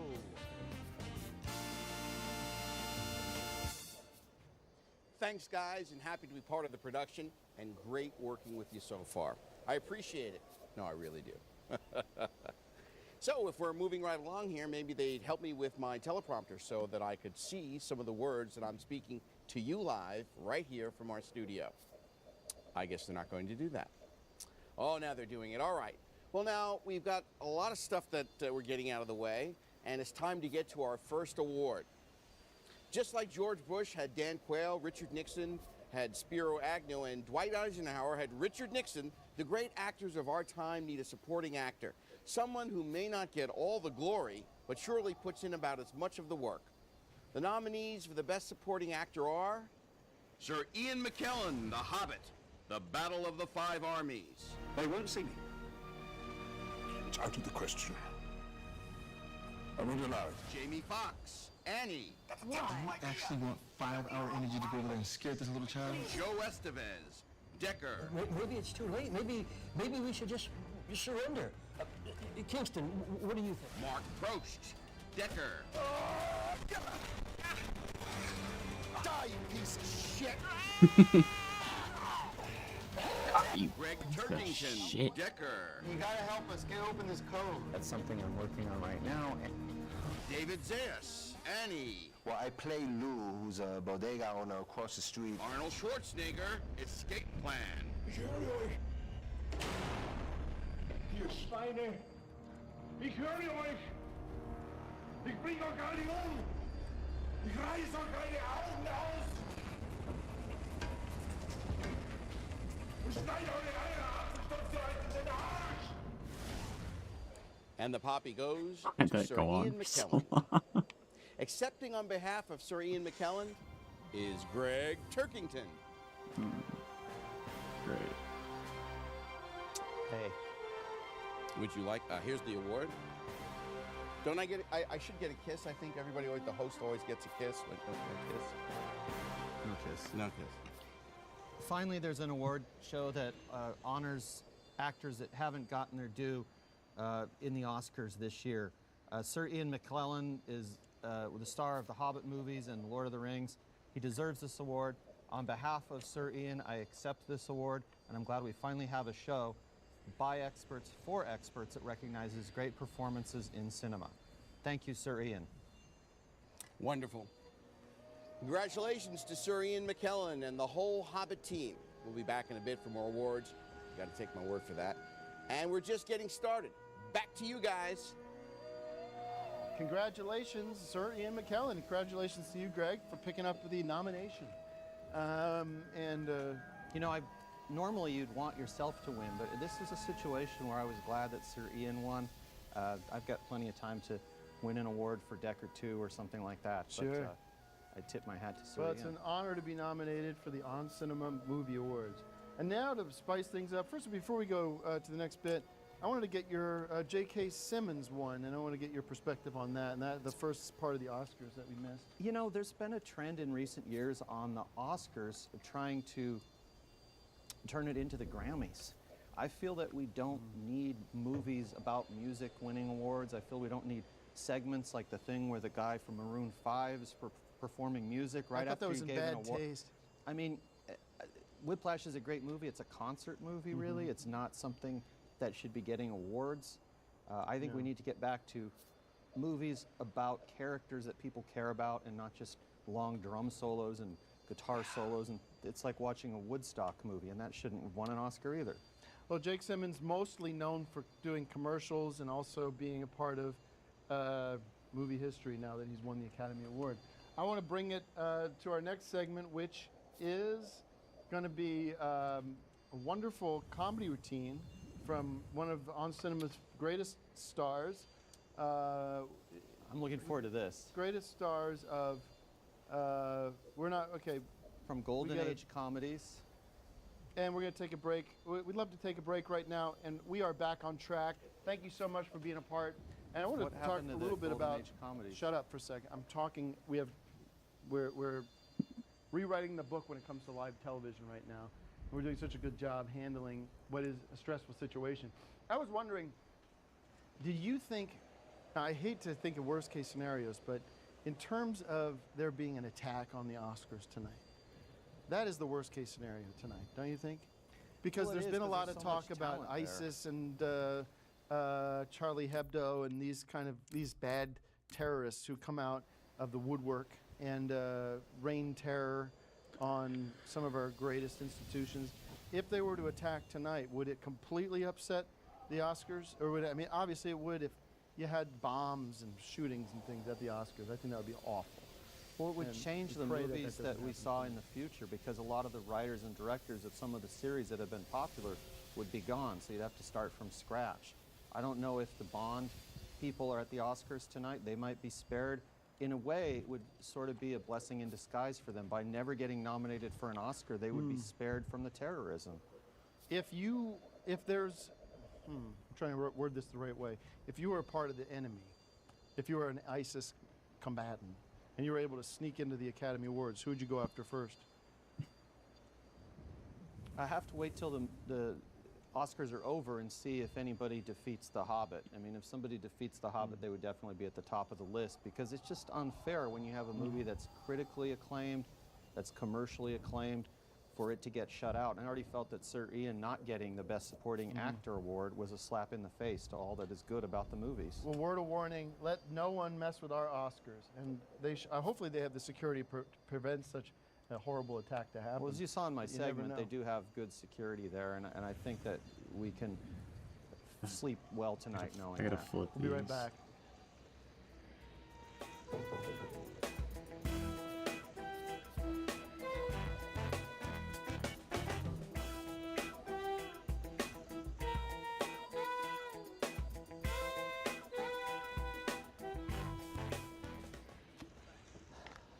Hello, everybody. Welcome back to the On Cinema Oscar special.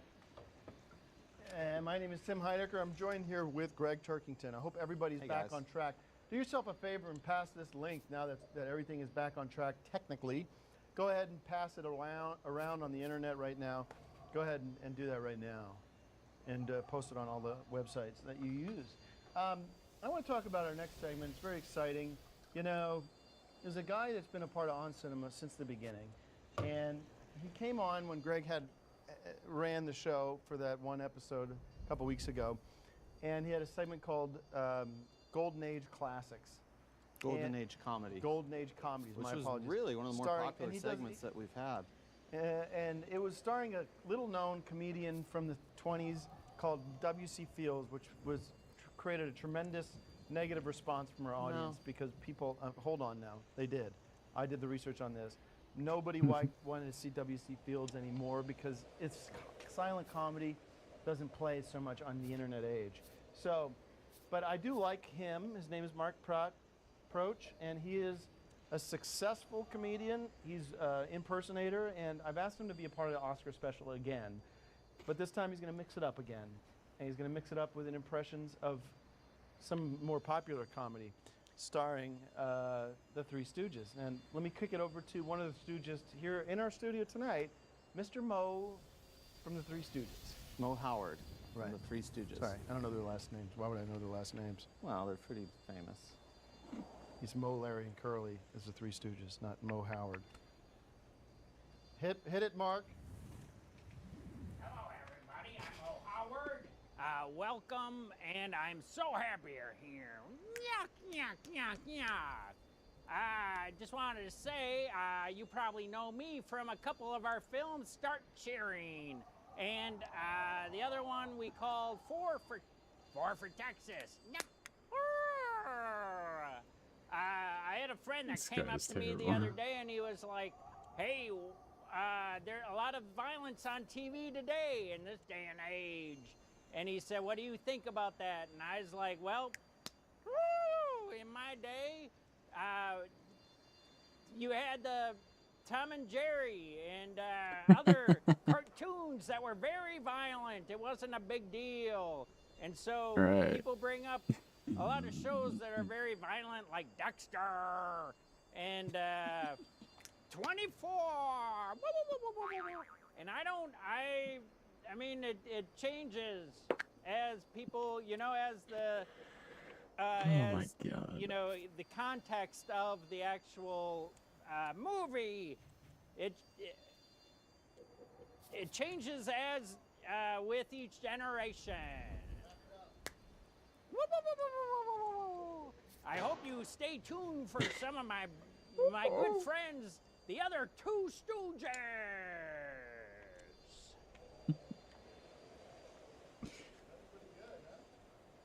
So bad. Thank you. It's so bad. A lot of times we would use big wrenches or oversized scissors, but no one ever really got hurt. I died in 1975.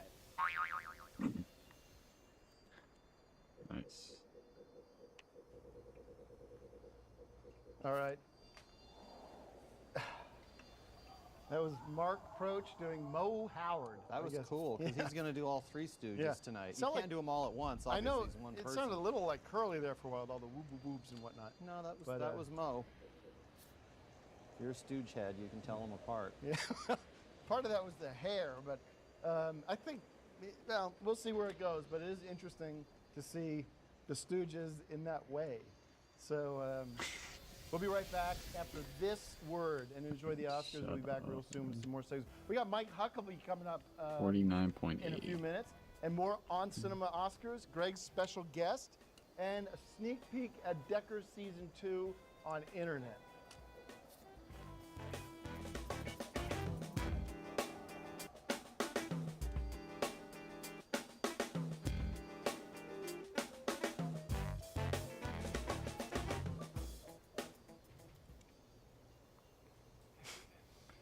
Hey everybody, thanks for sticking with us, and again we apologize for all the technical difficulties. Live television is sort of like going to the zoo and seeing some of the wild animals. You can't control them. You can't control the wild beasts of the lions and the tigers that you can't control them. I'm talking, people in the zoo can control whoever they want with drugs and chains and bars, but my point is, we lost Right. control earlier, but we have control back now. I should get a We're going to do a 4.8. fun segment right now. Greg Turkington has put together, and it is a on location segment, but it's not what you expect. In fact, Greg has determined that he is going to Middle Earth to report on the comings and goings from down under in Middle Earth, almost a Little Italy. And that would be a different movie, Goodfellas.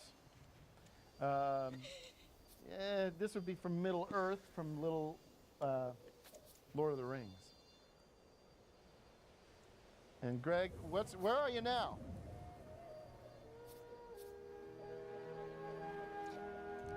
Hey guys, welcome to another edition of On Cinema at the Cinema on Location. And today we're here in Middle Earth, the setting and the place where they filmed not only the Lord of the Rings trilogy, but the Hobbit trilogy as well.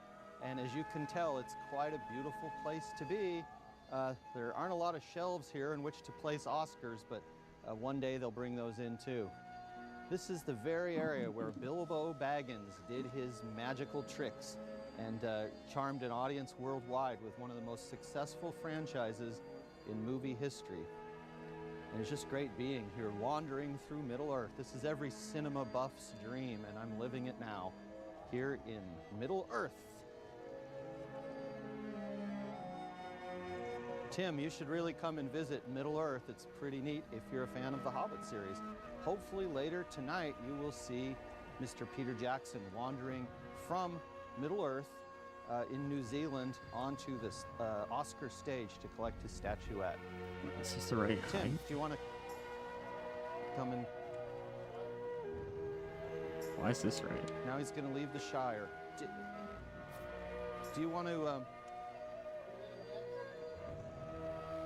This... I can't see anything.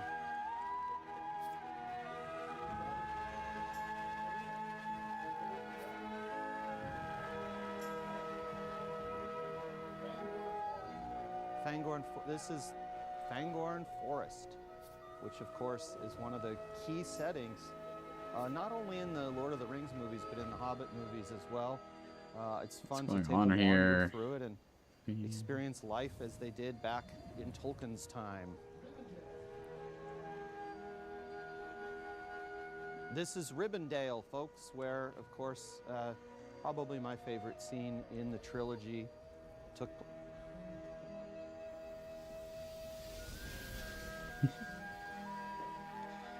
I can't see what, I can't really see what the, where.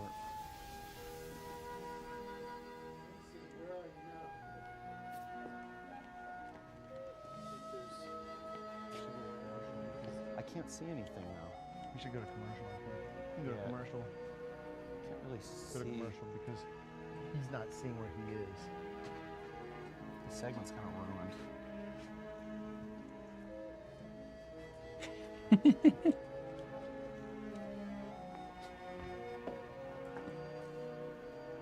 If he can't see where he is, that he can't talk about where he is.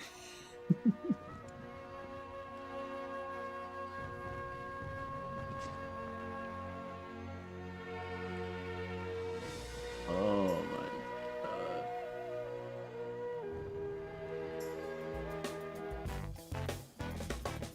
You can't see where he is.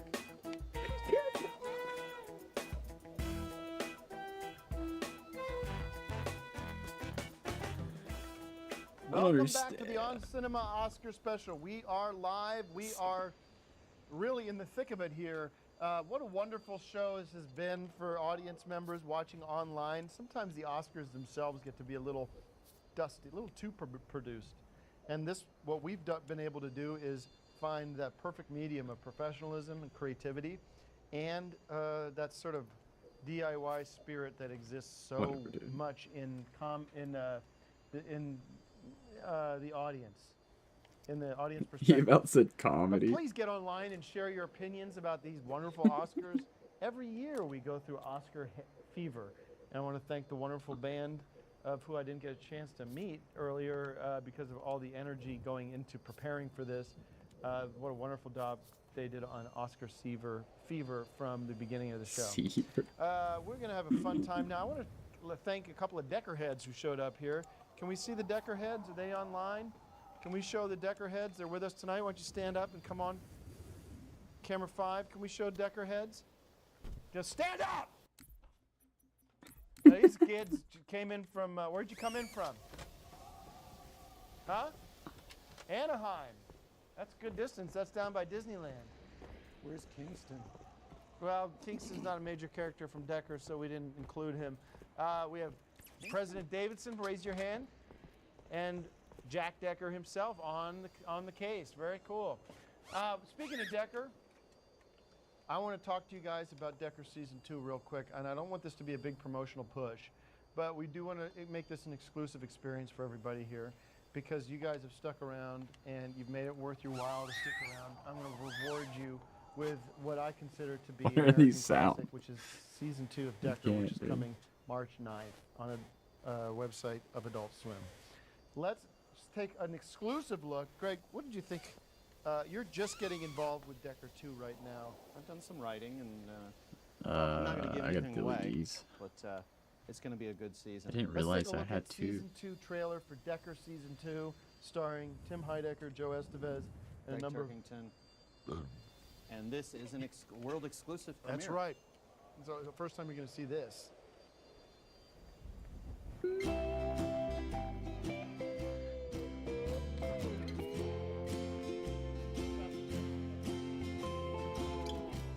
Decker! This is my oldest and closest friend, Decker.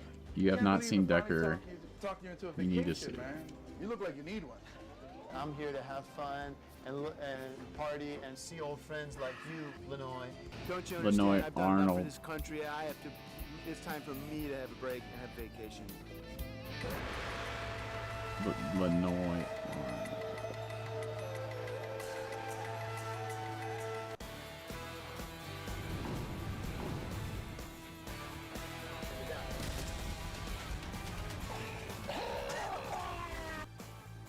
Let's hit the bomb. We gotta get it airborne.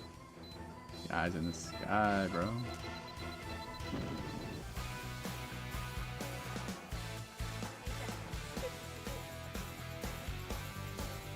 Such a good show.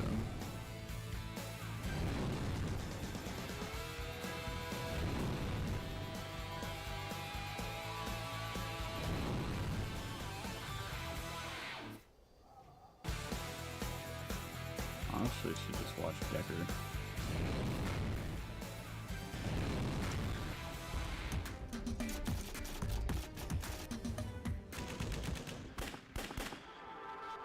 I guess this vacation's over. Pretty cool. Well, what do you think? I think it's pretty cool. Yeah, because you didn't get a chance to see that. I think, what was your first reaction? Well, I mean, you know, I've been on the set. I've seen what you're capable of as a director and actor and producer and writer, and I really feel strongly that next year it won't just be the On Cinema Awards that Decker will win, it will be actual Oscars, especially with The Hobbit out of the game. Yeah. All right, well, let's go. Speaking of Yeah. awards, let's go to another installment of the On Cinema Movie Awards hosted by Kim Delgado. And Kim, we're cutting it over to you. I hope you're ready for the next segment, which is, I believe, an exciting category. Let's take a look. Welcome back, everybody. I'm Kim Delgado. You know, what a night it's been so far, and you gotta take my word for it. We're just getting started. Let's get the ball rolling, shall we? Tom Cruise, Jack Nicholson. These are some of Hollywood's leading actors, also known as stars. And they're not just called that because they shine bright. They also star in movies that are beloved around the world. Here are the nominees for the Best Lead Actor. Martin Freeman, The Hobbit, The Battle of the Five Armies. I'll go. Don't be ridiculous. Tim Heidecker, Decker. One of these has a plan for them to blow up the Super Bowl. Tom Cruise, The Edge of Tomorrow. World Aaron Super Eckhart, Bowl. I, Frankenstein. Unless you can animate that corpse. Tiberius has been planning this for centuries. Victor Frankenstein just made it possible. Pierce Brosnan, November Man. And the city goes to Tim Heidecker. Really? Wow. Congratulations, Tim. Thank you very much. What a Kim. fantastic night. Thank you so yeah. much. All right, thank you for my speech. Thank you very much. But Thank you very much, everybody. And this one is going out to the wonderful work that I did on Decker's, the first Decker.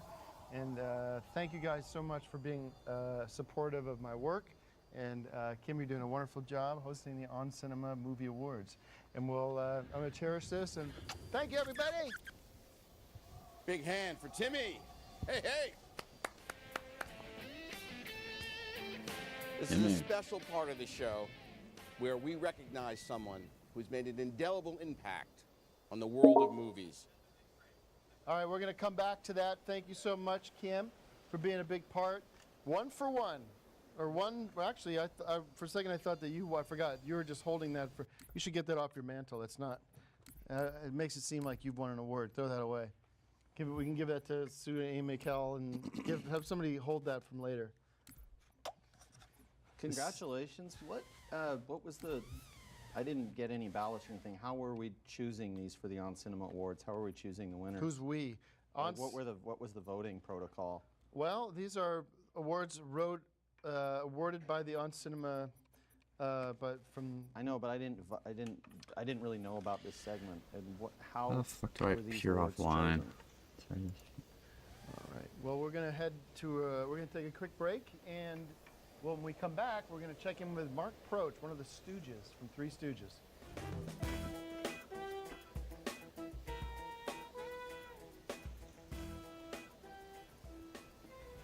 Boy, Yeah, I'll people do are it, wondering what this is. It looks like a brain, but it's supposed to be popcorn, a movie. You got one right there, a kernel of corn. That would be, you'd be eating corn.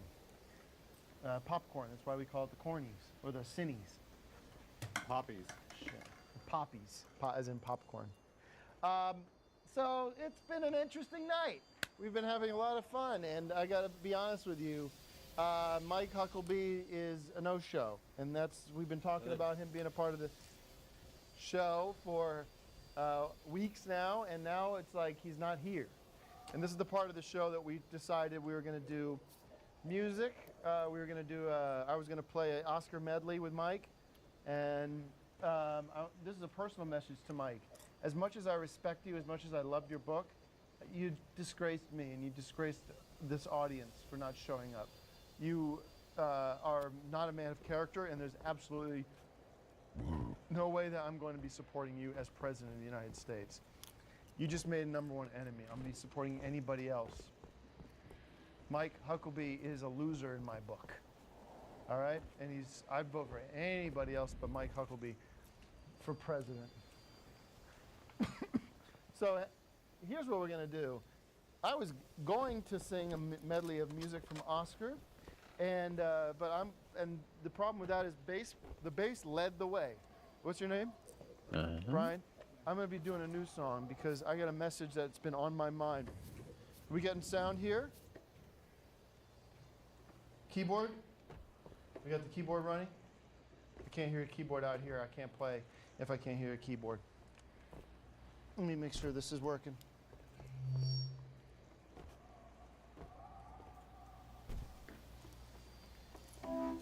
Okay, thank you.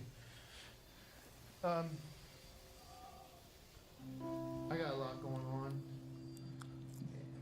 and this is a great opportunity for me to express myself to somebody that might be watching right now, Ayaka. And we got a lot of weird tweets saying that people thought that she was here tonight. She's not. We have a Chinese person that works on the show, and it's racist of you to think that just because there's an Asian person on the show that would be Ayaka. It's not. She's not with me. But she must be watching because she said she would support this tonight.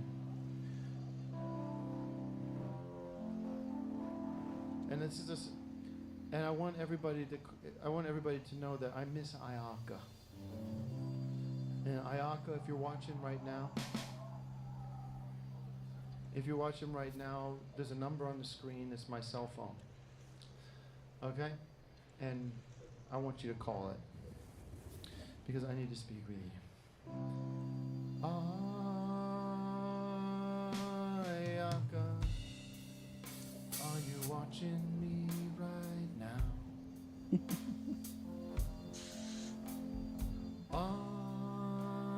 Ayaka, are you watching me right now?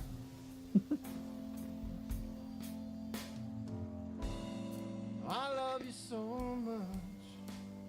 Drive me insane. I need you so much.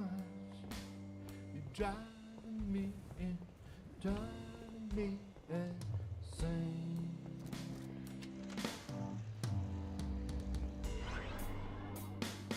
Oh, you're gone.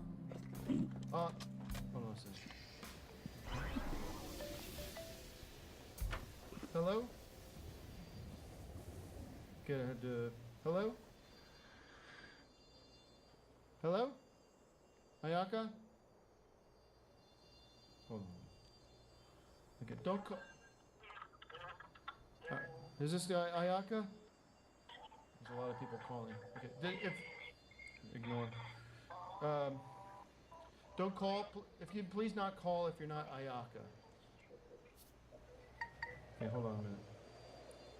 Ignore it, because everybody's calling. Don't call. Please put the phone down. If you're watching this right now, turn this mic off.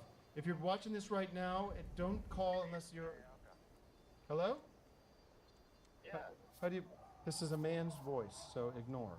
Okay. Tim, if it's not a Japanese number, don't answer it. Okay. Hello? Hello? It's a man's voice. Hold on, ignore. Answer. Hey, Ayaka? Hello? Okay. I'll answer this one. 607. What area code is that? Hello? Hello? Okay. You can't call. If you have a man's voice, it's not going to make any sense. Okay. Hello? All right. Why don't we go to Curly This was Howard probably from a Three Stooges. real number. Hello? Oh, Ayaka. Is that you? Hello? Can I speak to Ayaka? No, Jesus. Okay, if you're calling me as a prank, it's not. It's disrespectful. I ask that you respect my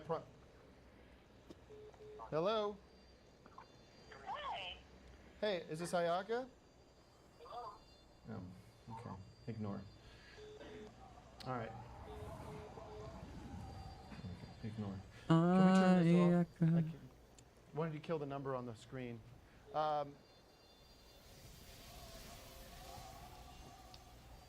Okay, this is 314, is that? I don't know. Hello? All right, you have to take the number off the screen. It's supposed to be for Ayaka or Mike Huckabee if he calls. Hello? Okay. Can we go to? This is, ladies and gentlemen. I can't. How do you turn the? This is a Nokia. I don't know how to. Try to turn this off. I'm an iPhone guy. Ladies and gentlemen, Mr. Curly Howard. Hey,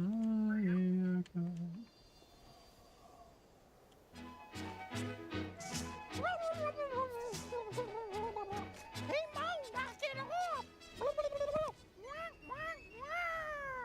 Hey, Larry, what are you doing, Larry? Don't put her...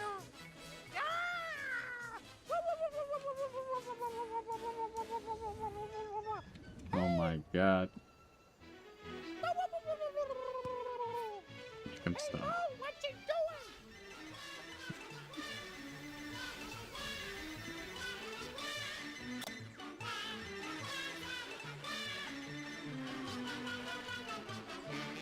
Okay, okay. Hey, Mo, what you doing? I'm gonna... You...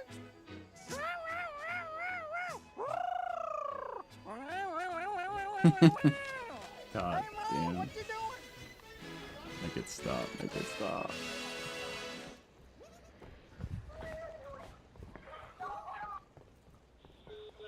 Hello?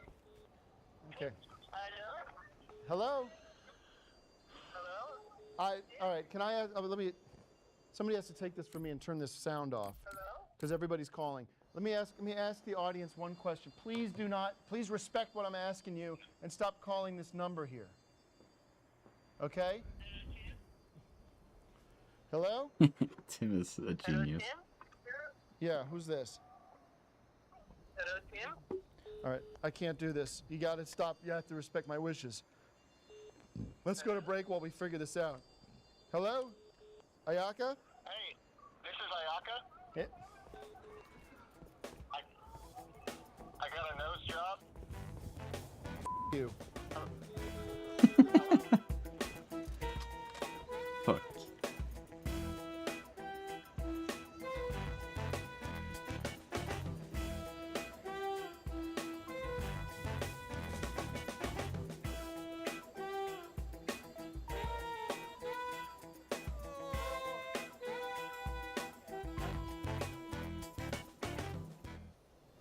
Hey guys, welcome back to the On Cinema Oscar special. Tonight we're doing something a little special. We're presenting the pilot premiere episode of a new show that I'm trying to sell to some of the film networks.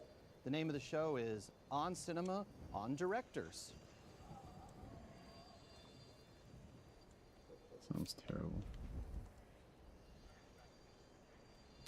On Cinema, On Directors is a new chat show where I speak with some of the directors of our time who made the movies that have created memories that will last forever. Now, a little bit later on the On Cinema Oscar special, I've got a very special guest, one of the all-time legends of Hollywood, an Oscar winner themselves, and that's going to blow your minds. That's going to make international headlines. But before we get to that, let me introduce the pilot episode, live pilot episode of On Cinema, On Directors. Today, my guests are two of the great directors of our times. From the movie Yes Man, Mr. Peyton Reed. Thanks for being a guest today. Thanks so much. It's great to be here. And from the motion picture Decker, Tim Heidecker. Good to see you. Good to Tim, see how are you? Nice to meet you. You too. How are you, Greg? Good. I can't say this map's gonna work for a Warthog. My new show. This is unbelievable. But yeah, I think this is great. I love this. This is a chance for directors to really talk about think a their mongoose craft and a educate ghost the could be movie-going used. public as to what goes into making these great blockbusters. So, Peyton, what led you into directing movies?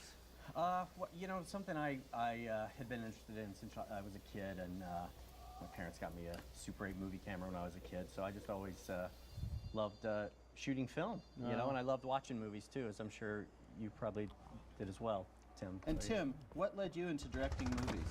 Well, it's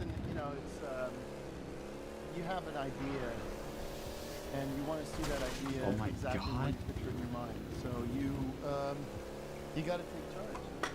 You got to be the one to seize Excuse the me. moment. And if I felt like I was going to give Decker over to somebody like you who is going to just do their job, show up 9 to 5, and just try to get the job done, it's going to lose the magic that we provided. and I felt like that was my responsibility to direct my own vision. What is the hardest That's thing about directing? awesome. Oh my god. Well, you know, He's so- it's sort of it's a marathon and a gonna sprint be so all funny. at once. You know, you've got to you're there every day. You're there in prep, and you're there. Imagine you're running by right there and a editing. mongoose fucking So endurance splatters is a big you. thing, and also just kind of having you got to have, I think, as Tim said, a vision for the thing that you're doing. Yeah, I said that And already. and you have to have like a real enthusiasm for what it is, because you know you're on a movie for, I don't know how long it took you guys to do your 2 weeks your for thing. the first one. So you're on like, say, 2 weeks to a year or something like that, and you've really gotta be psyched about it. Yeah, I was. How does a director get the best performance out of his actors? Yeah, it Tim, was. let's go to you for a minute. Well, you know, I luckily get to work. As a director, I get to work with one of the best actors in the business myself. You know, so Oh I don't my have to worry God. about, is he going to do a great job? Now I also get to work with All Joe right. Estevez, who I'm Let's friends stop with. and I fucking can talk to around. him Let's at get this length about fucking the robot part, going. And we can work as long as it takes to get it right. Special Agent Kington. And Space Kington and robot. Greg Turkington, as you know, did a good job, but that was because I played mind tricks. I used psychology to get him to do a great job. So you got to use all your tricks. Yeah, I'll actually kind of build on what Tim was saying. Is that it is one of the great joys of directing, to work with talented actors and things. And I will say, Tim, I was, you know, I checked out some of the Decker stuff, and I particularly the performances that you got, and particularly I'll have to say, Greg. That performance was really fantastic, and then when I sort of saw the cinema thing and sort of how you went about that, there's a long history, you know, of directors pulling all sorts of stunts to try and get performances out of actors or non-actors, and that, I have to say, that strategy that you used with sort of, you know, filming him without him really knowing, I thought was, you know, was kind of genius. I thought it was really smart, and the performance, you know, I thought was really. I can't terrific. say the same for yourself, because I didn't get a chance to see all the movies you did. But seems like you're a nice guy. Best of luck to you. Thank you. Thanks so much. Do you guys have picks for Best Picture of the Year? Tim? Well, I got to go with Escape Plan, starring Arnold Schwarzenegger and the other from Rocky. That was the best movie of the year. Sylvester Stallone. From Rocky and Rocky 2, 3, 4, 5. Yep. And Rocky Balboa. Peyton, any best picks for Yeah, listen, I love Boyhood. I thought Boyhood was great. I'd be happy to see that win Best Picture. Not too likely. Well, yeah, you never know. You never know. The Academy well, works, you know. what I'm finding out from my sources at the Academy is that The Hobbit is going to be sort of a surprise stealth nomination via the write-in vote, which has been used throughout our democracy for many presidents to win, and also for Oscar movies such as Kramer versus Kramer in 1979, which won via the write-in vote. And I am told that this year the Hobbit is going to win the write-in vote. Well, so Greg, you guys are wrong. let me actually. That's not entirely accurate. You know, I'm actually in the Academy, and there's a very specific sort of methodology you do. Like early on, you know, you can sort of, if you're a director, you vote on the director category and all those things. But by the time the nominations are out, it's really impossible to have a write-in category. If enough people had written it in, it would have probably won the nomination. That's what I was telling because I told him about that. Because this is America, this is democracy, you Yeah. can vote for anything. That would be crazy to exclude movies that earned the right to win Yeah. this award. No, and listen, I think and that that's probably, why you can write it in. If I'm you sure bring some a of the That's what the members- box office is for. I mean, that's what big famous movies don't get win all the kinds But when of you awards. voted, there's space on the paper, on the ballot, to write in whatever movie that you want, and that's what most of the voters have done this year. Well, when you initially vote for the nominations, you can nominate movies, but by the time all the votes are tallied for what final 5 to 10 are going to be nominated, there's really not a write-in space at that So point. there's no blank space on there to write or to cross out all the other Listen, I nominations. suppose you could and create add- one, but there's not, no, not really. But Well, yeah, if you can create one, that's what people would do. Listen, I suppose it's not impossible, but It's not an probably electronic unlikely. vote, it's paper, so you can write in anything Well, that they you do want. have an online voting system now that's And it has actually- a space for write-in votes, or for you to add any titles that you feel should be the winner. I don't remember seeing it, but you may be right. But I don't think that's Yeah, because the case, I've got, actually. you know, I found out for sure that The Hobbit as a write-in vote got between 53 and 59% of the votes this year. and so you're going to see it win this year. So, all right. I don't. Yeah. Well, I guess we'll agree to disagree on that, but it's. Let's see. Listen, it's a terrific movie. I know you. oh yeah, it is. Yeah. It's great. All actually, kind all of six awards of did the you ever win? Hobbit, 6 Hobbit movies were terrific. Huh? Peyton, this question is for you. Everyone's talking about Decker. It's one of the highlights of the season last year. Best movie of the year. What would you have done differently if you had directed Decker? It's kind of a fun question for Tim to listen to. Well, that's actually that's kind of a slippery slope. That's it's very tough for one director to sit next to another. Every director has a different style, so You it's say kind of, stay home. particularly when it's finished. Now, if Tim were to say to me, "Hey, I've got a rough cut of a movie or a show. I want you to check it out and give me some notes." That's one thing, but you know, it's done, so it's kind of weird to. I tell you what you'd say. You'd say no notes. It's the best movie I've ever seen. So, God bless you for checking in. But who's this guy? What did you Well, get this guy from? I'm not saying it would be you do it. Where's any this different. guy from? I mean, I'd seen this Yes Man movie once on TBS, but it's not. Yeah, I mean, listen, I think Decker's terrific. Pardon me, but I mean, how do you know? How do you know anybody? Who do you bring? Who do you bring? Who is this you're bringing in? There are a handful of shows. How do you know Can I just say now that he has asked the question? No, you've said enough. I would have Greg, probably shut up for a second. few less motorcycle Fine. riding shots. Would have been just. All right. Well, Those I'll are tell you pretty what, popular, I'm going but to ask you yeah, a question. I've also You heard answer me from honestly. How some do you people know that this guy? Well, this is. Well, I mean, because How this do you is know direct. this guy? You don't talk no more. The show's I called wanna On know from Director, you- so we talked. I want to know from you what kind of setup this is. How do you know who this is? Why did you bring him here today? How do you know who Because I'm he trying is? to make the best pilot I can by getting advice and information from top directors of. How do you know him? If you Let me want, ask it. Then you're not going to answer me straight. You answer me honestly. How do you know this asshole? All right. Well, it's kind of an exciting thing to. I watched Decker and thought again that you directed Greg in a terrific performance. Yeah, and, I know I did. You know, we're always my casting people and I were always looking for sort of exciting new people. So we will go on the internet and sort of scour the internet for people, and you know, she sort of turned me on to Decker. And I saw Greg. I'm sorry if is it Kingston or Kington? I cannot. It's Kingston. The Yeah, character. King- Yeah. So I saw his performance as Kingston, and I was like, his performance as Kington, and I was like, I think this guy's terrific. And I was directing this movie Ant-Man for Marvel, and I was like, we got to get. There's a scene that I think this guy would be perfect for. I can't talk too much about it, but it's a scene with Paul Rudd, and so I got in touch with Greg, and I was like, I want you to be in Ant-Man, and we. When are you doing this? We shot it in the fall. We started principal photography, I guess, mid-August, and wrapped December, and I think you came down.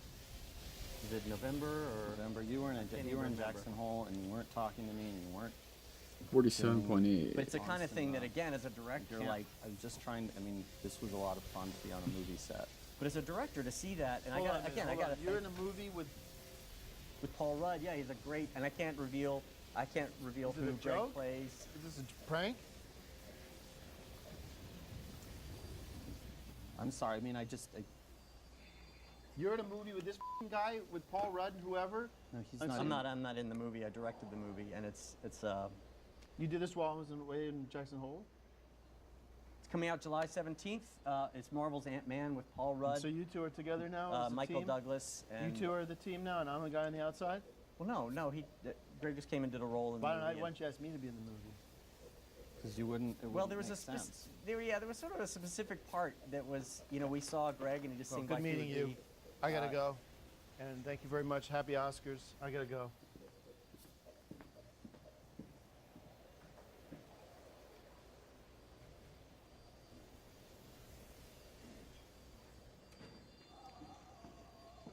Thank you for watching On Cinema on Directors. Comes out July 17th. July 17th. Ant-Man, July 17th. Let's go to break. He's really touchy. He's really touchy. Sorry, I just assumed that you'd probably hit Bolton.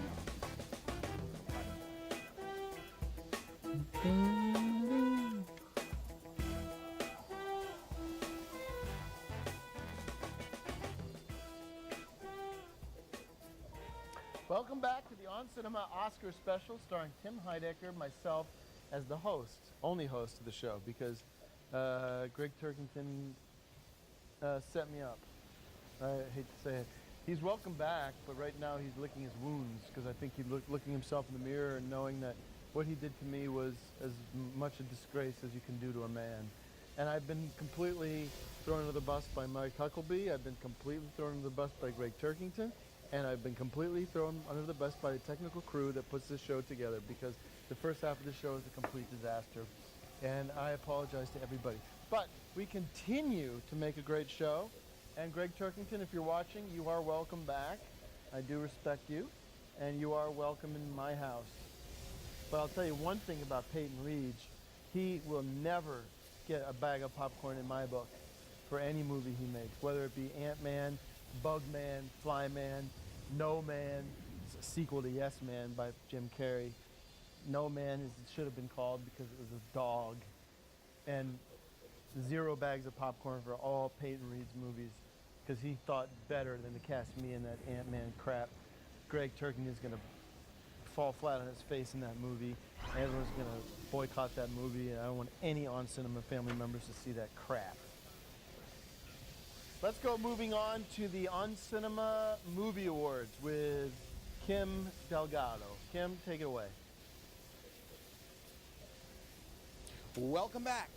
Now, this is a special part of the show where we recognize someone who's made an indelible impact on the world of movies, past, present, and future. A prolific artist who lives to share his talents with the world and keep us entertained through thick and thin.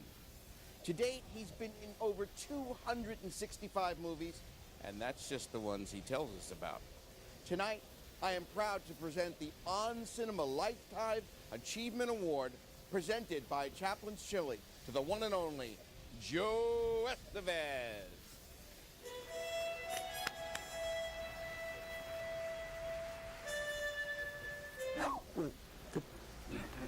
There it is. I'm getting that sheen on my face again. Oh, God.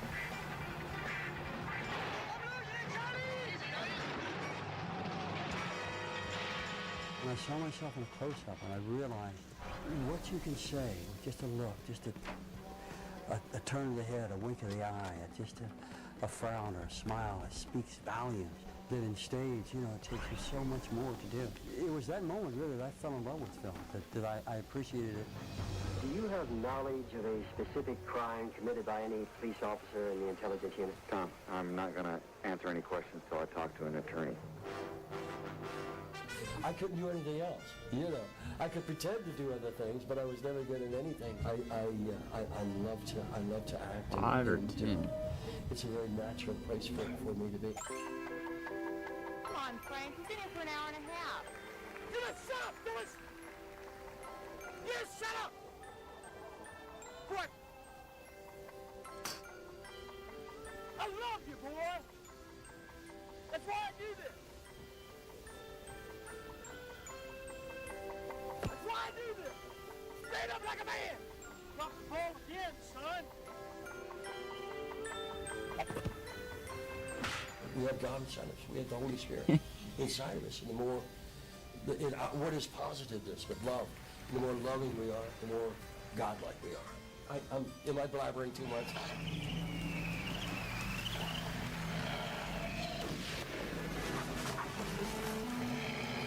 This is a journey. It's a journey that we're on. Nobody punishes us. We punish ourselves, you know. Do you think they would let me in? Do you think they would let me in the pearly gates?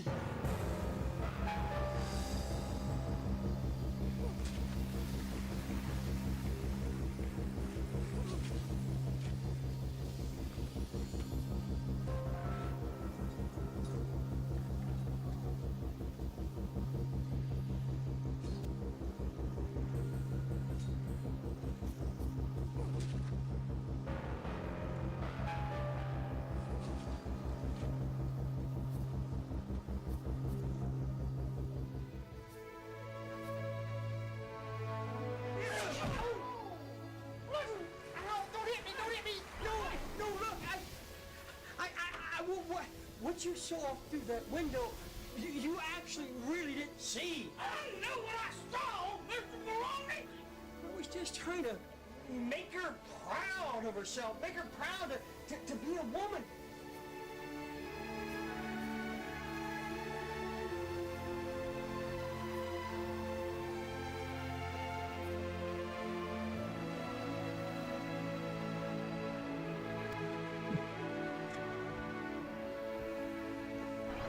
I'm Joe Estevez. God bless. Ah.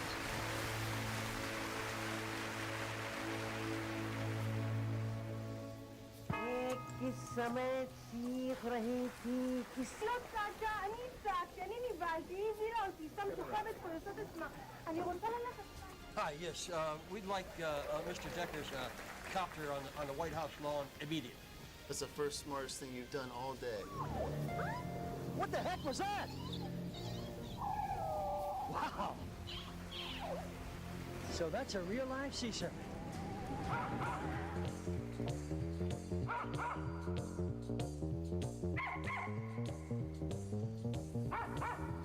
The fuck? Hey.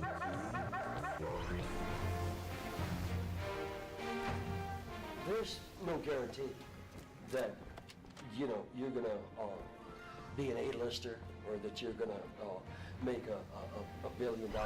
Well, so there's no, you got a better chance of winning the lottery, a lot better chance. I thought you said you were gonna catch it. Oh! Hey, you kids are enjoying the old hot tub, huh? Yeah, Dad. To be a working actor, being paid, living comfortably, if you have faith in yourself and you follow that faith, it's going to work. You're going to be working.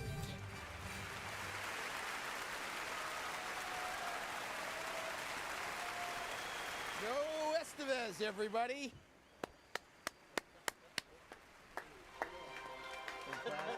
Joe. Wow, thank you, Tim. Wow. This is it here. And so we're going to present you the first On Cinema Oscar movie special, the Lifetime Achievement Award. So, oh my God. Oh my. Wow. Would you? I'm literally, I'm speechless. I know you. I'm speechless. Bring Wow. out, I want to make an apology right now to Greg Turkington. Bring him on. Bring him on. And I apologize for getting upset about them. Congratulations. No, I know. Congratulations on being in the movie. That's fantastic. And the reason I cast you in Decker is because I think you're a good actor. Okay, so that makes sense that asshole put you in his movie, and it's disrespectful to me, but what he did, but that had nothing to do with what you did. Okay, the choices you make, you got to go out there and kill it. But I'm glad you're here because, Joe, you deserve this. Oh, hey.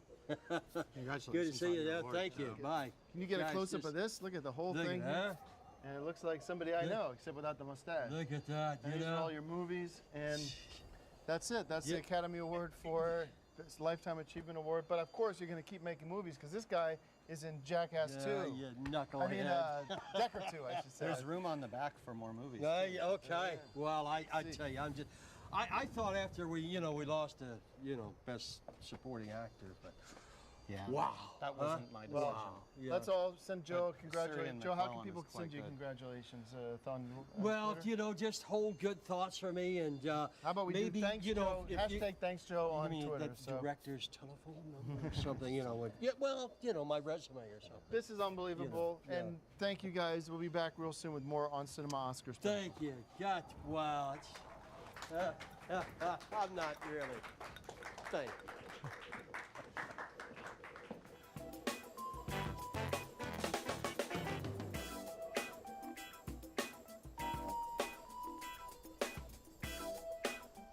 Welcome back to the On Cinema Oscar special. I'm Tim Heidecker, joined by Greg Turkington, who has done the right thing and apologized to me for throwing me under the bus. I want to cheers to you and apologize for, I want to open a new bottle of champagne here. Oh. Okay. That was fun. And I think we can say that we are dealing with the live stuff right now. This is not junk. We want to thank the audience for sticking with us all night long here as we celebrate Oscar heaven. And congratulations to Joe Estevez for his Lifetime Achievement Award, which he deserves.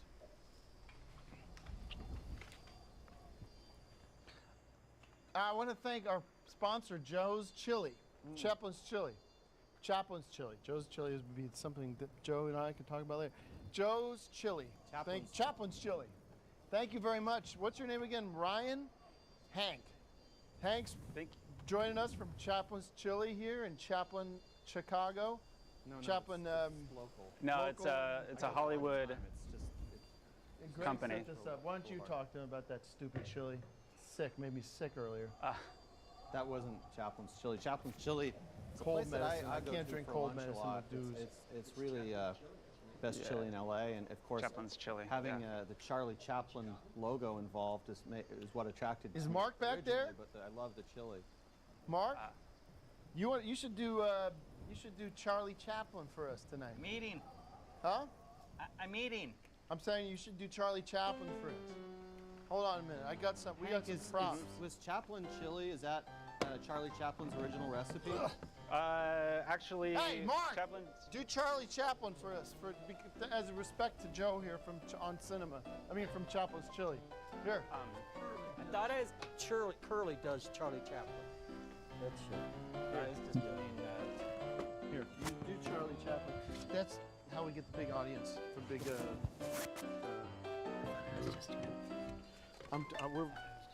Well, things changed. I didn't know I was going to get thrown on the bus because of Ant-Man. So is this the original? Is this Charlie Chaplin's recipe? Actually, Get it's back called in your Chaplin's seat. Chili, but it's Get back our in your founder seat was- right now. We're going to stand by. Take that stupid Larry wig off. And do Charlie Chaplin. Asshole. Here you go. All right, now do Charlie Chaplin, dummy.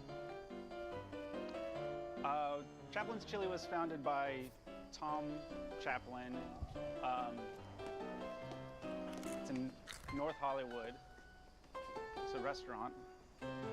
And we're happy to be the sponsors of the On Cinema movie special. We need a fork. Hey, when Joe got that award, he was supposed to get a $100 gift certificate sure. from Chaplin's Chili. And Yeah, I we have was some gift supposed to certificates present it here. to him on the show, but we got here. Yeah. If you could give that to Joe, 'cause Sorry. I know he does like his chili. I didn't know there was. It's been a lot of technical difficulties. I thought I was He going only to go gets on in one, a half 'cause an we hour. have to give one to some of our other guests. Here, All right, I'd like let's to come back present to to me you at the set, on set. $100 gift Cinema. certificate. We're Shut up! happy to be. Shut up! All right, now I believe somebody just told me, a little birdie just told me that Joe Estevez has a surprise for me, as I deserve. Joe? Yes. I'll save these for somebody Present else. me with my surprise. Oh yes, I'm coming over. Coming through. Coming through. Mark, you better get ready for Larry. Okay. He's coming up right now. Can I sit here for a moment? Yes, sir.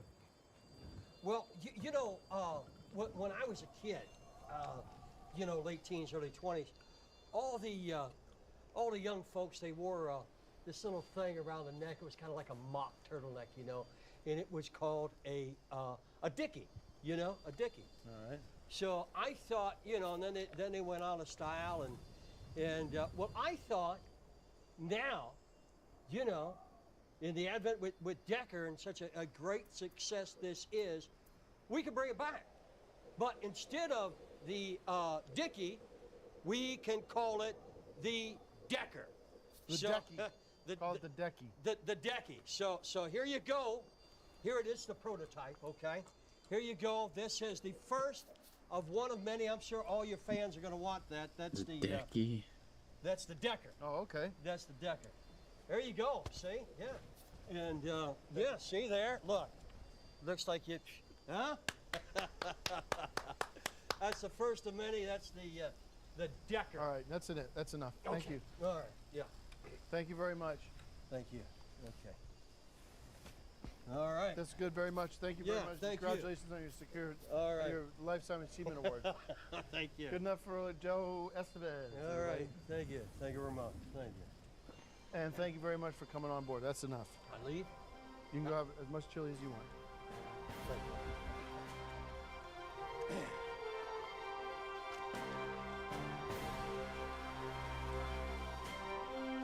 You're disrespectful to me. Nobody disrespects me on my show.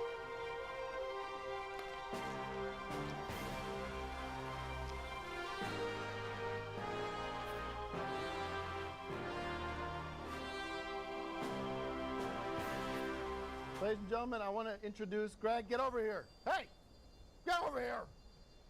We're going to introduce one of my favorite stooges, Larry Fine. Thank you very much, Larry Fine, for joining us in the Oscar special. Larry, who do you think should win Best Picture? Films, but I will say that one of our best films was The Captain That Hated the Sea. Don't come over here, Mo, and stay away from me, Curly. I don't want you guys hitting me.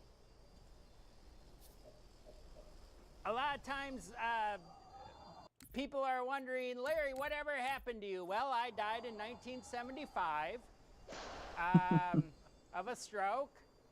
And before that, we had a resurgence of our films. A lot of college kids found our films to be counterculture.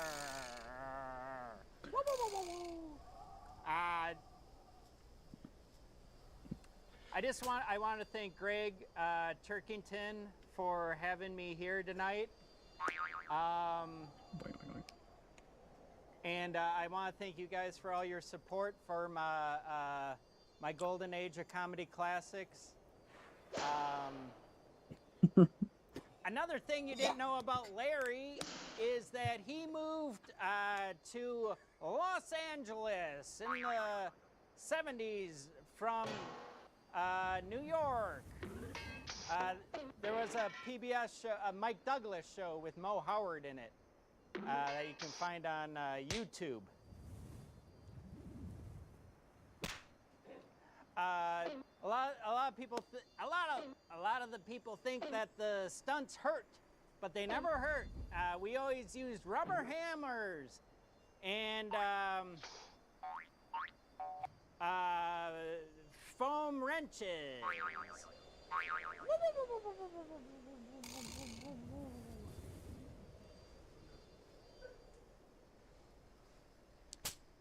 But I died in 1975, had a long marriage, almost 50 years of marriage, and a lot of people don't know that Mo and Curly were brothers.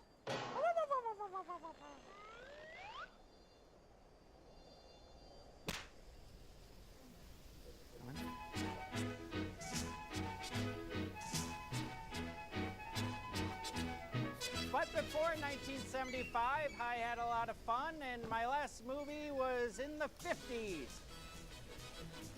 And after that, I became kind of, again, a counterculture representative with the Three Stooges.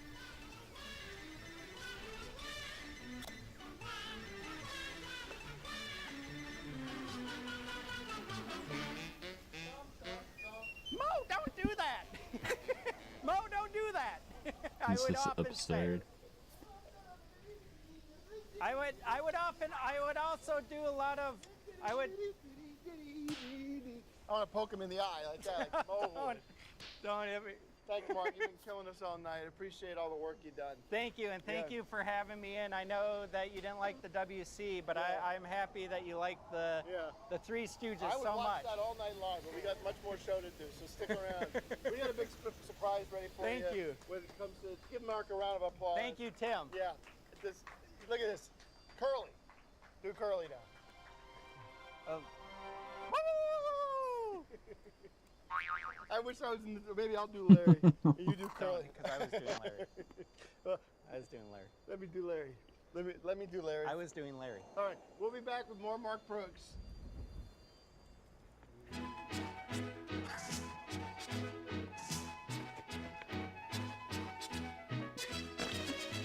He's so unhappy.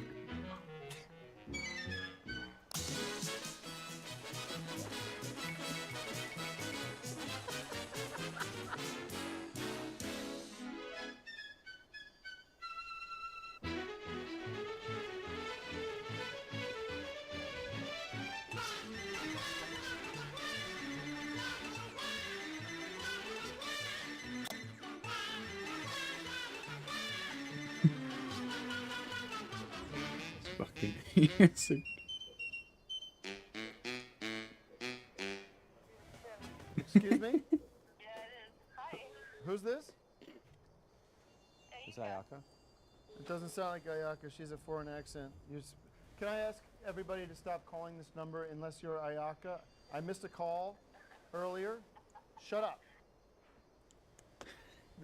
The number was put up erroneously, and we apologize for putting that number up. I'm asking the people in the booth to stop putting that number up because there's no reason. She knows how to contact me. It was a mistake to put up the number. 281-683. That could be Japan. Hello? Hello? Ayaka? Hello? Stop calling the number. We're getting too many calls.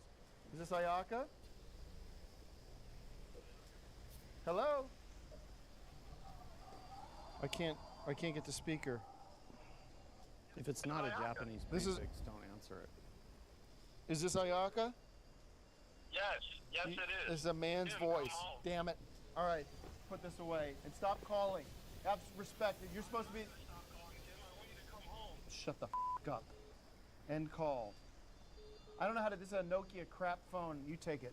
Put that I don't away. want to talk to these No. people unless they're movie buffs. Turn the. I can't. No, I don't know how to turn the phone off. That's part of the problem. Hello. All right. Don't. Nobody wants to watch you talk to somebody on the phone. Well, Throw if the it's phone away. Ayaka, they would, but they. Can you stop calling? Just everybody stop calling that number. That's all you got to do. You should be watching the Oscars, and you should be watching. Don't put. Hello. Turn that off. Hello. Who is this? Hello? Give me that. Okay. All you got to do is hit ignore. Okay. All right. Maybe this could be her. Hold on. Hello, Ayaka? This is her. Oh, hello. Is that her? It's me, I promise. It doesn't sound like I'm a here foreign for you. accent.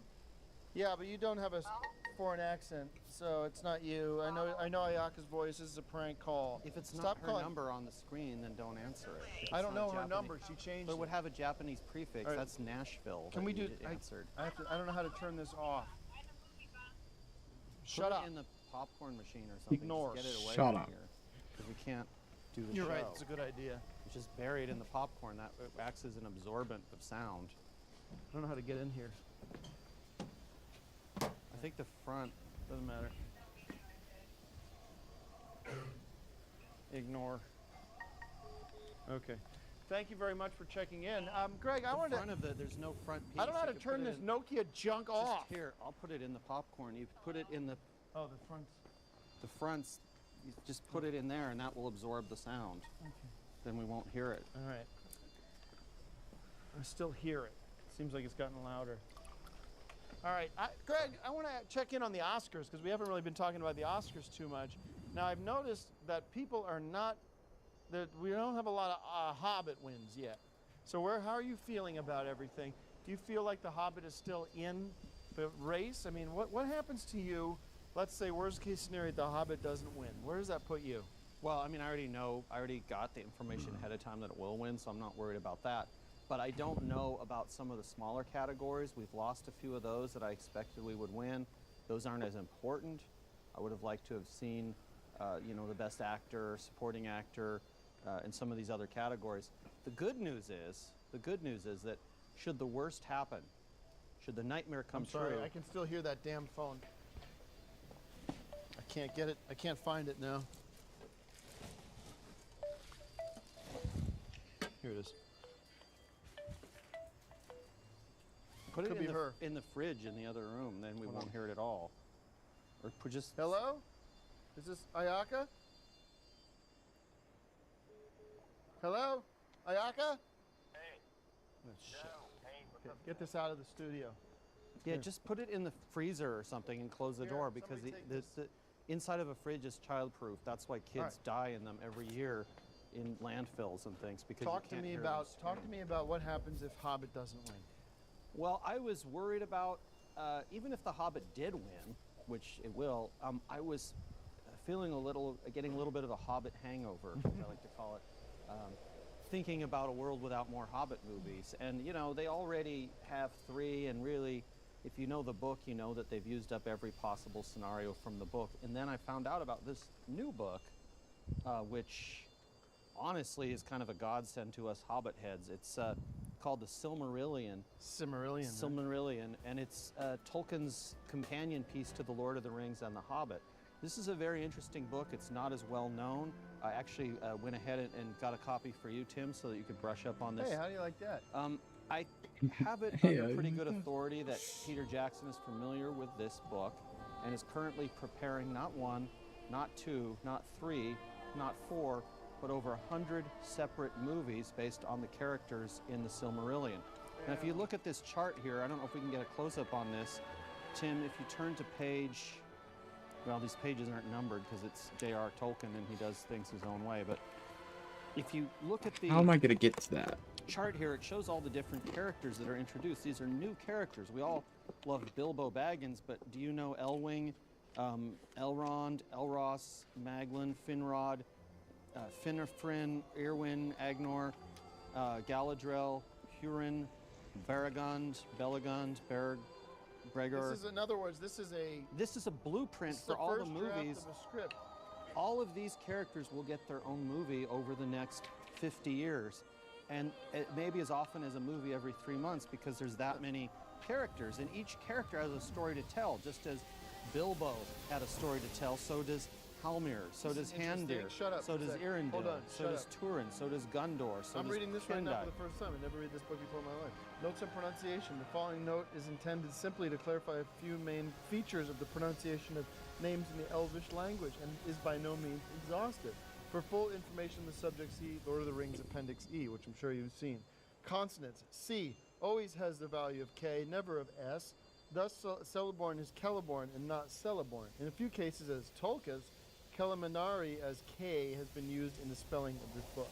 That's pretty cool. And I mean, here's something that just shows you what kind of excitement Jackson could bring to this project. Listen to this. I'm just going to read one random paragraph, and I want you to put yourself in the place of a moviegoer sitting in the dark cinema. The screen lights up with the opening scene of the movie, and it's Peter Jackson, total command of cinema, and this is the story that he tells. It is told that Huan pursued the sons of Fëanor, and they fled in fear. In returning, he brought to Luthien a herb out of the forest. With that leaf, she staunched Baron's wound, and by her arts and by her love, she healed him, and thus at last they returned to Doria. There, Baron, being torn between his oath and his love, and knowing Luthien to be now safe, arose one morning before the sun and committed her to the care of Huan. Then in great anguish he departed, while she yet slept upon the grass. He rode northward again with all speed to the pass of Sirion, and coming to the skirts of Tar New Fuin, he looked across the waste of Anfaglith and saw far the peaks of Thangoridrim. The point is just that there's a lot of stories that were untold, and that I felt that we were deprived of more Hobbit, but now I'm learning that in fact it's anything but that. I make a movie prediction right now, right tonight. You are going to see between 50 and 150 new Peter Jackson, J.R.R. Tolkien movies over the next 30 or 40 years. And these movies are going to break all box office records. As much as I love James Bond, I think these are going to finally pass James Bond as the most successful franchise in movie history. And I do hope that everyone will get online, purchase the Silmarillion, tweet at me about it. I can answer any questions you have, and look forward to the new era of motion pictures. Peter Jackson, J.R.R. Tolkien teaming up again to present the story of characters like Thuringwethel and Angband in the coming century. Back to you, Tim.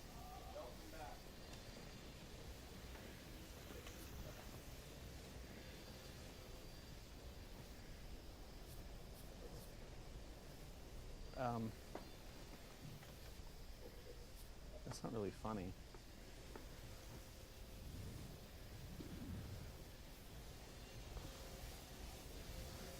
Next is the award for On Cinema Oscar Special.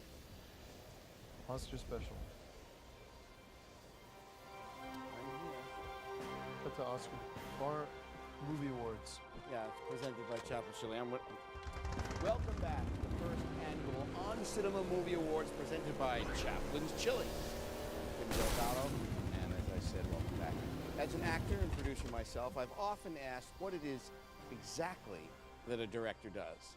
Well, they're a lot like the CEO of a movie set. They oversee all of the decisions that get made, and they tell everyone what to do. It's a very important job. So it is without further ado that I present the award for Best Director. Peter Jackson, The Hobbit, The Battle of the Five Armies.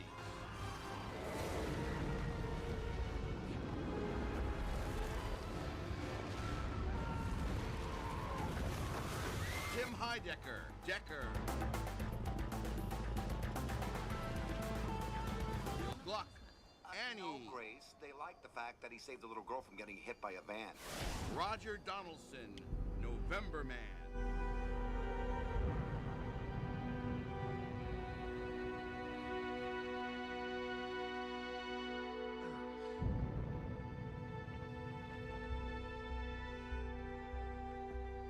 Goes to Tim Heidecker.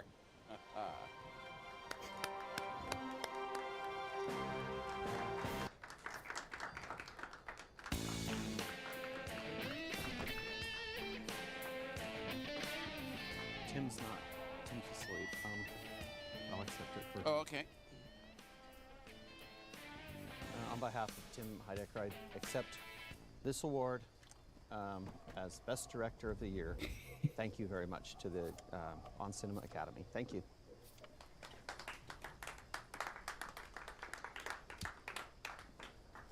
Tim. I get to shit.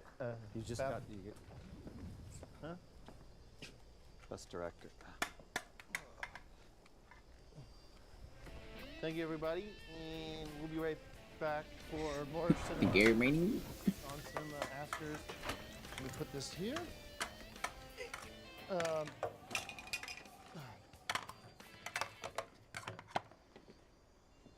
We'll be right back for more Oscar cinema. I'll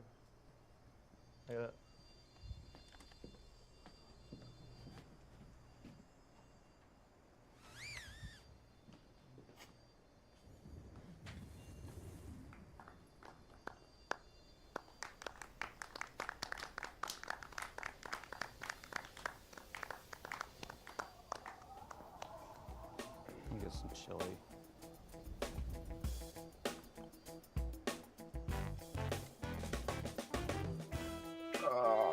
This it's gonna get a little confusing here. Not I sure. want to thank the Academy of On Cinema voters for my biggest award yet, directing award.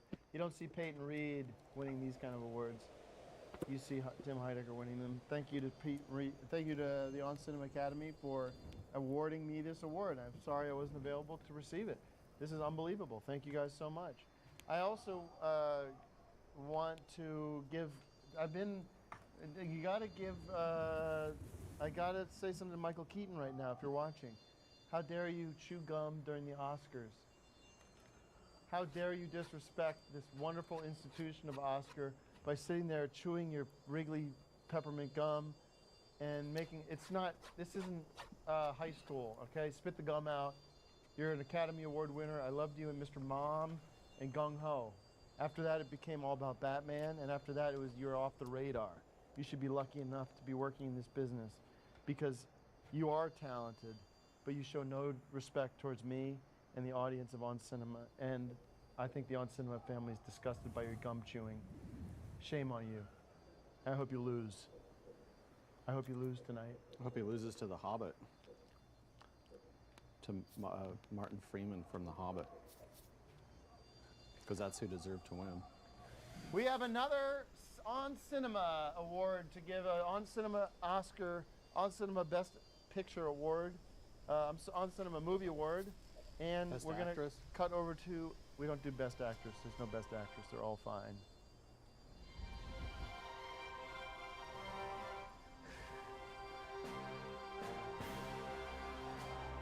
Pat, take it away.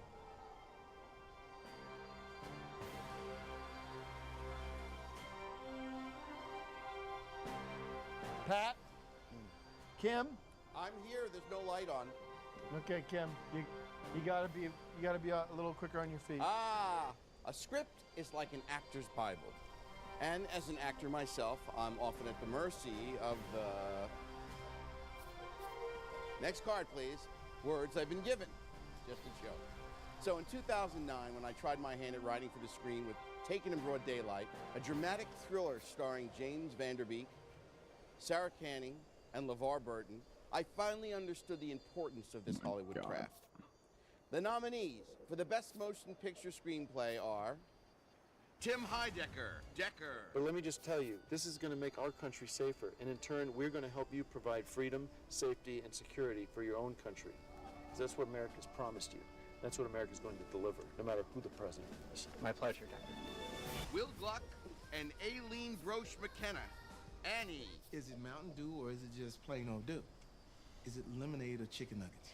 Fran Walsh, Philippia Boyens, Peter Jackson, Guillermo del Toro, The Hobbit, The Battle of Five Armies.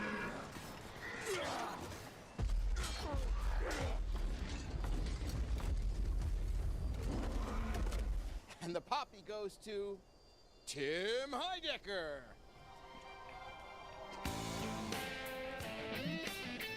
Thank you very much. Which one of these is mine, Kim? Thank you very much. Thank you, Kim Delgado, for being the host tonight. And you're doing as good a job as you possibly could, considering the circumstances. This entire crew has been nothing but a letdown. Well, I wouldn't say that they're a letdown. I would say that they're working as hard as they possibly can. I don't think so. Thank you, Kim. Step away before I get pissed. Thank you. I'm going to just thank you. What did I win for? Script? Thank you for making this possible On Cinema. The On Cinema family has rewarded me so many times over because we are in charge of the cinema. Oscar, this is better than an Oscar. I don't give a shit about Oscars.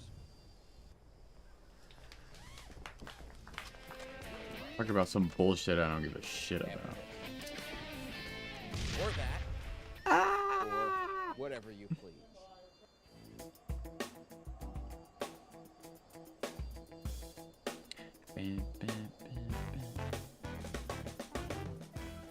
Hello, everybody. Welcome back. Read 'em and Weep, 3-time winner, Best Actor, Best Writer, Best Director. It's looking like Decker's night. You have to admit, this is going to be one for the ages. The On Cinema Awards has finally spoken, the On Cinema Movie Awards, and I've won 3 already, and I still am up for one more, which is for Best Picture. Now, Greg, you've got a big special guest coming up. Can you tell us anything about it? Well, I mean, I don't want to give away the surprise, but I can tell you this much, that this person is somebody that was possibly the most beloved star in the Hollywood galaxy. Well, let's bring him out. Well, hold on. It's going to be our conclusion to the show because this is, I don't want to overshadow the Oscars and what they're trying to do, but we're going to bring this person out and you are going to be reading about it tomorrow. International headlines, India Times, New York Times, any newspaper in the world is going to talk about the resurgence and the reappearance of this esteemed legend. Let's go do one more On Cinema Oscar Award. This is the On Cinema Movie Awards for Best Picture.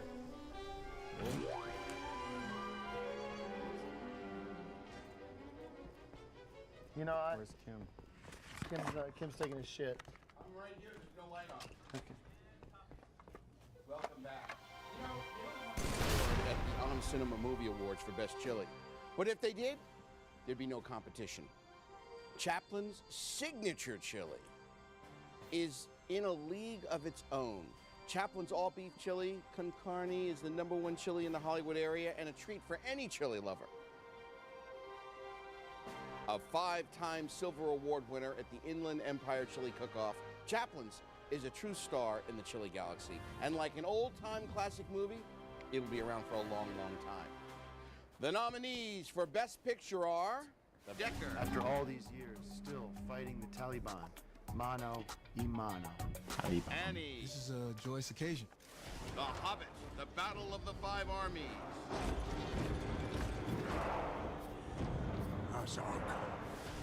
November Man. Escape Plan. Du bist der Böse! Du bist der Teufel! And the poppy goes to Decker. No way. Unbelievable for me. Right there, you go. Thank you very much. And I'll take that award right here. Thank you very much, everybody. And that's 4, like the Beatles, the Fab 4. John, Paul, George, and Ringo. I got 4 of these bastards, and they are that because of all the work I put into Decker. And they're going to be a lot more where that came from. Cheers. Happy Oscar. I'd like to thank you for watching our show. You know, we brought some of the best industry talent on the show tonight with some of the most important issues being discussed on the show. And we'd like to thank you. Please call us, write us, email us, and tell us how much you loved our show. And don't forget, Chaplin's Chili is right around the corner. If you'd like some great indigestion,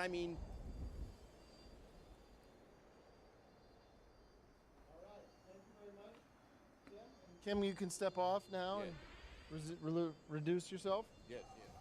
And help yourself to any chili, and we'll talk. Thank you very much. Tim, don't go yet. I got something for you. Just wait right here. Right here. Just right there. Stand by. Uh-oh.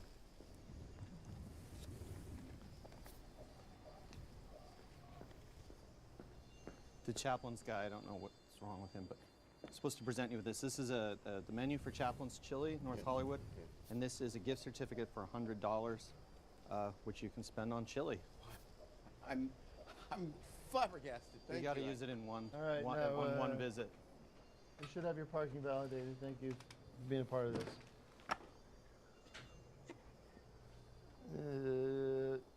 Message to Hollywood. That's hilarious. 911 called, and you have to get more balls because a whole interesting thing happened this summer with the movie called The Interview, which I think was thrown under the bus because we are afraid of terrorism, and because they should have given that movie the best Oscar because it had the balls to stand up and put their movies out before any movie had, before they told them they couldn't put the movie out, but they ended up putting it out. So congratulations to Seth Rogen for having the cojones to put that movie out, whether or not they were going to get attacked by Charlie Hebdo or not.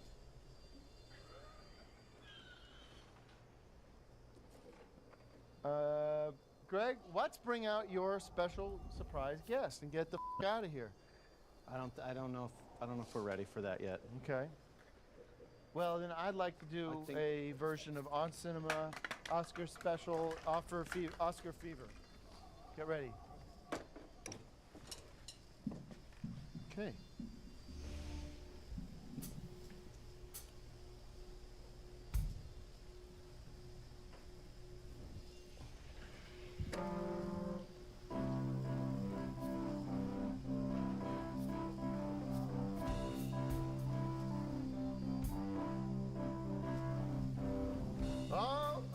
How's that song go?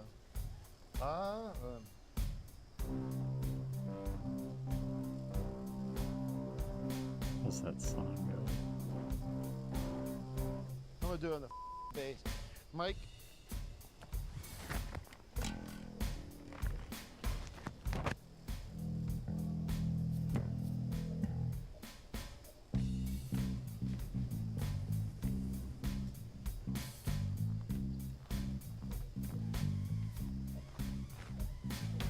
I got the Oscar fever. Hope you got it too. Pour me some bubbly now. It's all you gotta do. It's a tinsel town for cat. Oh, sorry. 1, 2, 3. It's tinsel town. It's Christmas time for tinsel town. The Academy Awards.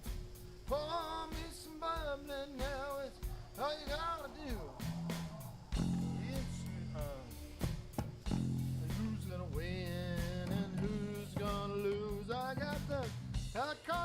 Oscar Oh my God. fever.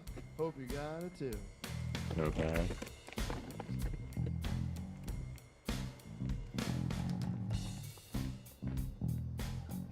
You, Mike Hoggleby, you ruined my night.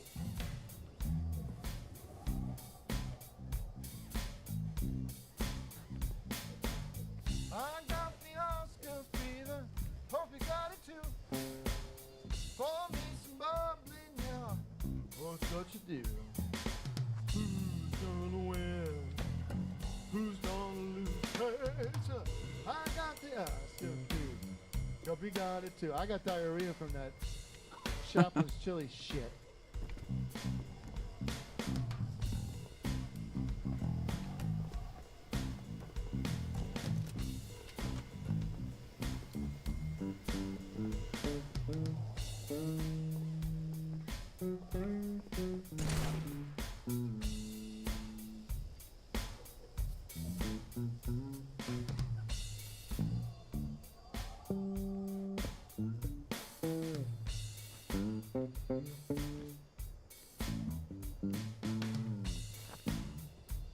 It's the wrong height. It is.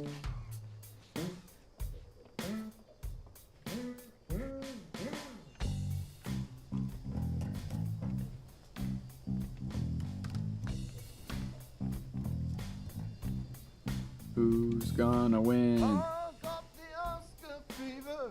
Hope you got it too. Pour me some bubbly, man. That you got it too.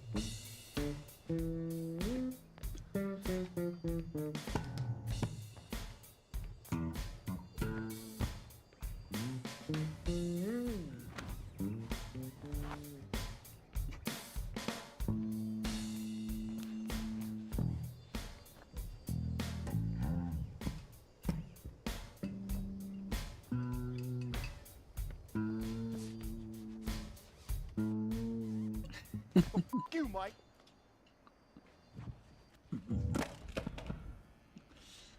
What the fuck is going on?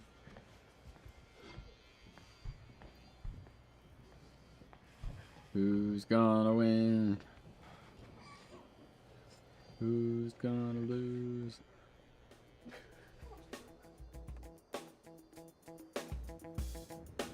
I heard Tim laughing though.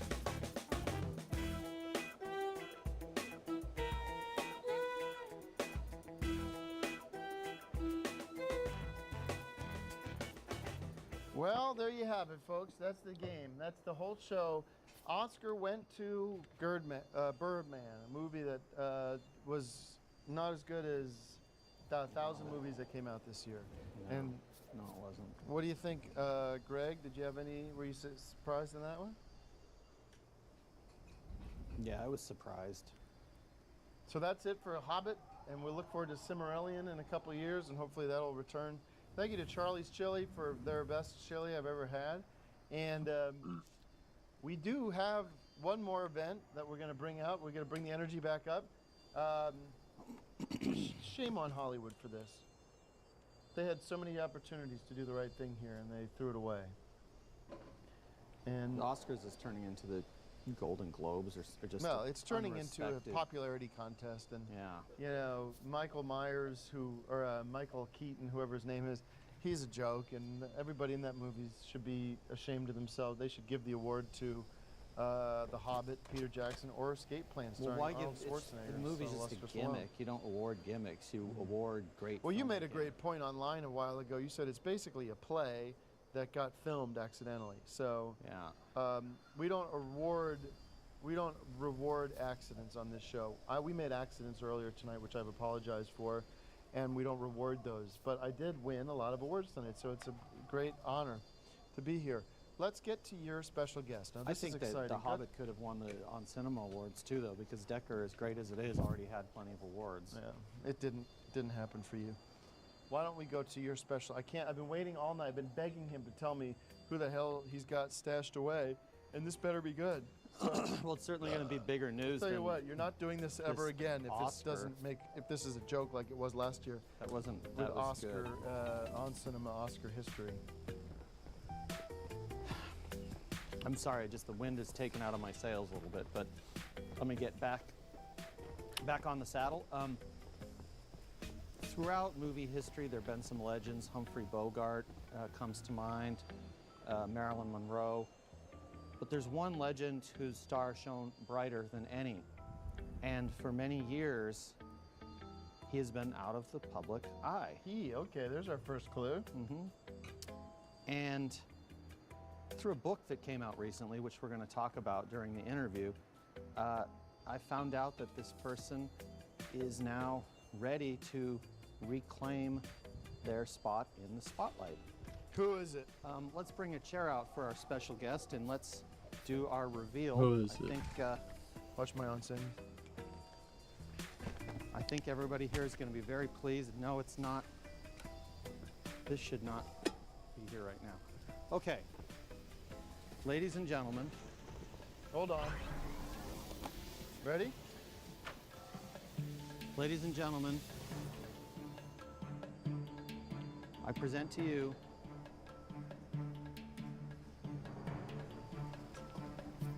Mr. James Dean. Hi. James, come over here. Oh my Have a God. seat. I didn't want to come out until you came. Author of a new book, I'm Still Alive, Why I Faked My Own Death to Escape the Trappings of the Hollywood Star System, Fame and Fortune by James Dean, who faked his own death. Come in and have a seat, and let's talk to Tim. Hi. Maybe see a few highlights I thought from... this asshole died about 100 years ago. No, let's see some highlights from James Dean's career. Have a seat. Have a seat, Mr. Dean. Yeah, thank you. Have a seat. I thought this guy died. What happened? No. That was just an accident. But I Mr. recovered. Dean, it's an honor to have you here. Oh, thank Have you. a seat. What's going on? Is this a joke? No. Let's take a look at some of Mr. Dean's highlights from his career, and then we'll speak to the man This is himself. my book. Mr. James Dean.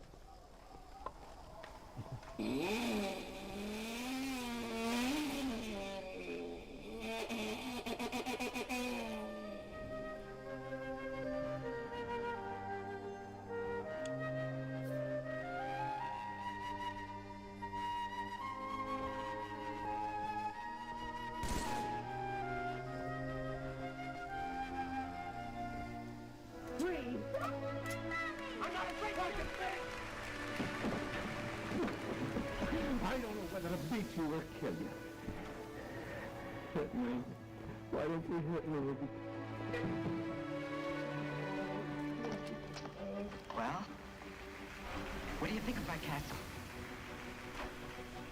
Wow. Shoo! Gee. Wow. Well, now there, then, I think we'll take it for the summer. Right this way.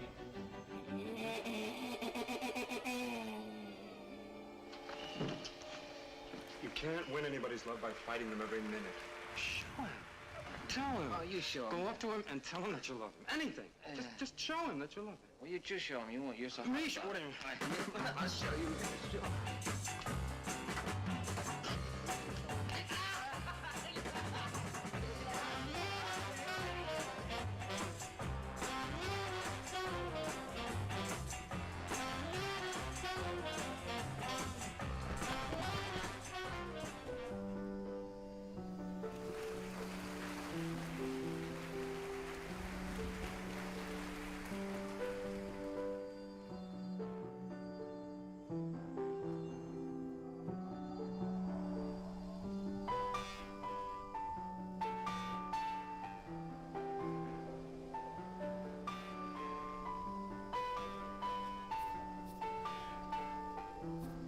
You say one thing, he said another, and everybody.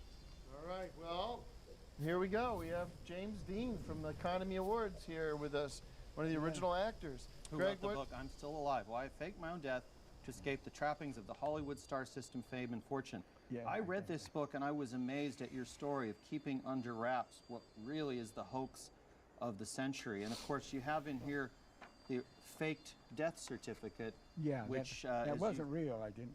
No, yeah, as you proved in the book, it's very extensively annotated as to how he faked this. James, why did you leave the glamour of the world of Hollywood movies? Ridiculous. Well, movies, you know, what I really wanted to do, and I used to call up Marlon Brando and tell him, you know, this is now for me, you know. I was on Broadway. I did a really good show on Broadway before I came to Hollywood, but then I got that Hollywood thing. How did you fake your own death? How exactly did you do Well, that? what Because you actually fooled everyone faked for it the was last 60 big years. car accident, and I just laid very still, and you know, and then. Is this a joke? No. Is this a practical joke? No. Is this James Dean from Hollywood movies? Tim, Yeah. read the He's book, because alive? in the book it's all spelled out Let me see very that clearly stupid book. how Yeah. he did this. This That's looks my- like What was it you like made working this- on Rebel Without a Cause, Mr. Dean? Oh well, that was kind of fun too. You know, I like that. I like that. But I didn't like the knife theme though. I didn't like that. Is that a knife from the set of Rebel Yeah, Without a Cause? that was one of the knives they actually used. You know, Would you I mean- submit to a DNA test to prove that you are DNA? Oh yeah, DNA? sure. Yeah. Uh, DNA. No, What? James What? Dean? What? Did you ever meet Marilyn Monroe back in the glory days Oh of yeah, Hollywood? yeah. You used to pal around Do we with her, have you one know. of these right now? Yeah. James Dean? Used What to- have you? Well, Tim, what have you been doing the last few years? Where have Well, you been living? And I've been doing a lot of theater. I did some theater in New York, you know, years ago when I did that. Thing. But then I went to North Dakota and did the regional theater there and did a lot of. so you were hiding in plain sight. Well, yeah, I was around there, you know, and doing everything that I wanted to do, you know. I really felt like doing. I used to call Marlon Brando, and I used to. Well, I have a friend, you know, Best, William Bass. You know, he was kind of nice, but he's busy with somebody else now. He's got. So you've been hiding out for all these years. I mean, this is the biggest story we've I ever wasn't- had on Cinema History. I wasn't hiding out. No. No? No, I was out there, but I just felt. I felt that being an actor wasn't really that deep for me. I felt that I could be a philosopher if I wanted to. I could go into politics. I could do a lot of things. I just wanted to be away from everybody looking and seeing what I was doing. You know. It's unbelievable. Yeah. Do you think you'd ever make a comeback as an actor? The world is watching and waiting. Oh yeah, there are things that I would like to do again. I'm thinking, you know, I might go back into Shakespeare. Yeah, Shakespeare, that'd be neat. Where's that Yeah, other Romeo and column I Juliet, brought up? whatever. Well, Did I no, use it for we do something? that, but King Lear. Yeah. I could do a good Just King here. Lear. And I was thinking of doing a musical version of King Lear. You know, a lot of peppy songs in it. The Curse of Rebel Without a Cause. Sal Mineo, Natalie Wood, Jim Backus, they all died Oh, I used it right before here. their time. Now you've broken that curse by revealing Yeah, that you're yeah, alive. yeah. Well, I don't know why. I don't know. I want to take I it. don't know. I don't know why Use they it died. here. Why did you choose to come here on this show when you could have walked onto the Oscar stage during the middle of that Birdman's steal of the century? And why did you decide to come on this show? Because Who I are you? asked him, Why because did I you read the even book that I found in a use- message Well, board. This all smells like rotten fish. The same way Tim, you. read the book, and then we'll talk. I didn't come on there because they didn't let me. They didn't let They you. didn't So let are me. you They a wouldn't. communist? What do you got a blacklist on you? Or what is no. this? Tim, read the I'll book. get- and I then- will get read the the guy, book, but yeah. I don't know. You should you be careful. You bring him out here, and if he turns out, I'll get a blood sample from you Tim, after this show. I'll take it read- myself. I'm talking Okay, about it. yeah, Take a look yeah, at the yeah, certificate look of at that. death. Yeah, that's my Look at the certificate. signature. It's just scribbling. Yeah. First of all, the certificate of death shouldn't be handwritten like this. You see how it's All right, handwritten well, in there? I don't know. The I parts don't know that, any about if you look at a real I certificate don't of know. I death, don't know if I'd end it's the show all on this typed kind of in. murky shit.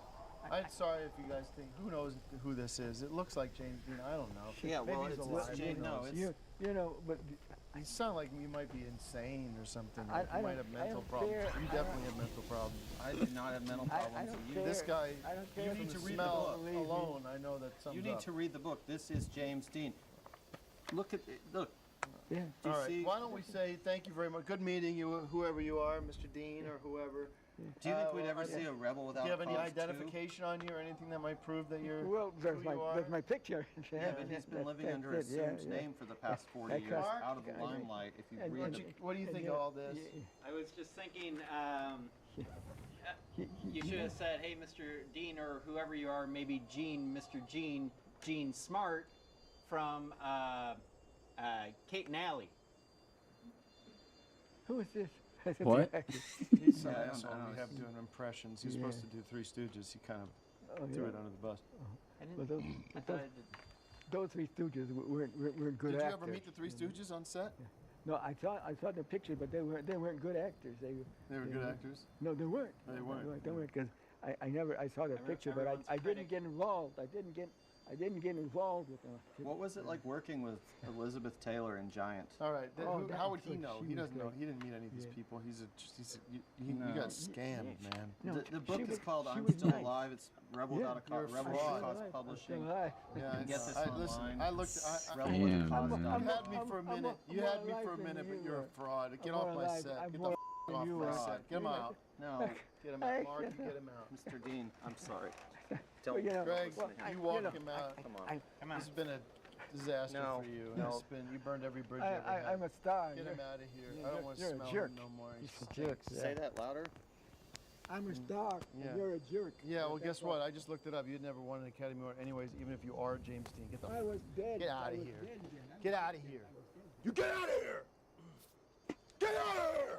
Tim, don't. This is a legend. Get him out of here!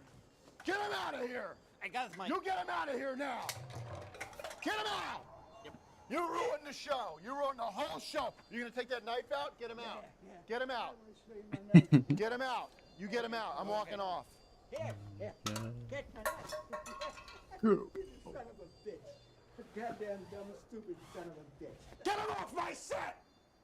This is your set. Mark, this is your responsibility. Get him off. This is my set, man. Greg? This way, sir. This is my Come on, set. Mr. Dean. Don't listen to him.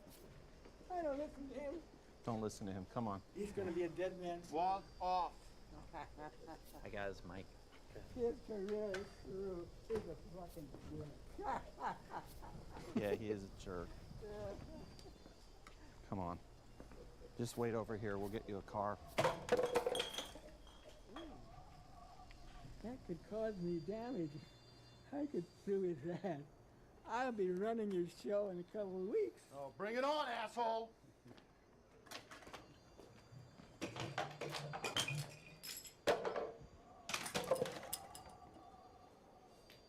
I'm suing him. I'm suing his ass off. Ah, yeah. Yeah. Take your stupid book, too. Roll credits. Yeah. I got something to show you. All right, ladies and gentlemen. The book's we wanna called I'm present Still to you- Alive. Give me a camera. Get him off camera. The Get him book's off Well, they camera. can just I'm not still put the alive. camera I'll on knock him. all the rest of your teeth out. They can just take We the got a camera. huge You don't have to threaten Mr. Dean. We got a huge surprise. You don't have to Ladies and threaten gentlemen, Mr. Thank Dean. you so much for Mark Proch, who gave us a wonderful performance tonight. No, we have something planned. We have Mark Proch don't and listen to as this the guy. Three He's an asshole. Stooges. Get off. Just don't.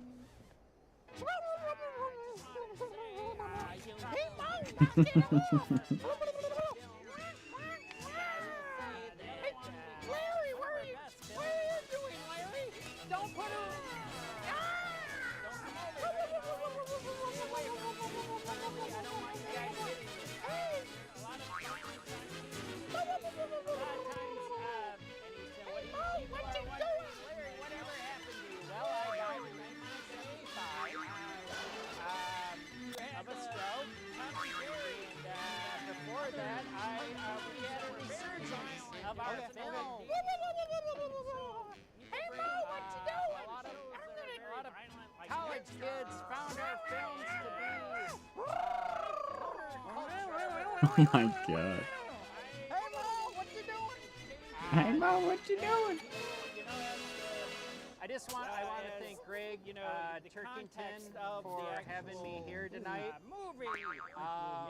He's a rageaholic. He's a And I want to thank you guys. He's a for your rageaholic? consideration. Problems. My golden age. Is that really a term? Rageaholic. I love this movie. I'm Tim Heidecker, and you're watching On Cinema at the Cinema. Quiet on set. It's Quiet On on Cinema set. at the Cinema with me, your host, Tim Heidecker. Stupid.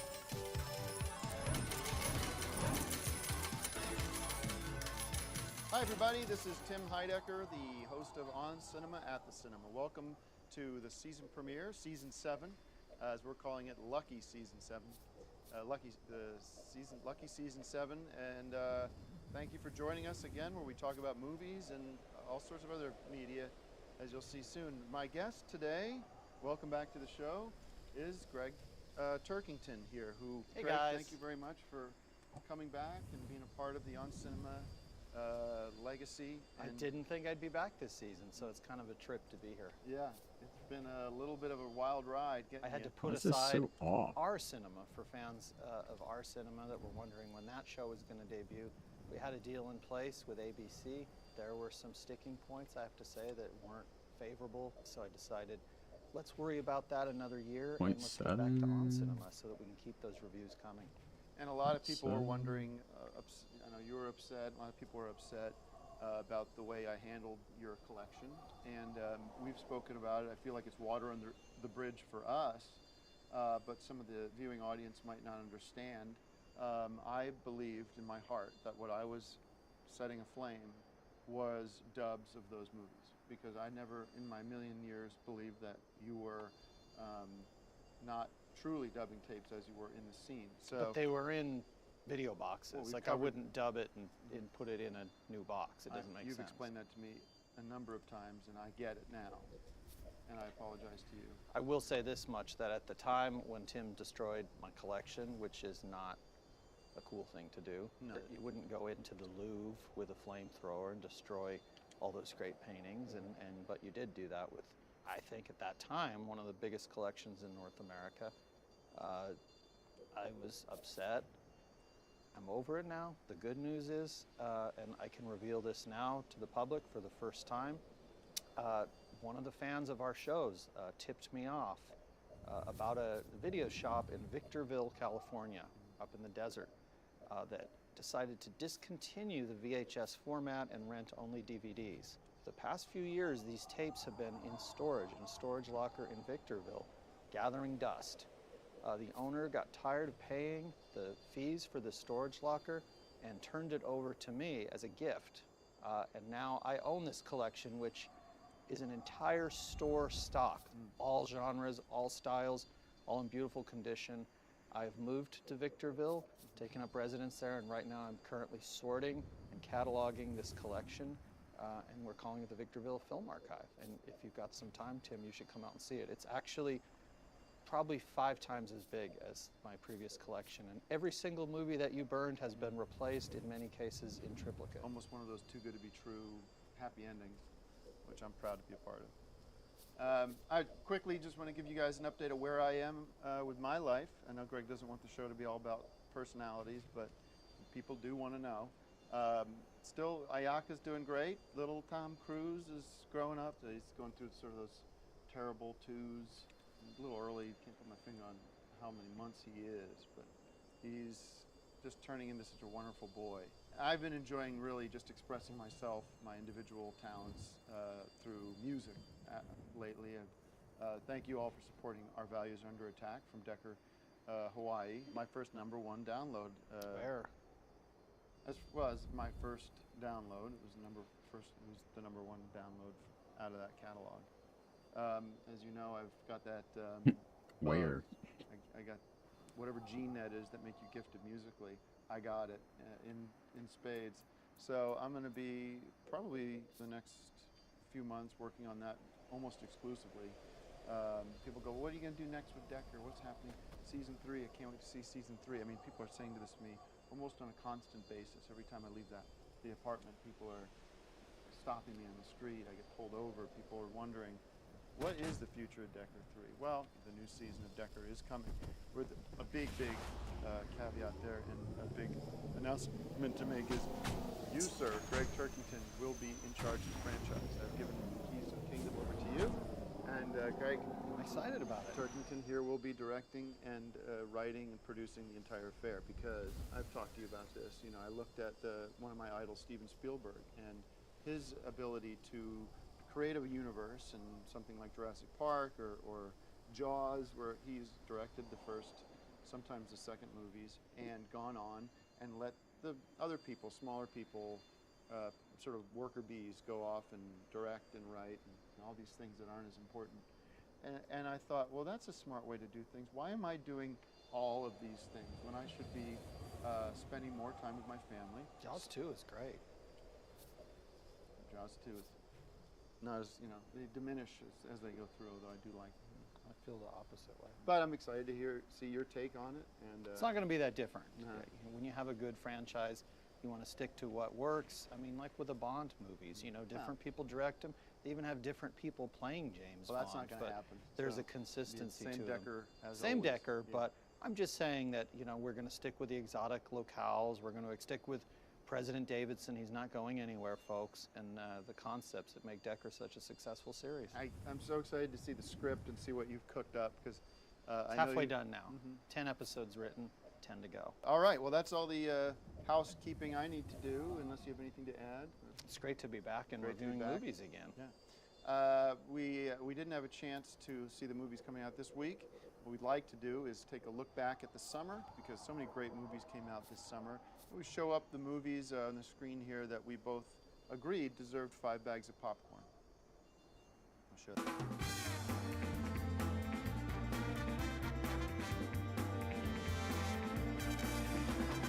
We do want to focus on 2 movies from the summer that have special meaning to us. Ant-Man, directed by Peyton Reed, and stars Paul Rudd, Greg Turkington, Michael Douglas, Michael Pena. Ant-Man, armed with a super suit with the astonishing ability to shrink in scale, but whatever, he turns into an ant, doesn't matter. Burglar Scott Long must embrace his hero, and it's like there's not even a way to summarize that movie, because it didn't, as a movie, it didn't make sense. But It was number 1 for several weeks. Your review? I have to recuse myself. You can't wear 2 hats at once. I'm a critic, obviously a film expert, also an actor now, and I think it would be unfair to the show for me to review my own movie. So I'm going to recuse myself respectfully. Fair enough. I thought this movie was a miss. This was sort of, I'm wondering who at the studio decided to even put this one out, in terms of why not just can it and just keep it in the locked up in a vault, and sort of issue a statement of which would say, my apologies to those expecting this to come out. It will never be seen, because it was just, no disrespect to another film that came out this summer, a train wreck, which is what this should have been called. It was a disaster. It was one of the worst movies I've ever seen. People go on and on about these Ed Wood movies and other sort of classic bad movies. This kind of falls into that category for me. And I shame the studios and everybody involved for allowing real trash to come out and deceive the wonderful film-going audience that expects more quality than that. Shame on you, and shame on I every almost person involved deleted in the it. film, including the actors, Oh. even the small parts. I thought were terrible. Terribly directed. That was so terribly acted. close. Every member of the cast was horrible. And Gonna I do give it unprecedented 1 bag of popcorn. Way more than it even deserves. But as you know, there is no such thing as 0 bags of popcorn. There has to be a bag of popcorn. These are movies. So laws of physics demand at least 1 bag of popcorn, but it is a sad, lonely bag with no salt, no butter, many unpopped corn at the bottom of the bag. Bag of popcorn that I think is it's stale, fine for there to be hardly just be. able to eat. It is a horrible, horrible movie. Ant-Man, directed by Peyton Reed. So that gets 1 bag of popcorn. Okay. The other movie we want to talk about is The Fantastic Four, directed by Josh Trank. Josh, one of the greats, my captain, Josh Trank. This one's for you. Fantastic Four, starring Tim Heidecker, Miles Teller, Kate Mara, Michael B. Jordan, not the basketball player, and 4 young outsiders teleport to an alternate universe which alters their physical form in shocking ways. The 4 must learn to harness their new abilities and work together to save Earth from a powerful enemy. I give this one 6 bags of popcorn. It is a home run. This movie was sort of the quintessential popcorn movie. That's why I give it so many bags. Perfectly handled by the master himself, Josh Trank. Thank you for your direction. You gave me such great guidance and made it such a fun, easy film for me to work on. Greg, what did you think of this one? Yeah, I liked it quite a bit. I thought, the beginning's a little bit slow, but overall I think it was one of the best superhero movies that has been made. It has big scenes and it has small scenes. I thought that I completely understand why you would want to be involved with it, why you would pay the $15,000 to get that cameo in the movie. We're not. So, no. you know, that's what they do nowadays. Is it? Can I it's thank called you a very much? vanity No, role, it's and not you, what you happened. pay I was- $15,000 and you get a couple of lines in the movie. It's a good investment on your part because it's it helps promote It's Decker. disrespectful to You know. me that you think that that's what happened. Well, I 'cause don't think that's what happened. I heard you talking on the phone and making the deal. The opposite happens to be true. I was paid that much and some for the work I did on that For movie. your fantastic 4 lines in the movie that you paid $15,000 to. I didn't pay. It was a great you movie believe- anyway. Regardless of that, believe what you wanna movies have to believe. get the money. They You have to. believe- They have to get Shut the up. budget I'll somehow. I'll It's walk like you out. product I'll have placement. everybody walk. I'll have them walk you out. This is You one of the cannot things they talk do about with this. This movies is now, is absolutely that out you of can line. pay You to can be in a talk- movie in a We- cameo That's enough role. of the show. Thank you very in much. a cameo role, We- you can pay You're- to you be have to part of a understand, movie. I did not pay a dime for this. You have got to- on the phone with Josh Trank I approached and offered him I $15,000 offered for him a the role idea that in the I did not Fantastic offer him any Four. f***ing money. If I offered him money, it was to get the conversation started, and that's where it ended. He gave you a vanity role and then I was in paid, the movie. I know, it was not a vanity role. I auditioned like everybody else. I was paid $35,000. It's a formality. That's just a formality. You paid $35,000. Hey, Greg, drop this now, or you don't come back next week. All right. Hi, everybody. Welcome back to On Cinema at the Cinema, where we're in full gear going through the Lucky Season 7, which I'm calling Lucky Season 7 because we're got a good feeling about this season, and Lucky number 7 has always been lucky for me. I want to welcome my guest. With me today is Greg Turkington. Hey, guys. And I'm sorry, Greg has asked me to say Greg Turkington from the Victorville Film Archive. Victorville Film Archive, which I've been slaving away to get this archive completely ready to go. Thousands, literally thousands of movies to catalog, archive, label, using my coding system. Yeah. It's got some cool movies this week to talk to you guys about. Want to just give you an update from our world here. Decker Season 3. Everyone's asking what's going on Decker Season 3. I haven't seen the script All the yet. episodes are written, 20 episodes, which is a Decker season. Most of the cast is set in place. We're building sets right now. Good. I'm doing this at the same time, maintaining this film archive, so I've been very busy. Well, I can't wait to see what you've got cooked up. I'll be there bright and early whenever you need me to. Most exotic locale yet. If you thought Hawaii was exotic, wait till you see where Decker goes this season. All right. And so you're going to be able to get me done in one chunk? Pretty limited time-wise. We have a lot of scenes, but we can shoot them in one day. If you can do them right, we should be able to get you out in a day. Great. All right. We're going to film a lot of the scenes before you even get there, so don't worry. Okay. So, sort of bigger news. I have a big announcement I want to make, and with the support of my family and my friends, I'd like to announce the formation of my first ever band called Decker. Put the logo up. We just put the logo together this morning. And Why would you call it Decker when there's an existing movie series called Decker? It's different spelling, of course, and it's also my right because Decker is part of my name, and that's where I came up with the original Decker. It's going to be confusing to people that if they see a CD, they're going to think it's a soundtrack to one of the Decker movies. And, No, you look at the logo, it's a completely different thing, different spelling. The 2 Ks, which I think were cool, is my idea. Create this duality, sort of a mirror. Which Seems like there's represents another name you could use rather than confuse people with this. Okay, well, I'll be sticking with Decker. Someone's talking about Decker. They're talking about the hit action series starring Tim Heidecker. They're talking about Decker. It is the new progressive rock music. D-E-C-A-R would be less confusing. D-E-K-K-A-R is the way we're spelling it.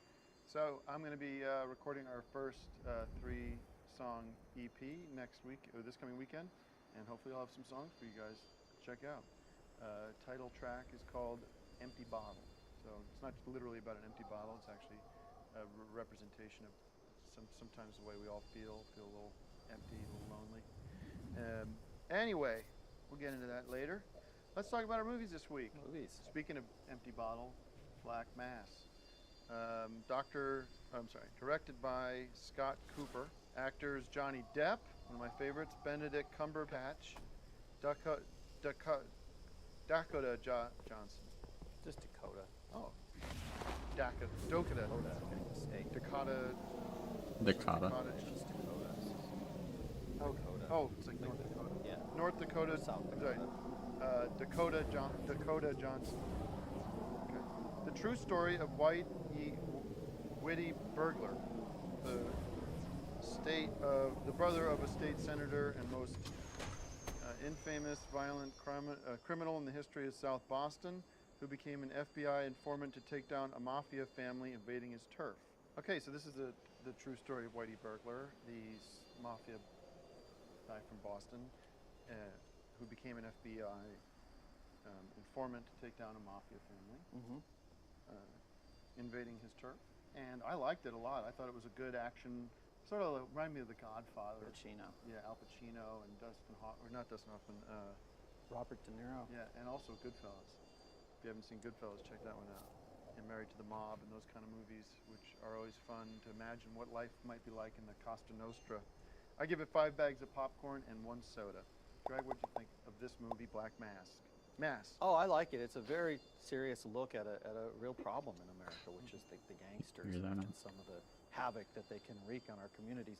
My only problem with it is the casting. I feel that Johnny Depp was wasted in this role, just playing some old, essentially a businessman, when he's much more suited to fanciful characters, flamboyant characters who wear velvet gowns or have a strange cap, or I feel like you could cast, Robert Duvall or something to play one of these gangsters, and don't waste Johnny Depp's time. He's more suited for these types of characters. Captain Crunch. Captain Crunch, if they rebooted the Captain Crunch, I guess that was never really a series of movies, but the serial. If they did a movie of Captain Crunch, that would be good. I would like to see him play a rabbit or a cat, a talking cat, any sort of like a giraffe that comes to life as a person. I don't know. Interesting point. What's the rating? I'm going to give it 4 bags of popcorn. I would probably dock the movie 1 bag of popcorn for wasting Johnny Depp's time and our time as well. But because I like the movie so much, I'm going to go ahead and restore that bag and give it 5 bags of popcorn. Okay. Second movie here we have is Maze Runner, The Scorch Trials. I love this Maze Runner movies. Directed by Wes Ball. Actors Dylan O'Brien, Nathalie Emmanuel, Thomas Brody Stanksters. Okay. Having escaped the maze, the Gladers now face a new set of challenges on the open road of desolate landscape filled with unimaginable obstacles. One of the greats, this is sort of emblematic of the Maze Runner series. It's true to the characters, and reminded me of back in my youth going through cornfields and everything, like a field of dreams. 5 bags of popcorn and 5 sodas, 5 cans of soda. And it's been too long since they did one of these movies. And that's something that I think Hollywood sometimes gets wrong, is that you don't want to keep people waiting too long, because then they might move on to something else and forget what happened in the previous movies. I didn't, because I did revisit this movie before going to see the sequel, and I thought it was excellent. A little scary. Yeah, I wouldn't take my son, Tom Cruise Jr., to this. But I would take my wife on a date night, which you got to remember always to keep reminding yourself when you have kids to keep that flame alive. Often we do that. We went to go see the Lego movie together, which was out at the Dollar Theater. Second run. Bags? Oh, yeah, I would give it 5 bags of popcorn. Bags. And maybe throw in a little whistle in case you're trapped in a maze and need help getting out. All right, let's push forward and get through to Greg Turkington's Popcorn Classics, which you said. Popcorn Classics. We're going to do something special on Popcorn Classics to commemorate the Lucky 7 season, as you're calling it. We're going to do what is known as a Lucky Dip. Just bring the movie out. I don't want to do the whole Whistle. We're going to do a Lucky Dip, just like anyone has done. This is what we're going to do. You're going to close your eyes and reach in and dig into the bag and pull out a movie. These are all classics. You pull one out and it'll be the Popcorn Classic for today. Okay? This will be a little fun. Close your eyes though. All right, We wish don't need me to luck. blindfold you. Wish me Dig luck. deep. I'm just going to pick up. We haven't rehearsed this, so. Our song. What? Oh. Don't break it. Popcorn Classic for today. This is actually one of the many, many films that I have found at the Victorville Film Archives.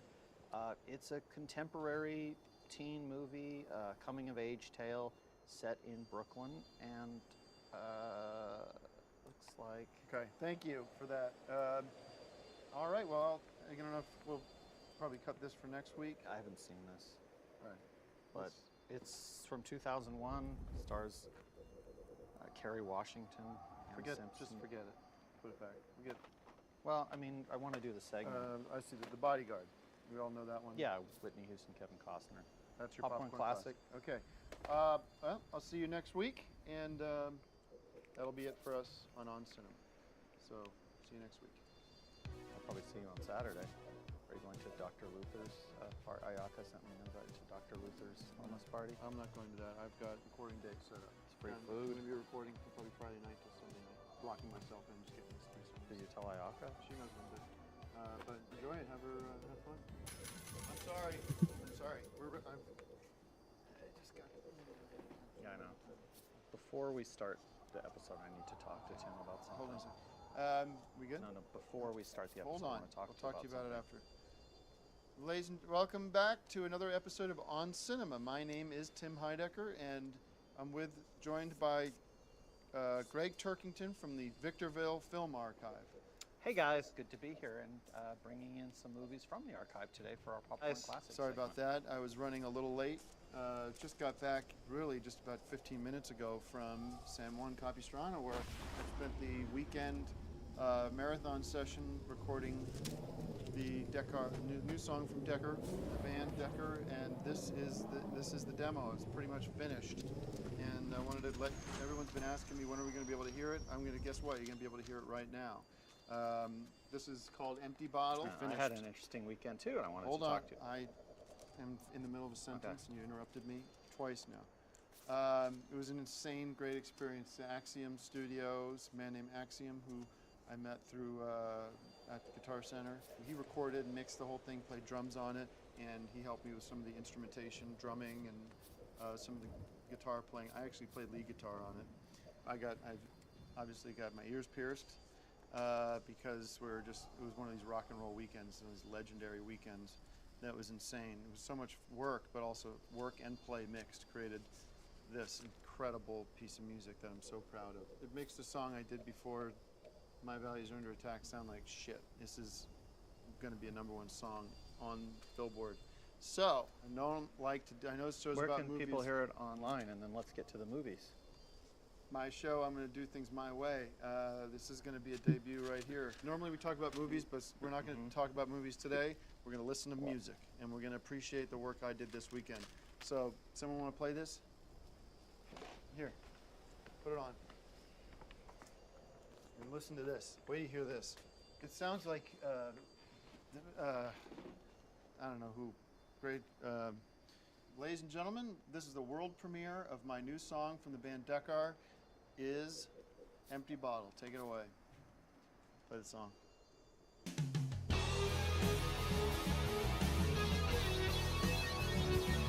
Not just about movies.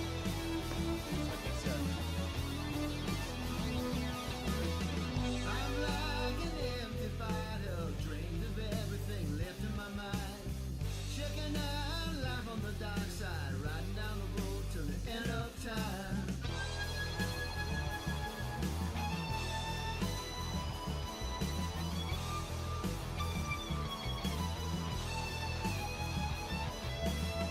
I'm like a broken lantern, stuffed with everything good and light. Hang around where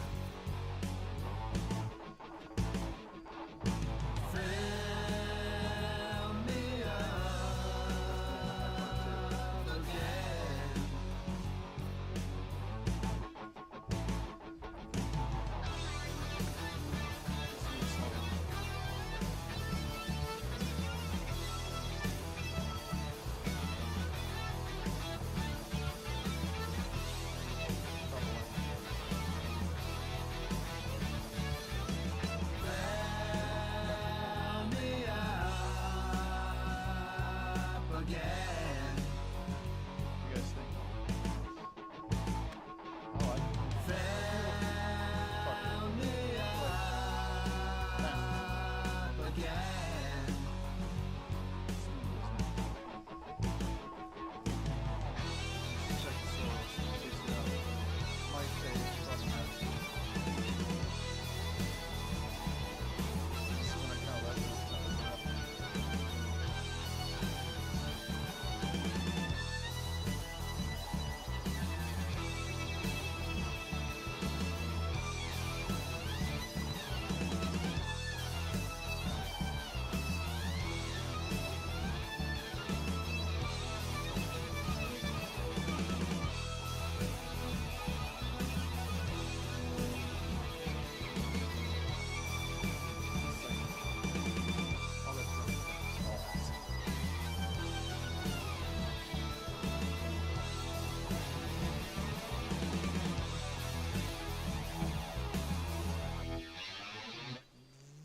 Kind of weird.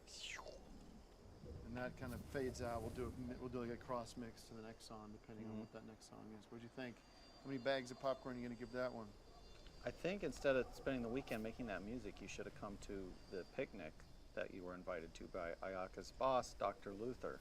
Because I went to it, and I need to tell you something. Dr. Luther, you've never met this guy that she's been working for a year and a half? No, I've heard of him speak. She spoke kindly of him. That's about all I can say. So you don't know who he is? My wife's boss. I got a candid photo from the picnic, and he looked very familiar to me, and I think you'll see why. You just make this a Photoshop? No, that's from the picnic on Saturday, the wellness picnic. That's Dr. Sand. That's not Yeah, Dr. Luther. that's Dr. Sand. What's she doing with That's Dr. what I Sand? wanted to tell you. The second I saw him, I recognized him. This Dr. Luther that Ayaka's been talking about, in fact, is Dr. Sand, who ruined several episodes of our show. You don't and know this had guy, you in Dr. welts. Sand. He's the most wanted man in America. He's fooled me. He fooled our audience. He's wanted by us. My wife, my soon-to-be wife, is been working as a secret agent almost. Well, I don't know if she's. I don't think she She's knows. duplicitous. I don't think told her she I've knew been anything about Dr. Sand. I don't think she watched the episodes She with Dr. Sand. But if she had, she would have told I've been looking you. for this asshole since for 2 years, and you're telling me he's been right under my nose this Dr. whole time? Luther is Get Dr. the fuck outta Sand. here! You get out! I didn't have anything to do with it. It's You had my to- wife! You and need to she's hear the working truth. She's working with Dr. Sand? You're telling me my wife's working for Dr. Sand? Turn the lights off! I'm sorry. We didn't even review one movie this week. We didn't even mention the title of them. I want his head on a platter! You find out where he is! Well, he's at 400 La Crescenta, Suite 200, where he always is, where Ayaka is every day. The second you saw him, you should have called me. I would have come straight from the I set. called you and you didn't answer the phone because you were too busy Wow, how am I gonna recording keep the phone that on when we're crappy recording drums, music. tracking drums? Right now, I'm interested in my acupuncture. Dr. Sand's going to be with us. He's now part of the show. He's a permanent member of the team on Cinema Family. Dr. Sand is with us! Thank you, Dr. Sand. I do believe that healthcare is a privilege. I sort of feel like my face has been cut with a knife. And it's my foot.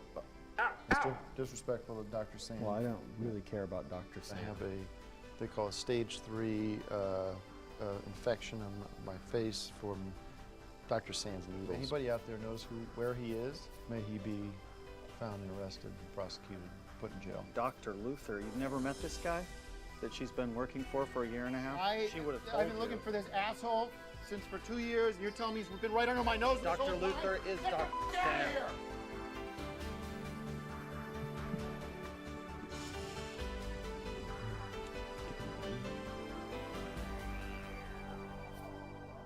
Hi everybody, welcome to my on cinema. It's not on cinema today. It's a just put this away. Get to it. It's a new show for today called the Dr. Sand Forgiveness Special. Welcome. I want to welcome my guests. It's going to be a tricky show for us, but I want to get through a lot of stuff because last week has been hard. I want to welcome Greg Turkington from the Victorville Film Archive. Hey guys. Joe Estevez here, who's going to, Bye. as you guys know from Decker, and President Jason Davidson is here, who's also going to be helping me moderate today and get kind of, I'm sure you've had to forgive somebody in your past? I did. I did. We're not going to dwell on that, but you have experience in that department. Yes. And finally, my guest is my main guest, Dr. Sand, Dr. Luther Sand. Thank you for having me back. Bring everybody up to speed. Last week, Greg here alerted me that my fiance Ayaka had been working for Dr. Sand for the past couple of years, and there was a little bit of confusion because she had been calling you Dr. Luther Sand, as a Japanese woman would. Yeah, Luther-san. Luther-san. Yeah. And I didn't know that she was actually saying your full name, and that your first name is Dr. Luther. Yeah, maybe it should have been Luther-san-san. Yeah, right, yeah. As you guys remember, I had been one of your patients, and you had been treating me for various diseases that I had, and the initial reaction to the acupuncture had been negative. And I overreacted, and we had a falling out. That's one of my biggest regrets after now reconnecting. I'm really sorry about the reaction that expressed itself on your scan. That's why we're calling this the forgiveness special, I guess, because we all have made mistakes. I should have been more clear about how you need to clean your body off ahead of time. Yeah, I'm glad you brought that up. What Dr. Sand was explaining to me was that I had come into the process from an impure place. And I had not done some of the stuff that you had advised me to do ahead of time. I kind of wanted to skip through some of that stuff. Yeah, because the needles were pure gold. They were like 14-karat gold needles. I didn't even know that, but that was... Gold being a pure element, it's impossible for them to be dirty. Are all the needles gold? Yes. Oh. Yeah, Joe, they were... So it wasn't, they were good, and when they went in, it was just he didn't take a shower or something? Was that Something like that, yeah. But it was my fault, because I should have told You know, we're not here to place blame. We're here to forgive and move on. And it's actually comforting to know that you're out there and you have a great relationship with Ayaka. And I know that you just started seeing my son, Tom Cruise Jr., who has his own set of health problems. And it's just one of those things that I'm glad. I feel so much more relief now that I've got a great doctor here on my side again, advising me for all health concerns. Yeah. And what you were talking, this is fascinating. You were talking to me about vaccines. Tell the audience about that. I mean, it's tricky bringing up a kid these days in today's modern world, because we have so many opinions and voices coming from all around, especially the drug industry. Oh yeah, the pharmaceutical company, all part of that collusion between big government and pharmaceutical big business that we call crony capitalism. Yeah, they're brainwashing us, making us convinced that we're going to go extinct as a species unless we get all these vaccinations. Right. And take all their pills to make us happy or sad. And the or shots whatever. too. I mean, Tom Cruise Jr. had been getting these vaccination shots, and then I find out from you that millions of kids in this country are dying, every day from these vaccinations. Yeah, it's very sad.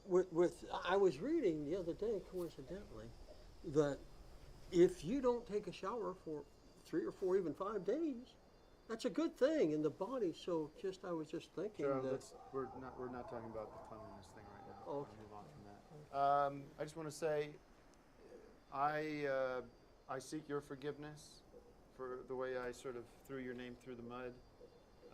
Joe, thank you for being here. It's my pleasure.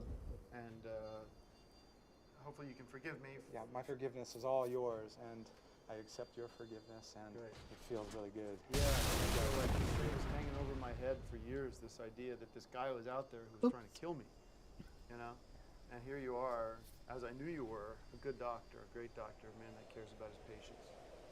And it's an emotional thing for me to talk about, because I know you've been... Wow. It's good to be back. So, you've been so, yeah. Anyways, I'm so glad I have the opportunity. I have this forum where I can express myself. I have a gift for you and the audience about vaccinations and about how much harm they cause in this world. This is one of the greatest, I don't want to say books, but pamphlets, informational documents I've ever gotten. Healthy Healing and the Natural Alternative, Just Say No to Vaccination. Access this document. It's incredible. And it's an eye-opener. And I tell you what, I'm going to take Tom Cruise off all that starting today. Medicines, the vaccine, he's got all kinds of medical issues that the doctors are over-prescribing. Yeah, it's better to just let our bodies, let our own immune system just do their thing. Yeah, it's amazing what the body can do to cure itself. That's the message you provide. And this is one of the greatest documents I've ever read. It's the key to health, and you can forget about all that other medicine. You don't have to go to the doctor anymore. You follow the words of Dr. Sand. And we talked about this off air, but Dr. Sand's going to be staying with us for the next couple weeks and try to get Tom Cruise up to 100%, which he's definitely nowhere near, because he does have a variety of illnesses that need your direct attention. And you're going to be a guest in our home. And we're all just going to benefit. off of being Absolutely. I together. think that the energy's bouncing off each other, and I'm not going to be around so much because I'm still trying to get this demo finished. But I want to welcome you into my home and and welcome back. You know, it's good to be back. Welcome back. Yeah. Thanks. All right. Finally, we'd Popcorn like Classics. I'm sorry. We're doing Popcorn Classics. No, He said that, I know, but we're not going to have time for that because he just told me he's going to play songs. but you told me to come out here from Victorville to do, and that I could do 2 Popcorn Classics. And Well, I don't know well, what to I tell have you. no reason to be here for this. We'll And get if I'm not doing the Popcorn Classics. Okay, Greg, this is the... It only takes a minute per This movie. is a forgiveness It takes special. 2 We don't minutes. have time. There's a forgiveness special. Maybe you should... I forgive you. Now can I do the Popcorn Classics? Why don't we do your Popcorn Classics first thing up next week? That's how we'll start the show. It'll be unprecedented in On Cinema history. We'll actually begin a show with a Popcorn Classic. All right? We'll do 2 of them, too. Thank you, Greg, for understanding. And now, Dr. Sands, A Song for Peace. Dr. Sands.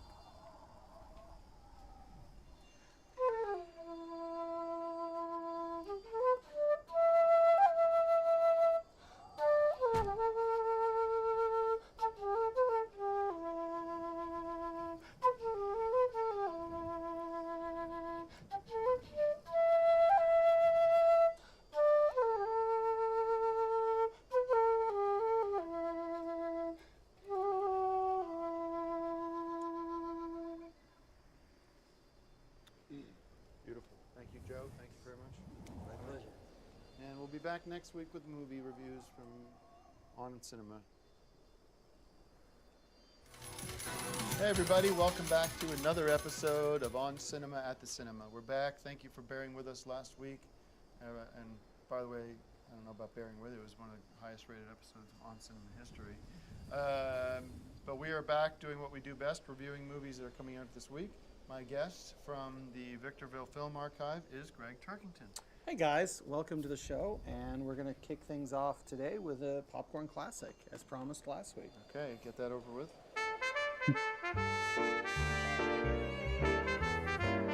All right. This week's Popcorn Classic is Blue Streak, starring Martin Lawrence and Luke Wilson, from the director of Flubber. It's about a master jewel thief, and he's anxious to retrieve the hot rock, which he hid at a construction site 2 years earlier. So this is an interesting movie. It's a lot of fun. I consider it one of the all-time great popcorn classics. It's from 1999, and it's rated PG-13. All right. Blue Streak with Martin Lawrence. If you haven't had a chance to see it, it is available. I actually have 3 copies in my archive. I was delighted to find. All right, got that out of the way. Put that away. Today's movies are Pan, directed by Joe Wright, acting of Hugh Jackman, Mara Rooney, Garrett Hudland, and Amandra Seyfried. The story of an orphan who is spirited away to the magical Neverland. This is a Peter Pan movie. There he finds both fun and dangers and ultimately discovers his destiny to become the hero. This is a prequel to the movie Peter Pan from Robin Williams. I thought this was finally, you get that origin story that we've all been looking for, which is, where did Peter Pan come from? He just didn't come out of thin air. He is Hugh Jackman. And I liked this movie, got a chance to enjoy it this weekend, and I'll see, give it 5 bags of popcorn. And what did you think of the movie? You know, when I first heard about this movie, I thought, geez, of all the franchises to reboot, why Peter Pan? And then when I actually sat down and watched it, I realized it was a stroke of genius, because this is one of the best movies of the year. Seeing Peter Pan come to life with the modern technology that Hollywood has at its disposal these days is nothing short of a miracle. This is something that will give you a second lease on life. It's fun for teenagers, fun for old people, fun for Peter Pan heads, fun for people who've never even heard of Peter Pan, if there is anybody like that. I don't think there is. And the whole gang's here: Tinkerbell, Peter and the rest. I thought the movie was a delight. I'm going to give it 5 bags of popcorn and throw in a jar of Peter Pan brand peanut butter. Yeah, we're not. Dr. Sand has gotten rid of all chemically induced foods, including Peter It's just peanuts. Peanuts and, and salt tons and oil. of sugar. Tons of sugar. I doubt it. So, you look up at the ingredients. There's corn syrup in there and all kinds of crap. It's peanut butter. It's just going to be peanuts and oil and salt. Just look at the ingredients. I'm just warning you. Well, I don't have it at home, so I'm going to look at the ingredients. But it's fine. Steve Jobs. Eat naturally is my message. Steve Jobs, directed by Danny Boyle. Susan Boyle, singer. Might be related. This is a movie, though. It's nothing to do I'm with saying the music. director, Danny Boyle, might Well, be everything related doesn't to have to Susan Boyle. be about music. When it's about movies, it's about movies. Acted by Michael Fassbender, Kate Winslet, Seth Rogen, Jeff Daniels, and it's a movie about Steve Jobs. It's about the actor Steve Jobs, or the Apple singer, the computers of Steve Jobs. And this was interesting. I didn't know anything about Steve Jobs. I'm not even aware that he had passed away from, interestingly, he had similar issues that my son's dealing with right now with his liver, or his kidneys or something. And apparently you can misdiagnose that as being just a flu, but he's lost a lot of weight. Tom did, or Steve Jobs? You know what's funny about Steve Jobs in the movie? Steve Jobs, the actor, or the character, wears the turtlenecks, the black turtlenecks that you see that Decker usually wears. Yeah. I was wondering if, in a way, Danny Boyle, the director, and Michael Fassbender was giving a little nod to Decker himself. You see that in with the Kingston movie from last year, and these other movies are sort of Hollywood's way of going, we're watching and keep doing what you're doing. That black mock turtleneck you'll see pop up in a lot more movies, I believe. And Let me give my review. My official bag popcorn for Steve Jobs is 5 bags of popcorn. It is going to be considered one of the classic movies of our generation. Thank you, Danny Boyle, for directing the movie. I just wanted to say this movie is actually going to be in the record books for doing something that no biography has ever done, and this is what makes it notable, and film buffs should rejoice. As far as I know, and I do know these things, this is the first biography of a known figure to use the full name as the title of the movie. If you think about it, you have JFK. Well, that was his nickname. The Johnny Cash movie is called I Walk the Line. What's Love Got to Do with It? It's not called Tina Turner. Nixon. It's not Richard Nixon. It's just Nixon. What if it's Ray, the Ray Charles movie, is just called Ray. What if it's a Here you little have the uncreative? first and last name, and that's It's a because. little uncreative, almost as if they were wasting time doing other things. Oh They no, couldn't work on Hollywood the is title. smart with this. They know what they're doing. It's that if they call the movie Jobs, that sounds like a comedy, doesn't it? About a guy with a lot of different jobs, a screwball comedy. So they couldn't do that. They had to call it Steve Jobs, and in doing so, they inadvertently pioneered a new style of naming biographies. To my knowledge, this is the first movie ever with a subject's Well- first and last name as the title. And so Oh. I give it 5 bags of popcorn, and maybe with some melted apple butter on it because Steve Jobs found it out. That's one of the takeaways from the movie there. And I want to also add that I That's thought one of Danny the takeaways. Danny Boyle did a good job. Good jobs on the movie. Or everybody, you know what I'm going for. Good jobs with the movie. Good job directing the movie. Lincoln was another one that's just called Lincoln. It's not called Abraham Lincoln. And we understand that. All right. Well, a quick Decker update. You want to give a quick Decker Even update? Decker, it's called Decker. It's not called John Decker. Anyway, something to think about.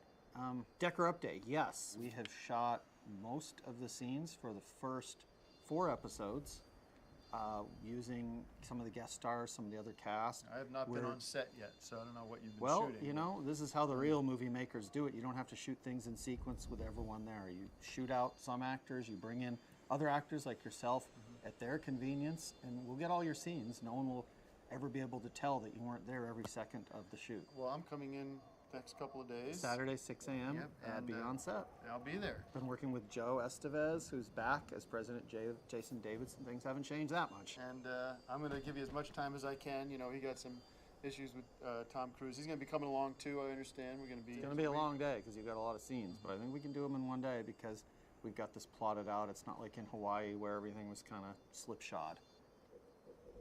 First 5 episodes next week. So the turnaround and on then- this is remarkable. I'm shooting this Saturday, and new episodes begin airing this coming Monday. We've already edited most of the episode. We just need to insert your scenes. Okay, good. Well, you got a crazy deadline, but you guys are in luck because Decker. Can I say the title? Decker. Don't reveal the title yet. Everything's The abbreviation is what's on the poster. DVD. DVD. Hey, can we show the official poster? Can Show we the premiere poster. that? Yeah. The official DVD. That's all we can reveal right now about the title. A lot of secrecy here. I can't wait. I'm going to read the script tonight, get off book, and be ready to shoot on Saturday. And that's all we got for now. We'll see you next time at the movies. See you guys at the movies. Established. Yeah, that's from another TV show. They're not going to be able to use that. That's from Siskel and If I Ebert. say I'll meet you at the movies, that's perfectly. I know, but that's you you just took that from Siskel. Siskel and You Ebert. can't copyright the English language. Look Well, it up. you can. The word Pepsi is copyrighted.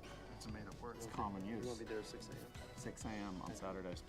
Later start at 10 a.m. No, we have a lot of ground to cover. We've got 20 episodes and the 2-hour finale. We've got to get your scenes for all of them. Oh boy. Okay. See you then. See you then. Hi everybody. This is On Cinema. I'm Tim Heidecker, and I'm joined by Greg Turkington from the Victorville Film Archive. And the writer, director, producer, and co-star of Decker versus Dracula, which you can currently see online. Okay, and we're going to get to our reviews now, And we need to reschedule you to come back in and finish the rest of the 17 episodes in the 2-hour finale, which is all written and ready to go. After we review the movies, there'll be a major announcement regarding that. Cool. Okay, Goosebumps, directed by not David Letterman, but Rob Letterman. Acted by Jack Black, Halston Sage, Dylan Minnette, Ken Marino, Amy Ryan. A young kid teams up with the niece of young adult horror author Grael Stein after the writer's imaginary demons are set free in the town of Greendale, Maryland. This is a great horror comedy for kids, Goosebumps. It gave me the goosebumps. I recommend it, 5 bags of popcorn. Quickly? I loved it. I kept feeling like this is kind of like an unofficial Tim Burton movie. I kept wondering, did Tim Burton have something to do with this? It reminded me of what he does, and then I started wishing Johnny Depp was involved. So I was a little disappointed that those 2 guys weren't involved, but on its own merits, it was fantastic. I'm going to give it 5 bags of popcorn and the phone number of Tim Burton so they can get him involved next time. All right, quickly moving on. Bridge of Spies, directed by Steven Spielberg. I almost feel it's insulting to Steven Spielberg to be seated during one of these for his movie, so I would like to stand. Are we able to frame for that? No? Okay. Yeah, I don't think it really matters. Well, just show him some respect. Sit up straight. I'll give the film 5 bags of popcorn. All right. That's the ultimate mark of respect. I plan on it. This is directed by Steven Spielberg, acting by Tom Hanks. I mean, do I need to say any more? Alan Alda and Amy Ryan. I'm glad I said more because Alan Alda is one of our greats too from MASH. And this is an American lawyer who's recruited by the CIA during the Cold War to help rescue a pilot detained in the Soviet Union. It's a Cold War spy thriller directed by the master of cinema, Steven Spielberg himself. Everyone said, well, I thought Steven Spielberg was retired, and he came out of retirement to make this wonderful movie. God bless Steven Spielberg. Thank you for working on action movies of this caliber. And Tom Hanks, you've never been finer. Since Forrest Gump, I've never seen you do a better film performance. This is 5 bags of popcorn. If you have anything less than 5 bags of popcorn, I'll personally make sure that you never see the light of day again. Oh, I definitely give it 5 bags of popcorn, but I was a little disappointed in that it all took place in courtrooms and legal filings and this sort of stuff. I wanted some more aliens. Rating? That's what Spielberg brought us in Close Encounters, E.T. the Extraterrestrial, Raiders of the Lost Ark. Rating? 5 bags of Rating? popcorn. But I would dock it a few kernels per bag because I do feel that Spielberg is the master of science fiction, and this was not science fiction. This was courtroom drama, and there's other people that do it Okay, better. thank you very much, Greg. And now a very major announcement regarding regarding Decker. 20 episodes plus, we can announce now for the first time there is also going to be a 2-hour season finale at the end. So This Sorry. is the biggest and best Decker yet. Pardon me, that's not the announcement I'm going to make. The major announcement is Decker versus Dracula has been canceled by me. No. I apologize to the audience for bearing through those 3 episodes. If you haven't seen the 3rd one today, don't bother. It's a complete waste of time. It's a disaster what you did. No. The way you... Shut up. I'm not letting you speak. Shut but you up. should hear this. What you did to this franchise is you pissed on it. You pissed all over it and shit on it. And you showed absolutely no respect for the universe that I created through Decker Classified and Decker Protocol Hawaii, Save the Island. I came in good faith and trusted that you would write a script worthy of my performance, my characters that I created. And I did. No, you did not. I did. You turned it into a mockery. You turned it into a joke. Dracula. Who cares about Dracula? You need to watch all the episodes. Shut You up! need to film them. Hey! Shut up or I'll punch you in your mouth. Second of all, you showed blatant disrespect for America, American values, by the capitulation of Decker with the Taliban. Never in a million years would Decker and the Taliban Plot twist. collaborate in order to protect the world from a fictional character. You have ruined your chances at becoming a director, writer, producer of content. Wait and see how it turns out. I'm not waiting to see it because I'm not coming back to set. This beard didn't fit with Decker anyway. You're the one that shits all over it when you show up to set with a dyed black beard that Jack not Decker dyed. would never wear. That beard is not dyed. It's natural. It's how my hair comes in. First of all, you didn't give Decker any action. You need to bring in the action right away. Well, like there I was did no with action in Hawaii. the first 3 episodes of The You Sopranos, screwed and up. that Why was don't the you most just admit popular you screwed up? series You don't know of what all you're time. doing. You have no idea what you're doing. In Moonraker with James Bond, they took James Bond to outer space. That was at that time the most successful James Bond movie of them all. You know what? Shut up. It's the biggest mistake of my life ever giving you the responsibility of those keys to my beautiful Corvette. I have never heard more negative reactions to anything in my life than those first 3 episodes of Decker. I've never heard more positive Well, reactions. then you're not looking on the right places. I've seen more 1 stars, more downvotes, more dislikes. I've seen the exact People wrote- opposite. people have thrown Horror it over movie us. fans It love is- it, but and listen, Decker heads First love of all, it. and that fraud, that James Dean that you picked out of a trash can, whoever his name is, that James Dean James guy, Byron Dean. He's not James Dean. James Dean died many years ago. You've been And that's duped one of the by him. special things about And I- this is its return to the silver screen. James Dean is back. Rebel I Without a don't know what to Cause, tell East you, of Greg. Eden, I- Giant, and Decker versus Dracula, the 4 films of James Dean. I think apologize he's that fantastic you- in this, and there's a lot of buzz about this right now. There a is lot of not a people are lot of buzz. talking. The buzz is bad buzz, and it's people are angry and upset that we destroyed the characters. They're angry that you're And- destroying the series. I'm going to keep it going with No, Mr. you're not Dean. going to keep it going because I forbid you to ever go on set and work with the characters Jason Davidson, Decker, Or we'll change it to Abdul, Jason Kingpin. Donaldson. Those are all completely forbidden for you. And sorry Well, that this had we'll to change happen the this name way. of the show to I Becker. apologize I gave you this creative control. It was my mistake. It was out of line. Well, that no, I it's your should've- mistake to pull the plug prematurely before people have had a chance. In the parlance Tune of into your horror, Becker in the parlance of your versus- horror movie language, R.I.P. to Decker versus Dracula. It's the last time any And, of my and in audience the is going to have to in suffer the, through and that. In the language of thank- horror movies, Becker versus Dracula rises With again who? from the crypt. Well, Can thank you do very that. much. We're wrapping it up James for today. Dean and is you're back. forbidden to work. If you want to work on cinema, then you don't touch the Decker franchise ever again. I apologize. Well, to the you're going to get so much hate mail over this because people are going to want to know how these episodes turned out. And you don't pull you the had one plug on chance and you something. ruined it. No, I didn't ruin it. You need Yeah, to you watch did. it. You're going to get so much hate mail. You're never going to open your inbox again and not have it explode in your face with hate mail. These are great movies. Join me as I host a new show called On Cinema at the Cinemas, where I and a variety of guests each week, discuss upcoming films, and we tell you which movies are fresh and which movies are not. Join me at the movies, and we give you our honest opinions on Cinema at the Cinema. Join us. Should I every see- Wednesday on AdultSwim.com. Should I see a movie this weekend? It's On Cinema at the Cinema with me, your host, Tim Heidecker.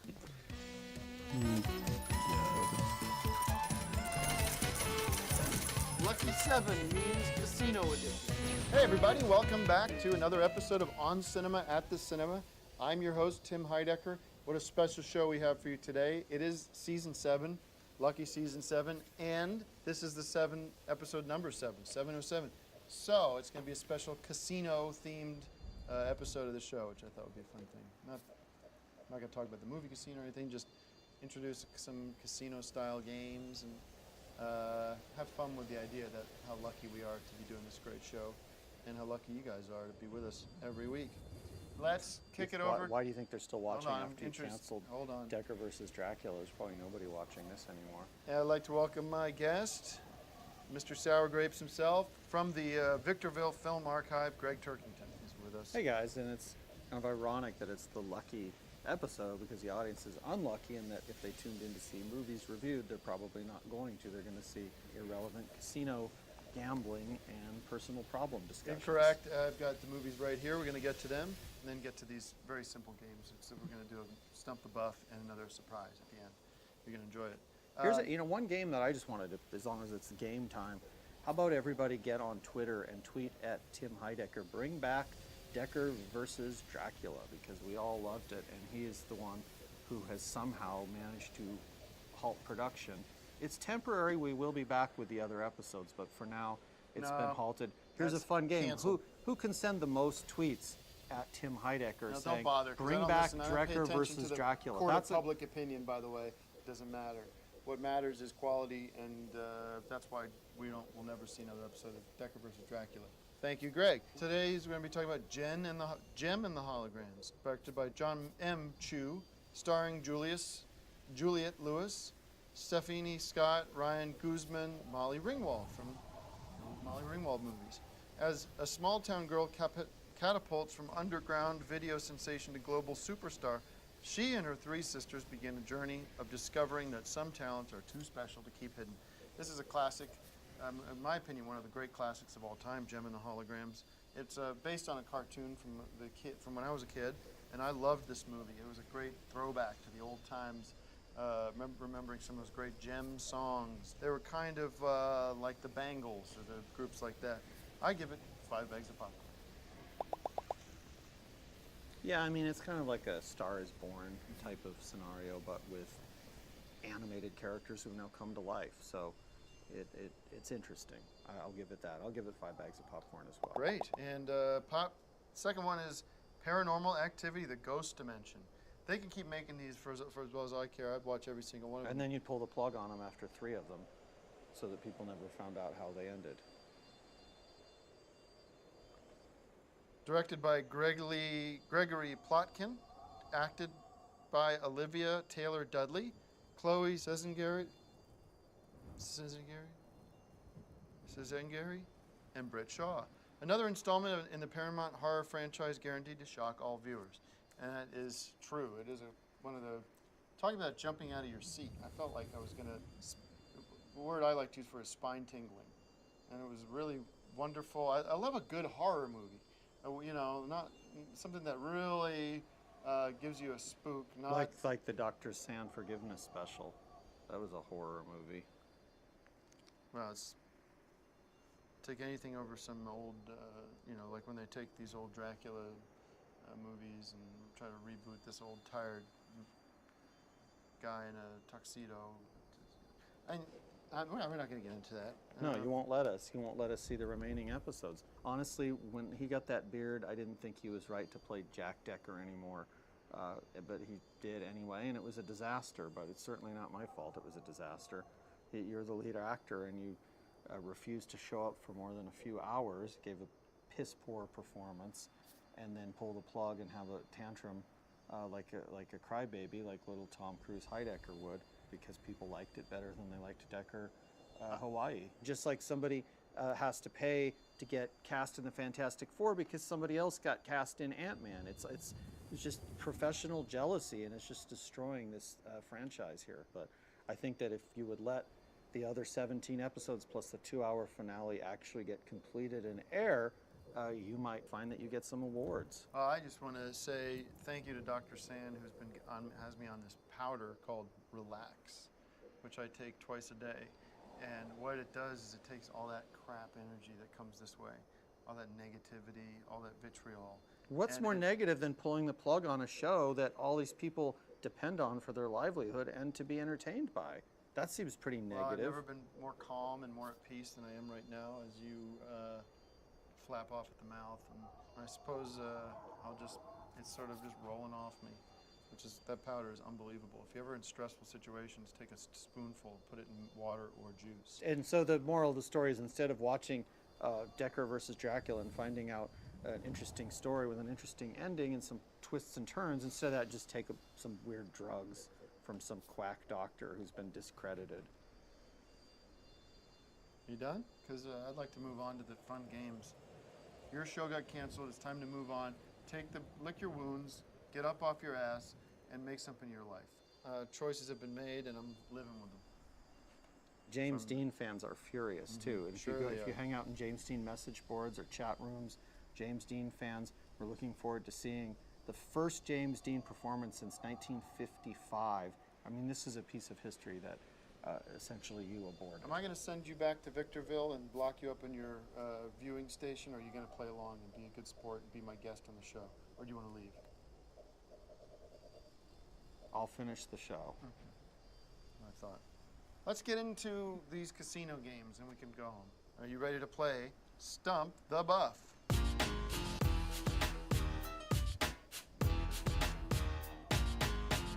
Sure.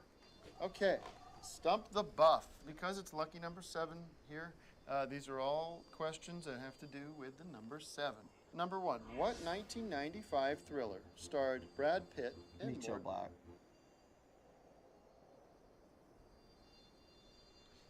No. Meet Joe Black. No, it's 7. Oh, well, yeah. All right. 7.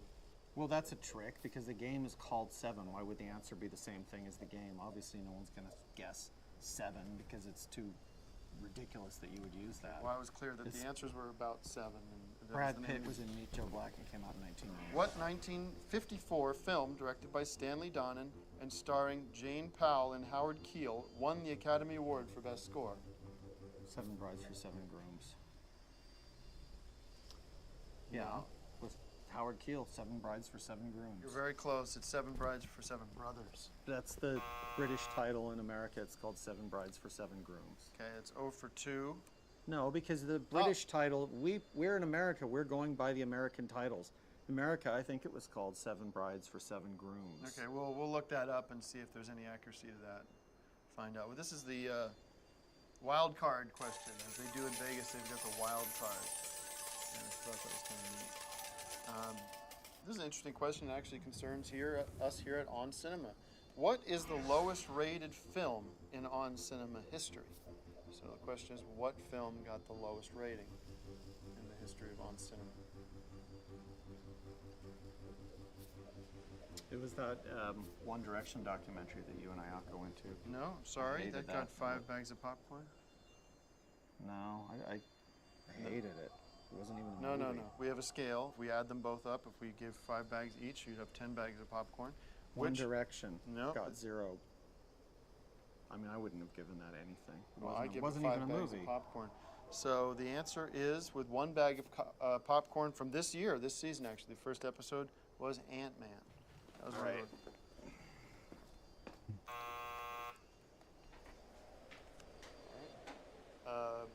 I was going to play another game.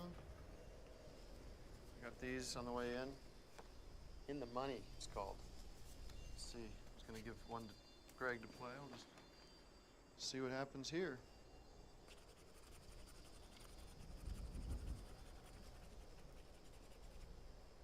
Hey.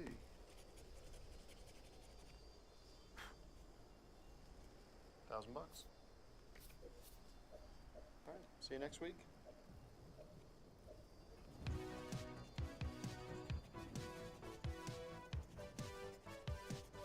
Just like that. I love this movie. The latest chart-topping hits from all the great artists. We'll go see every movie. Hey, what about new music? It's On Cinema at the Cinema with me, your host, Tim Heidecker.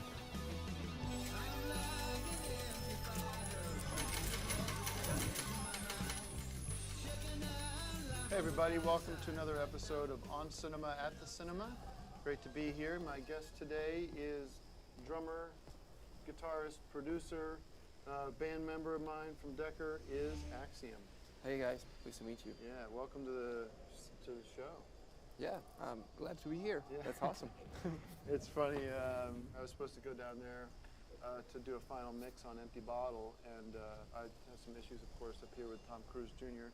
being a little under the weather, and he's just been having a hard time.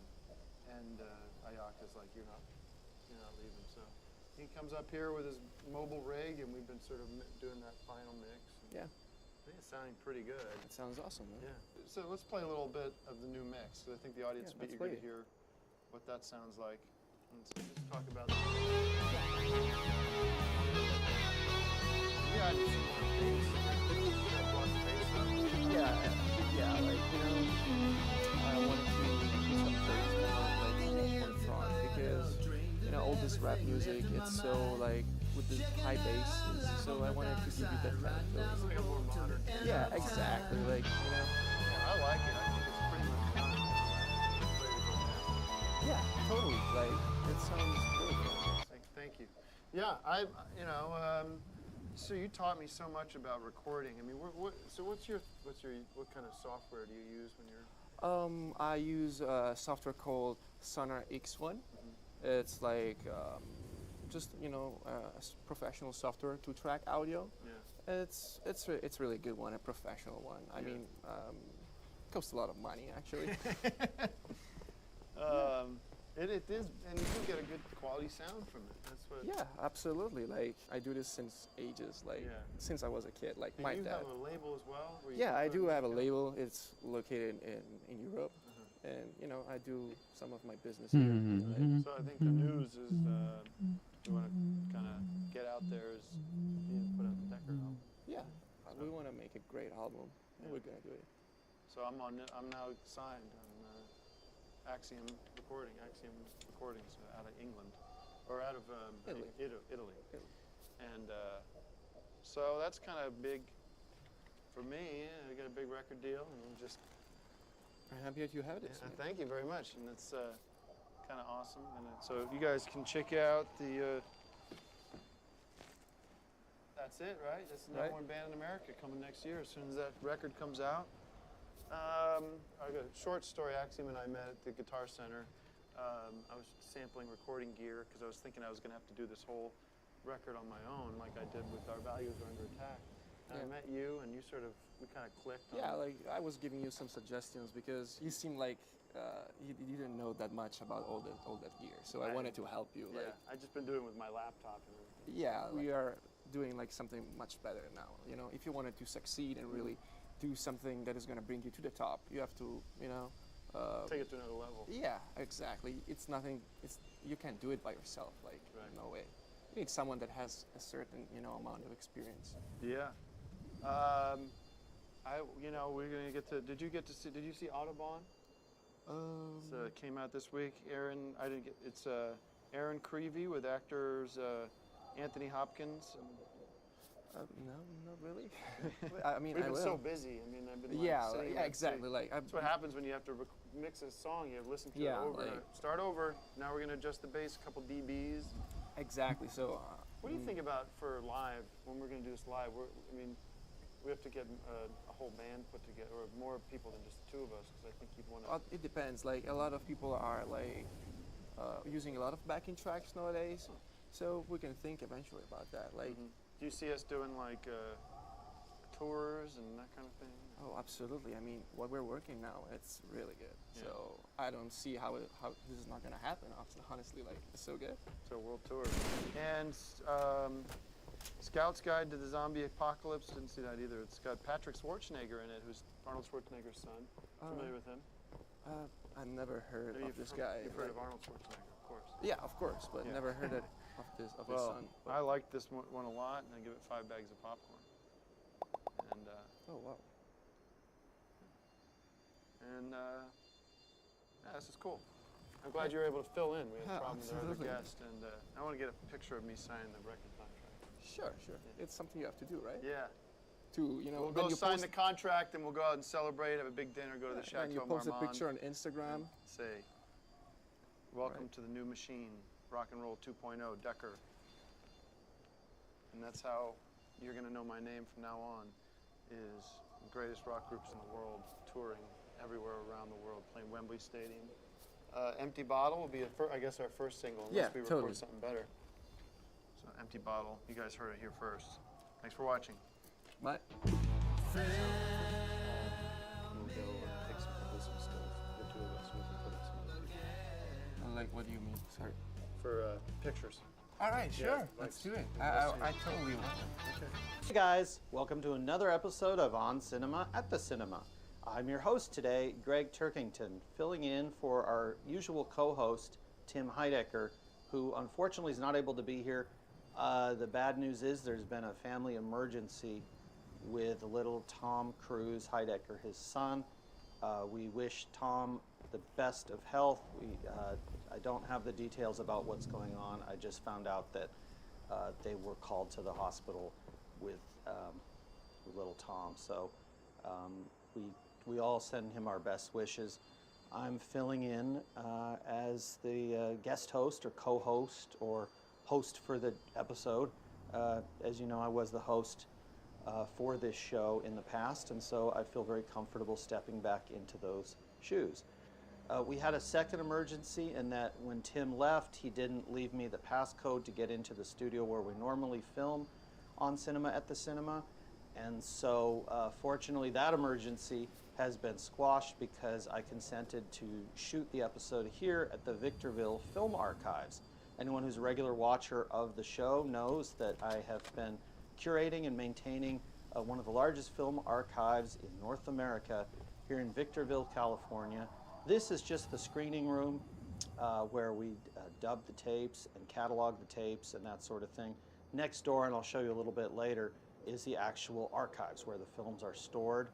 It's going to take a long time. There's been a lot of work put into it so far. It's going to take a long time to get everything completely cataloged and available to the public to come and tour.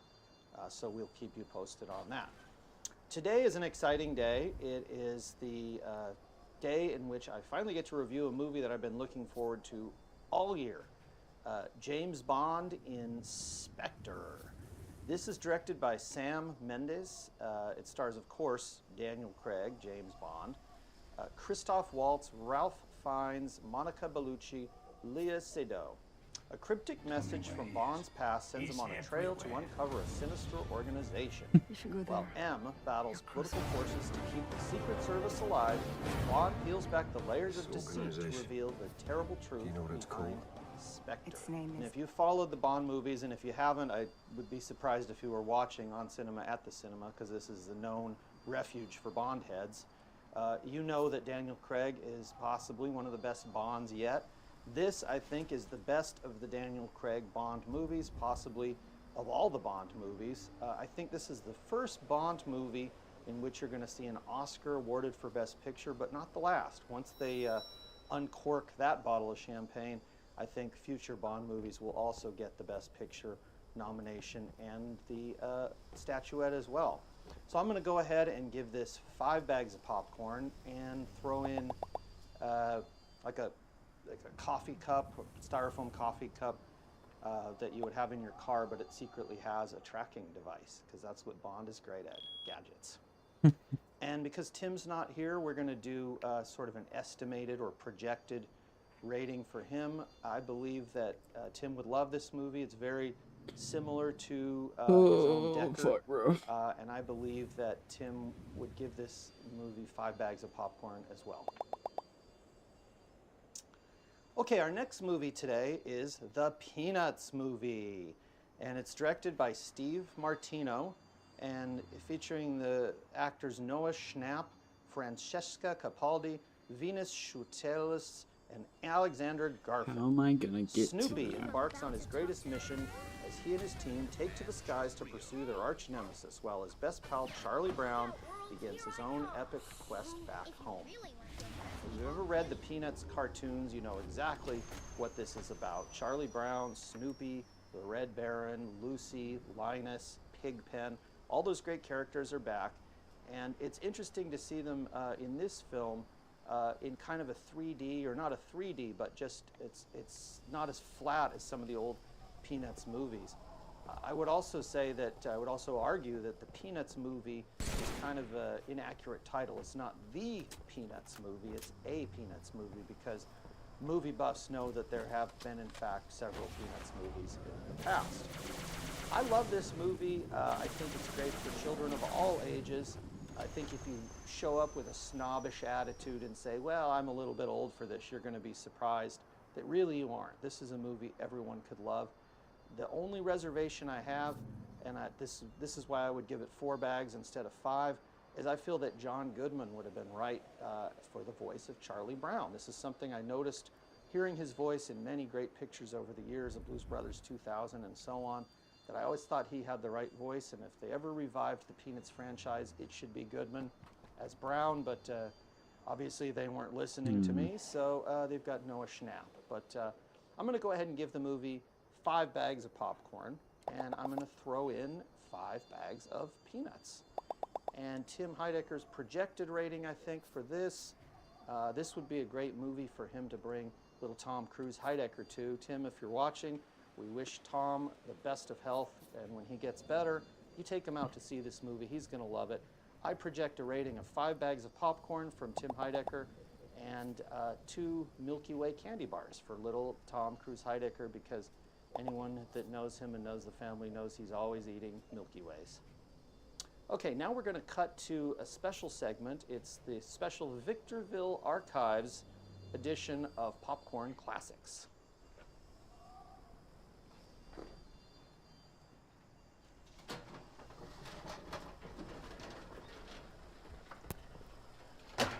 Yes.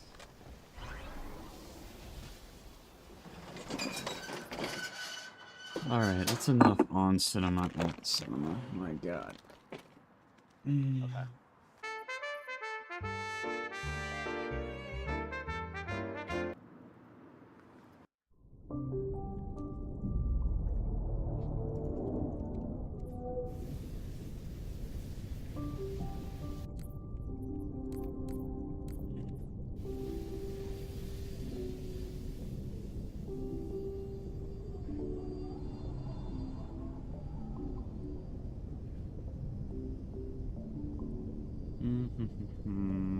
Oh my god. No way.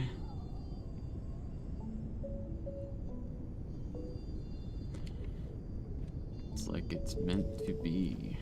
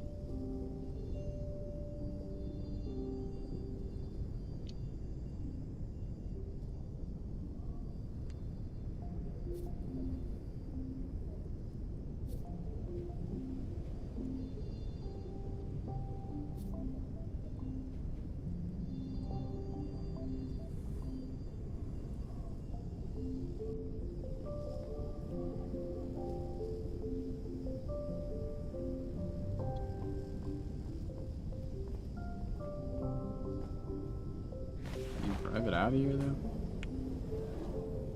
Barely.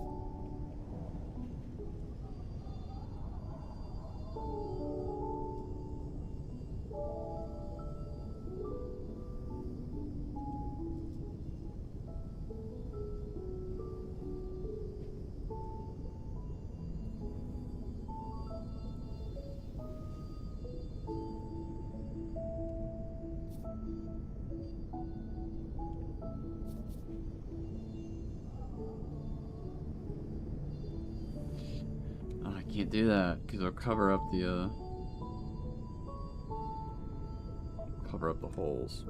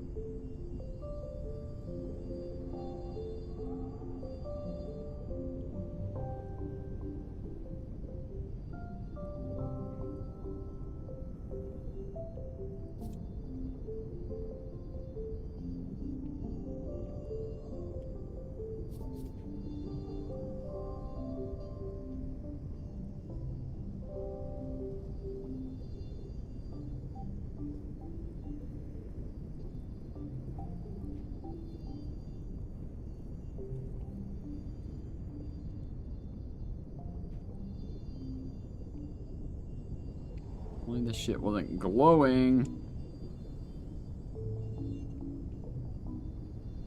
Oh my god.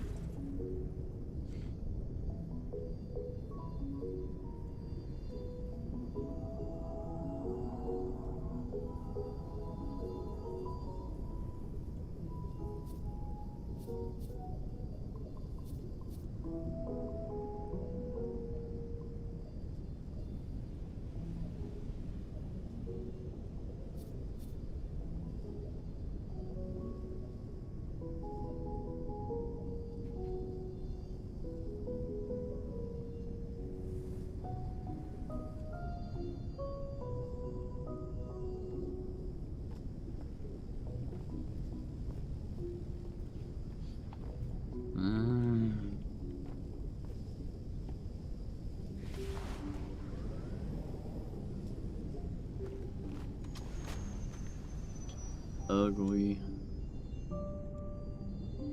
Get it out of my sight.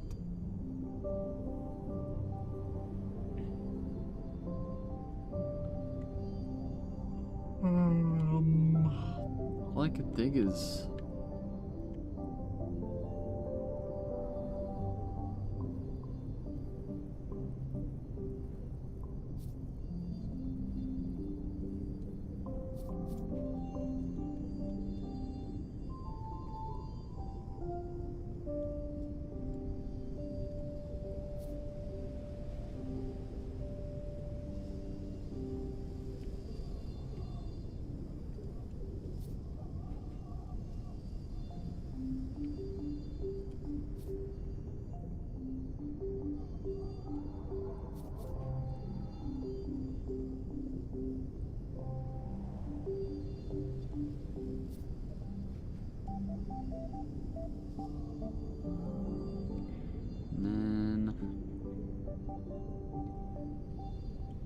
it's just another one.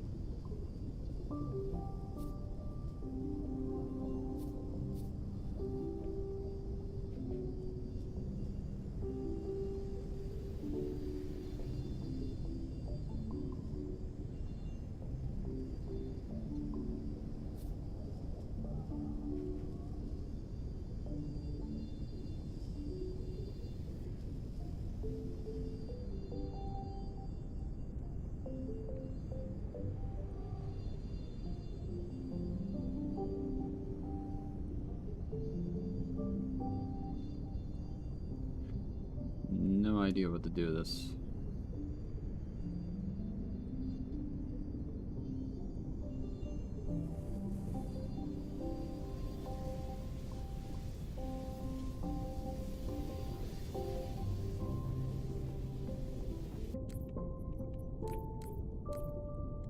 I'm very curious to see how many objects I have left.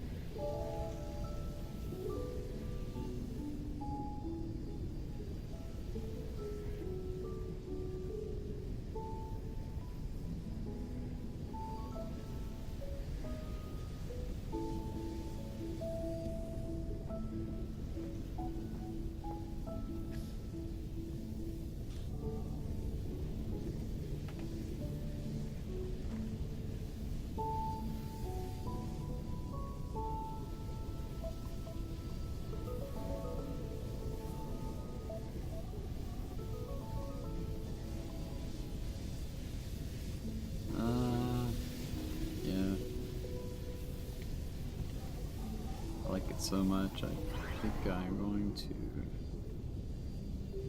duplicate.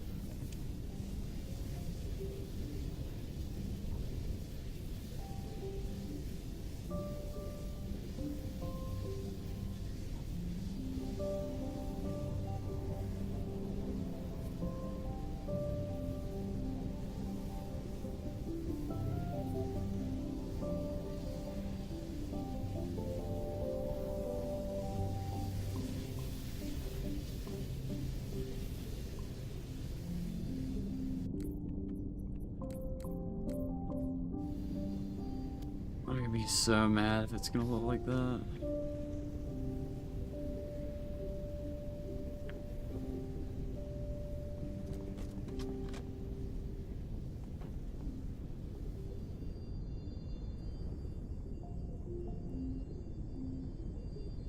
Go check out the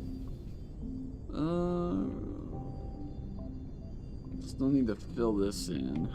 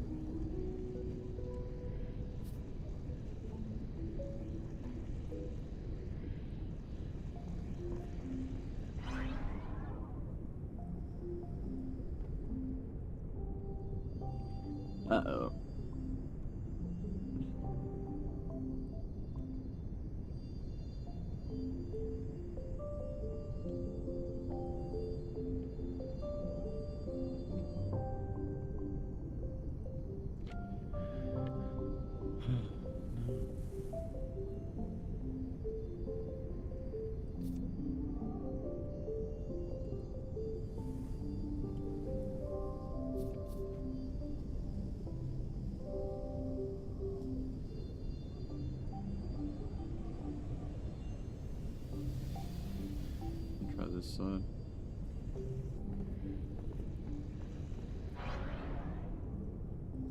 Jeez.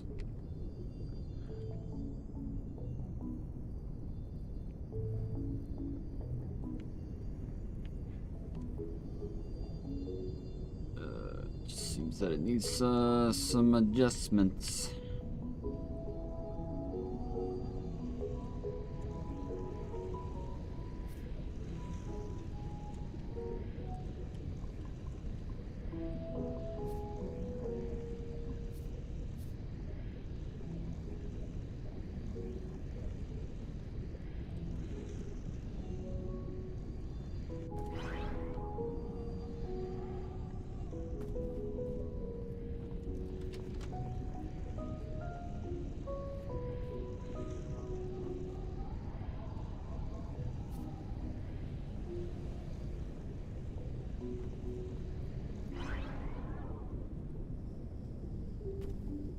There we go.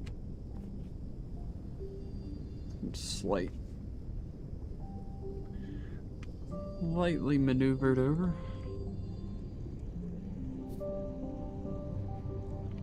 What's that angle? 130.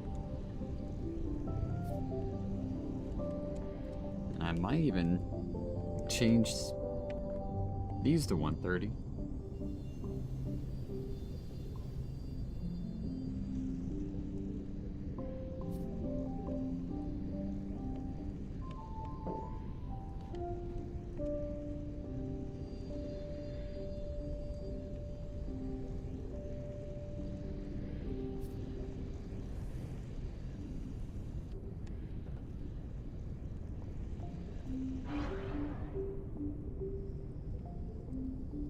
No.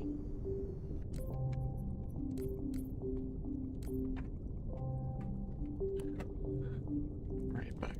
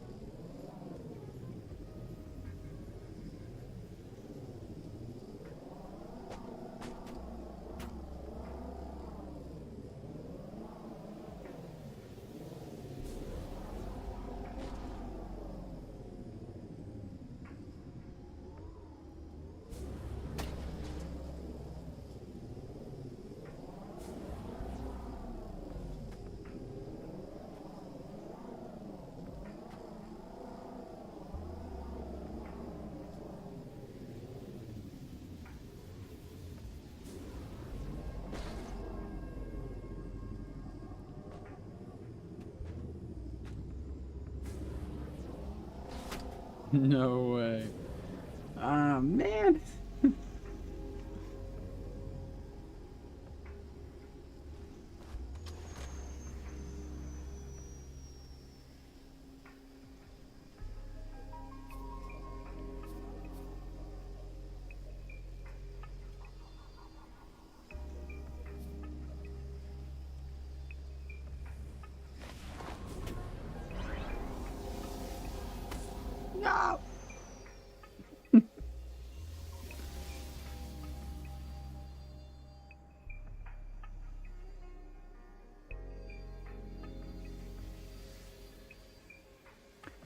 It is possible.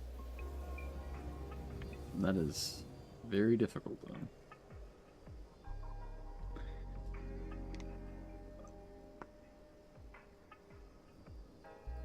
though. I could slightly tilt this.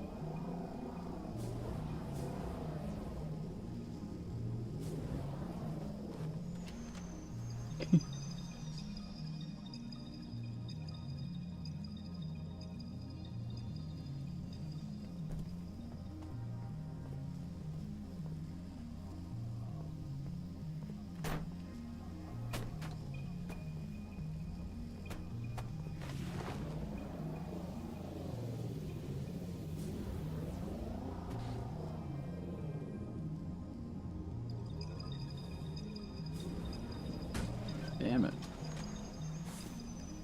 Ah!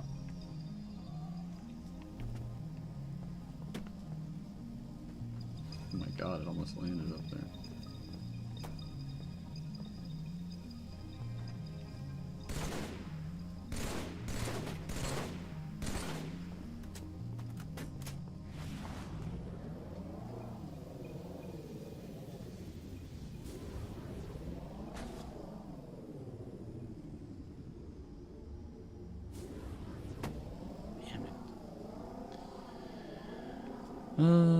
Maybe a little more tilt.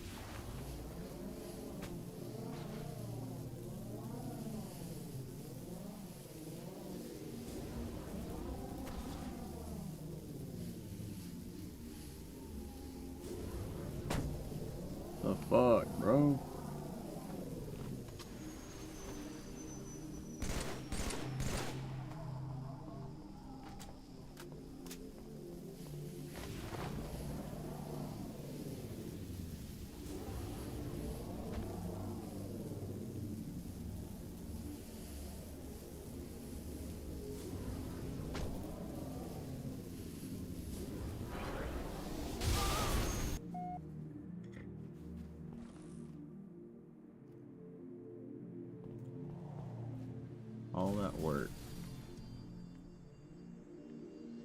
Granted, I'm not holding back on the, maybe if I hold back.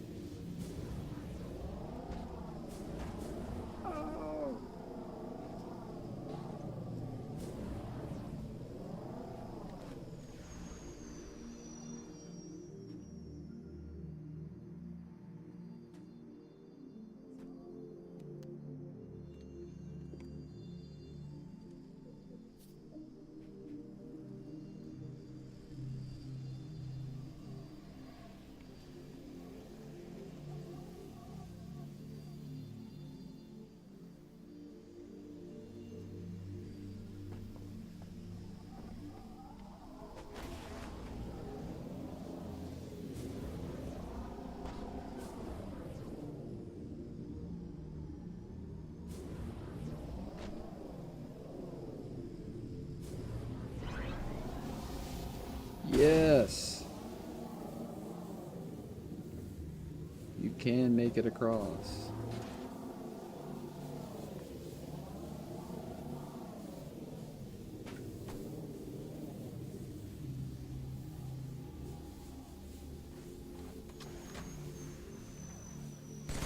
This just might be the cursed spot right here.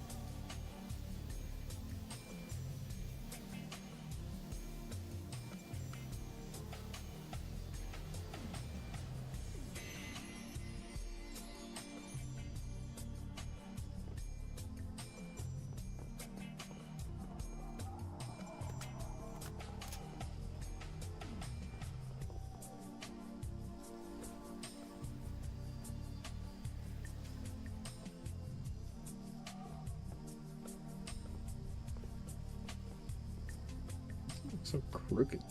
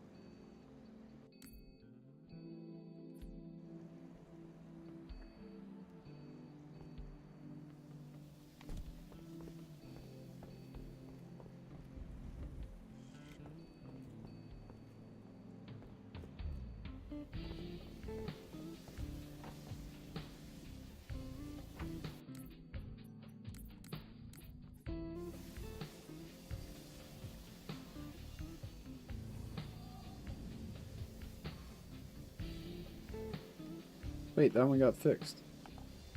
Oh my god. That's huge. That is freaking huge.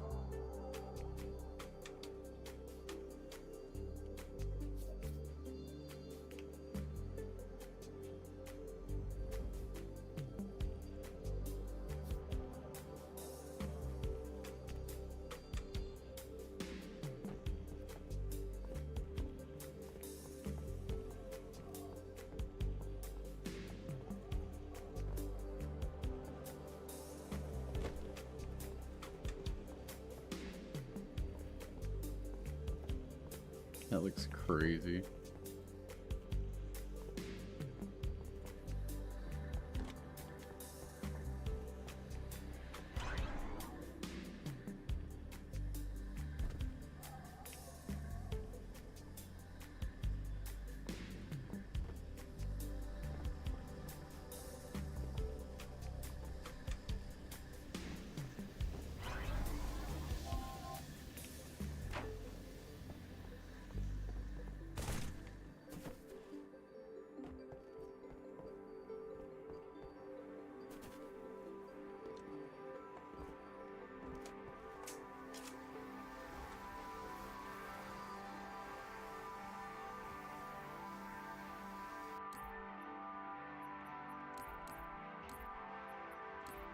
Game over.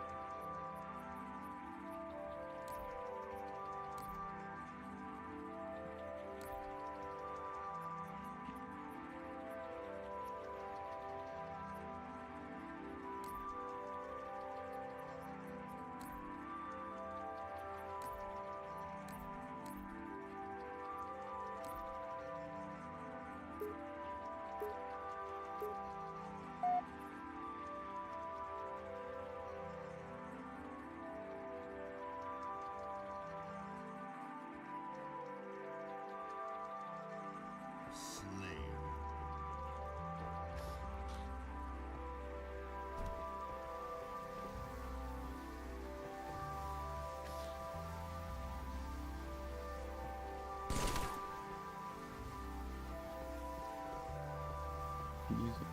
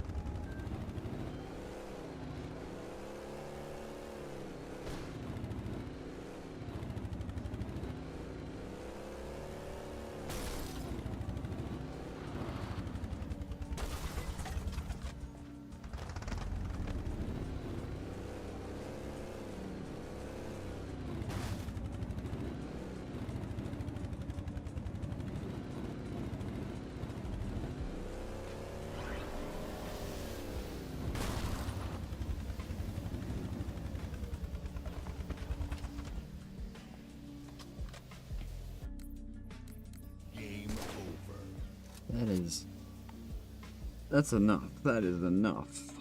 I am going to bed.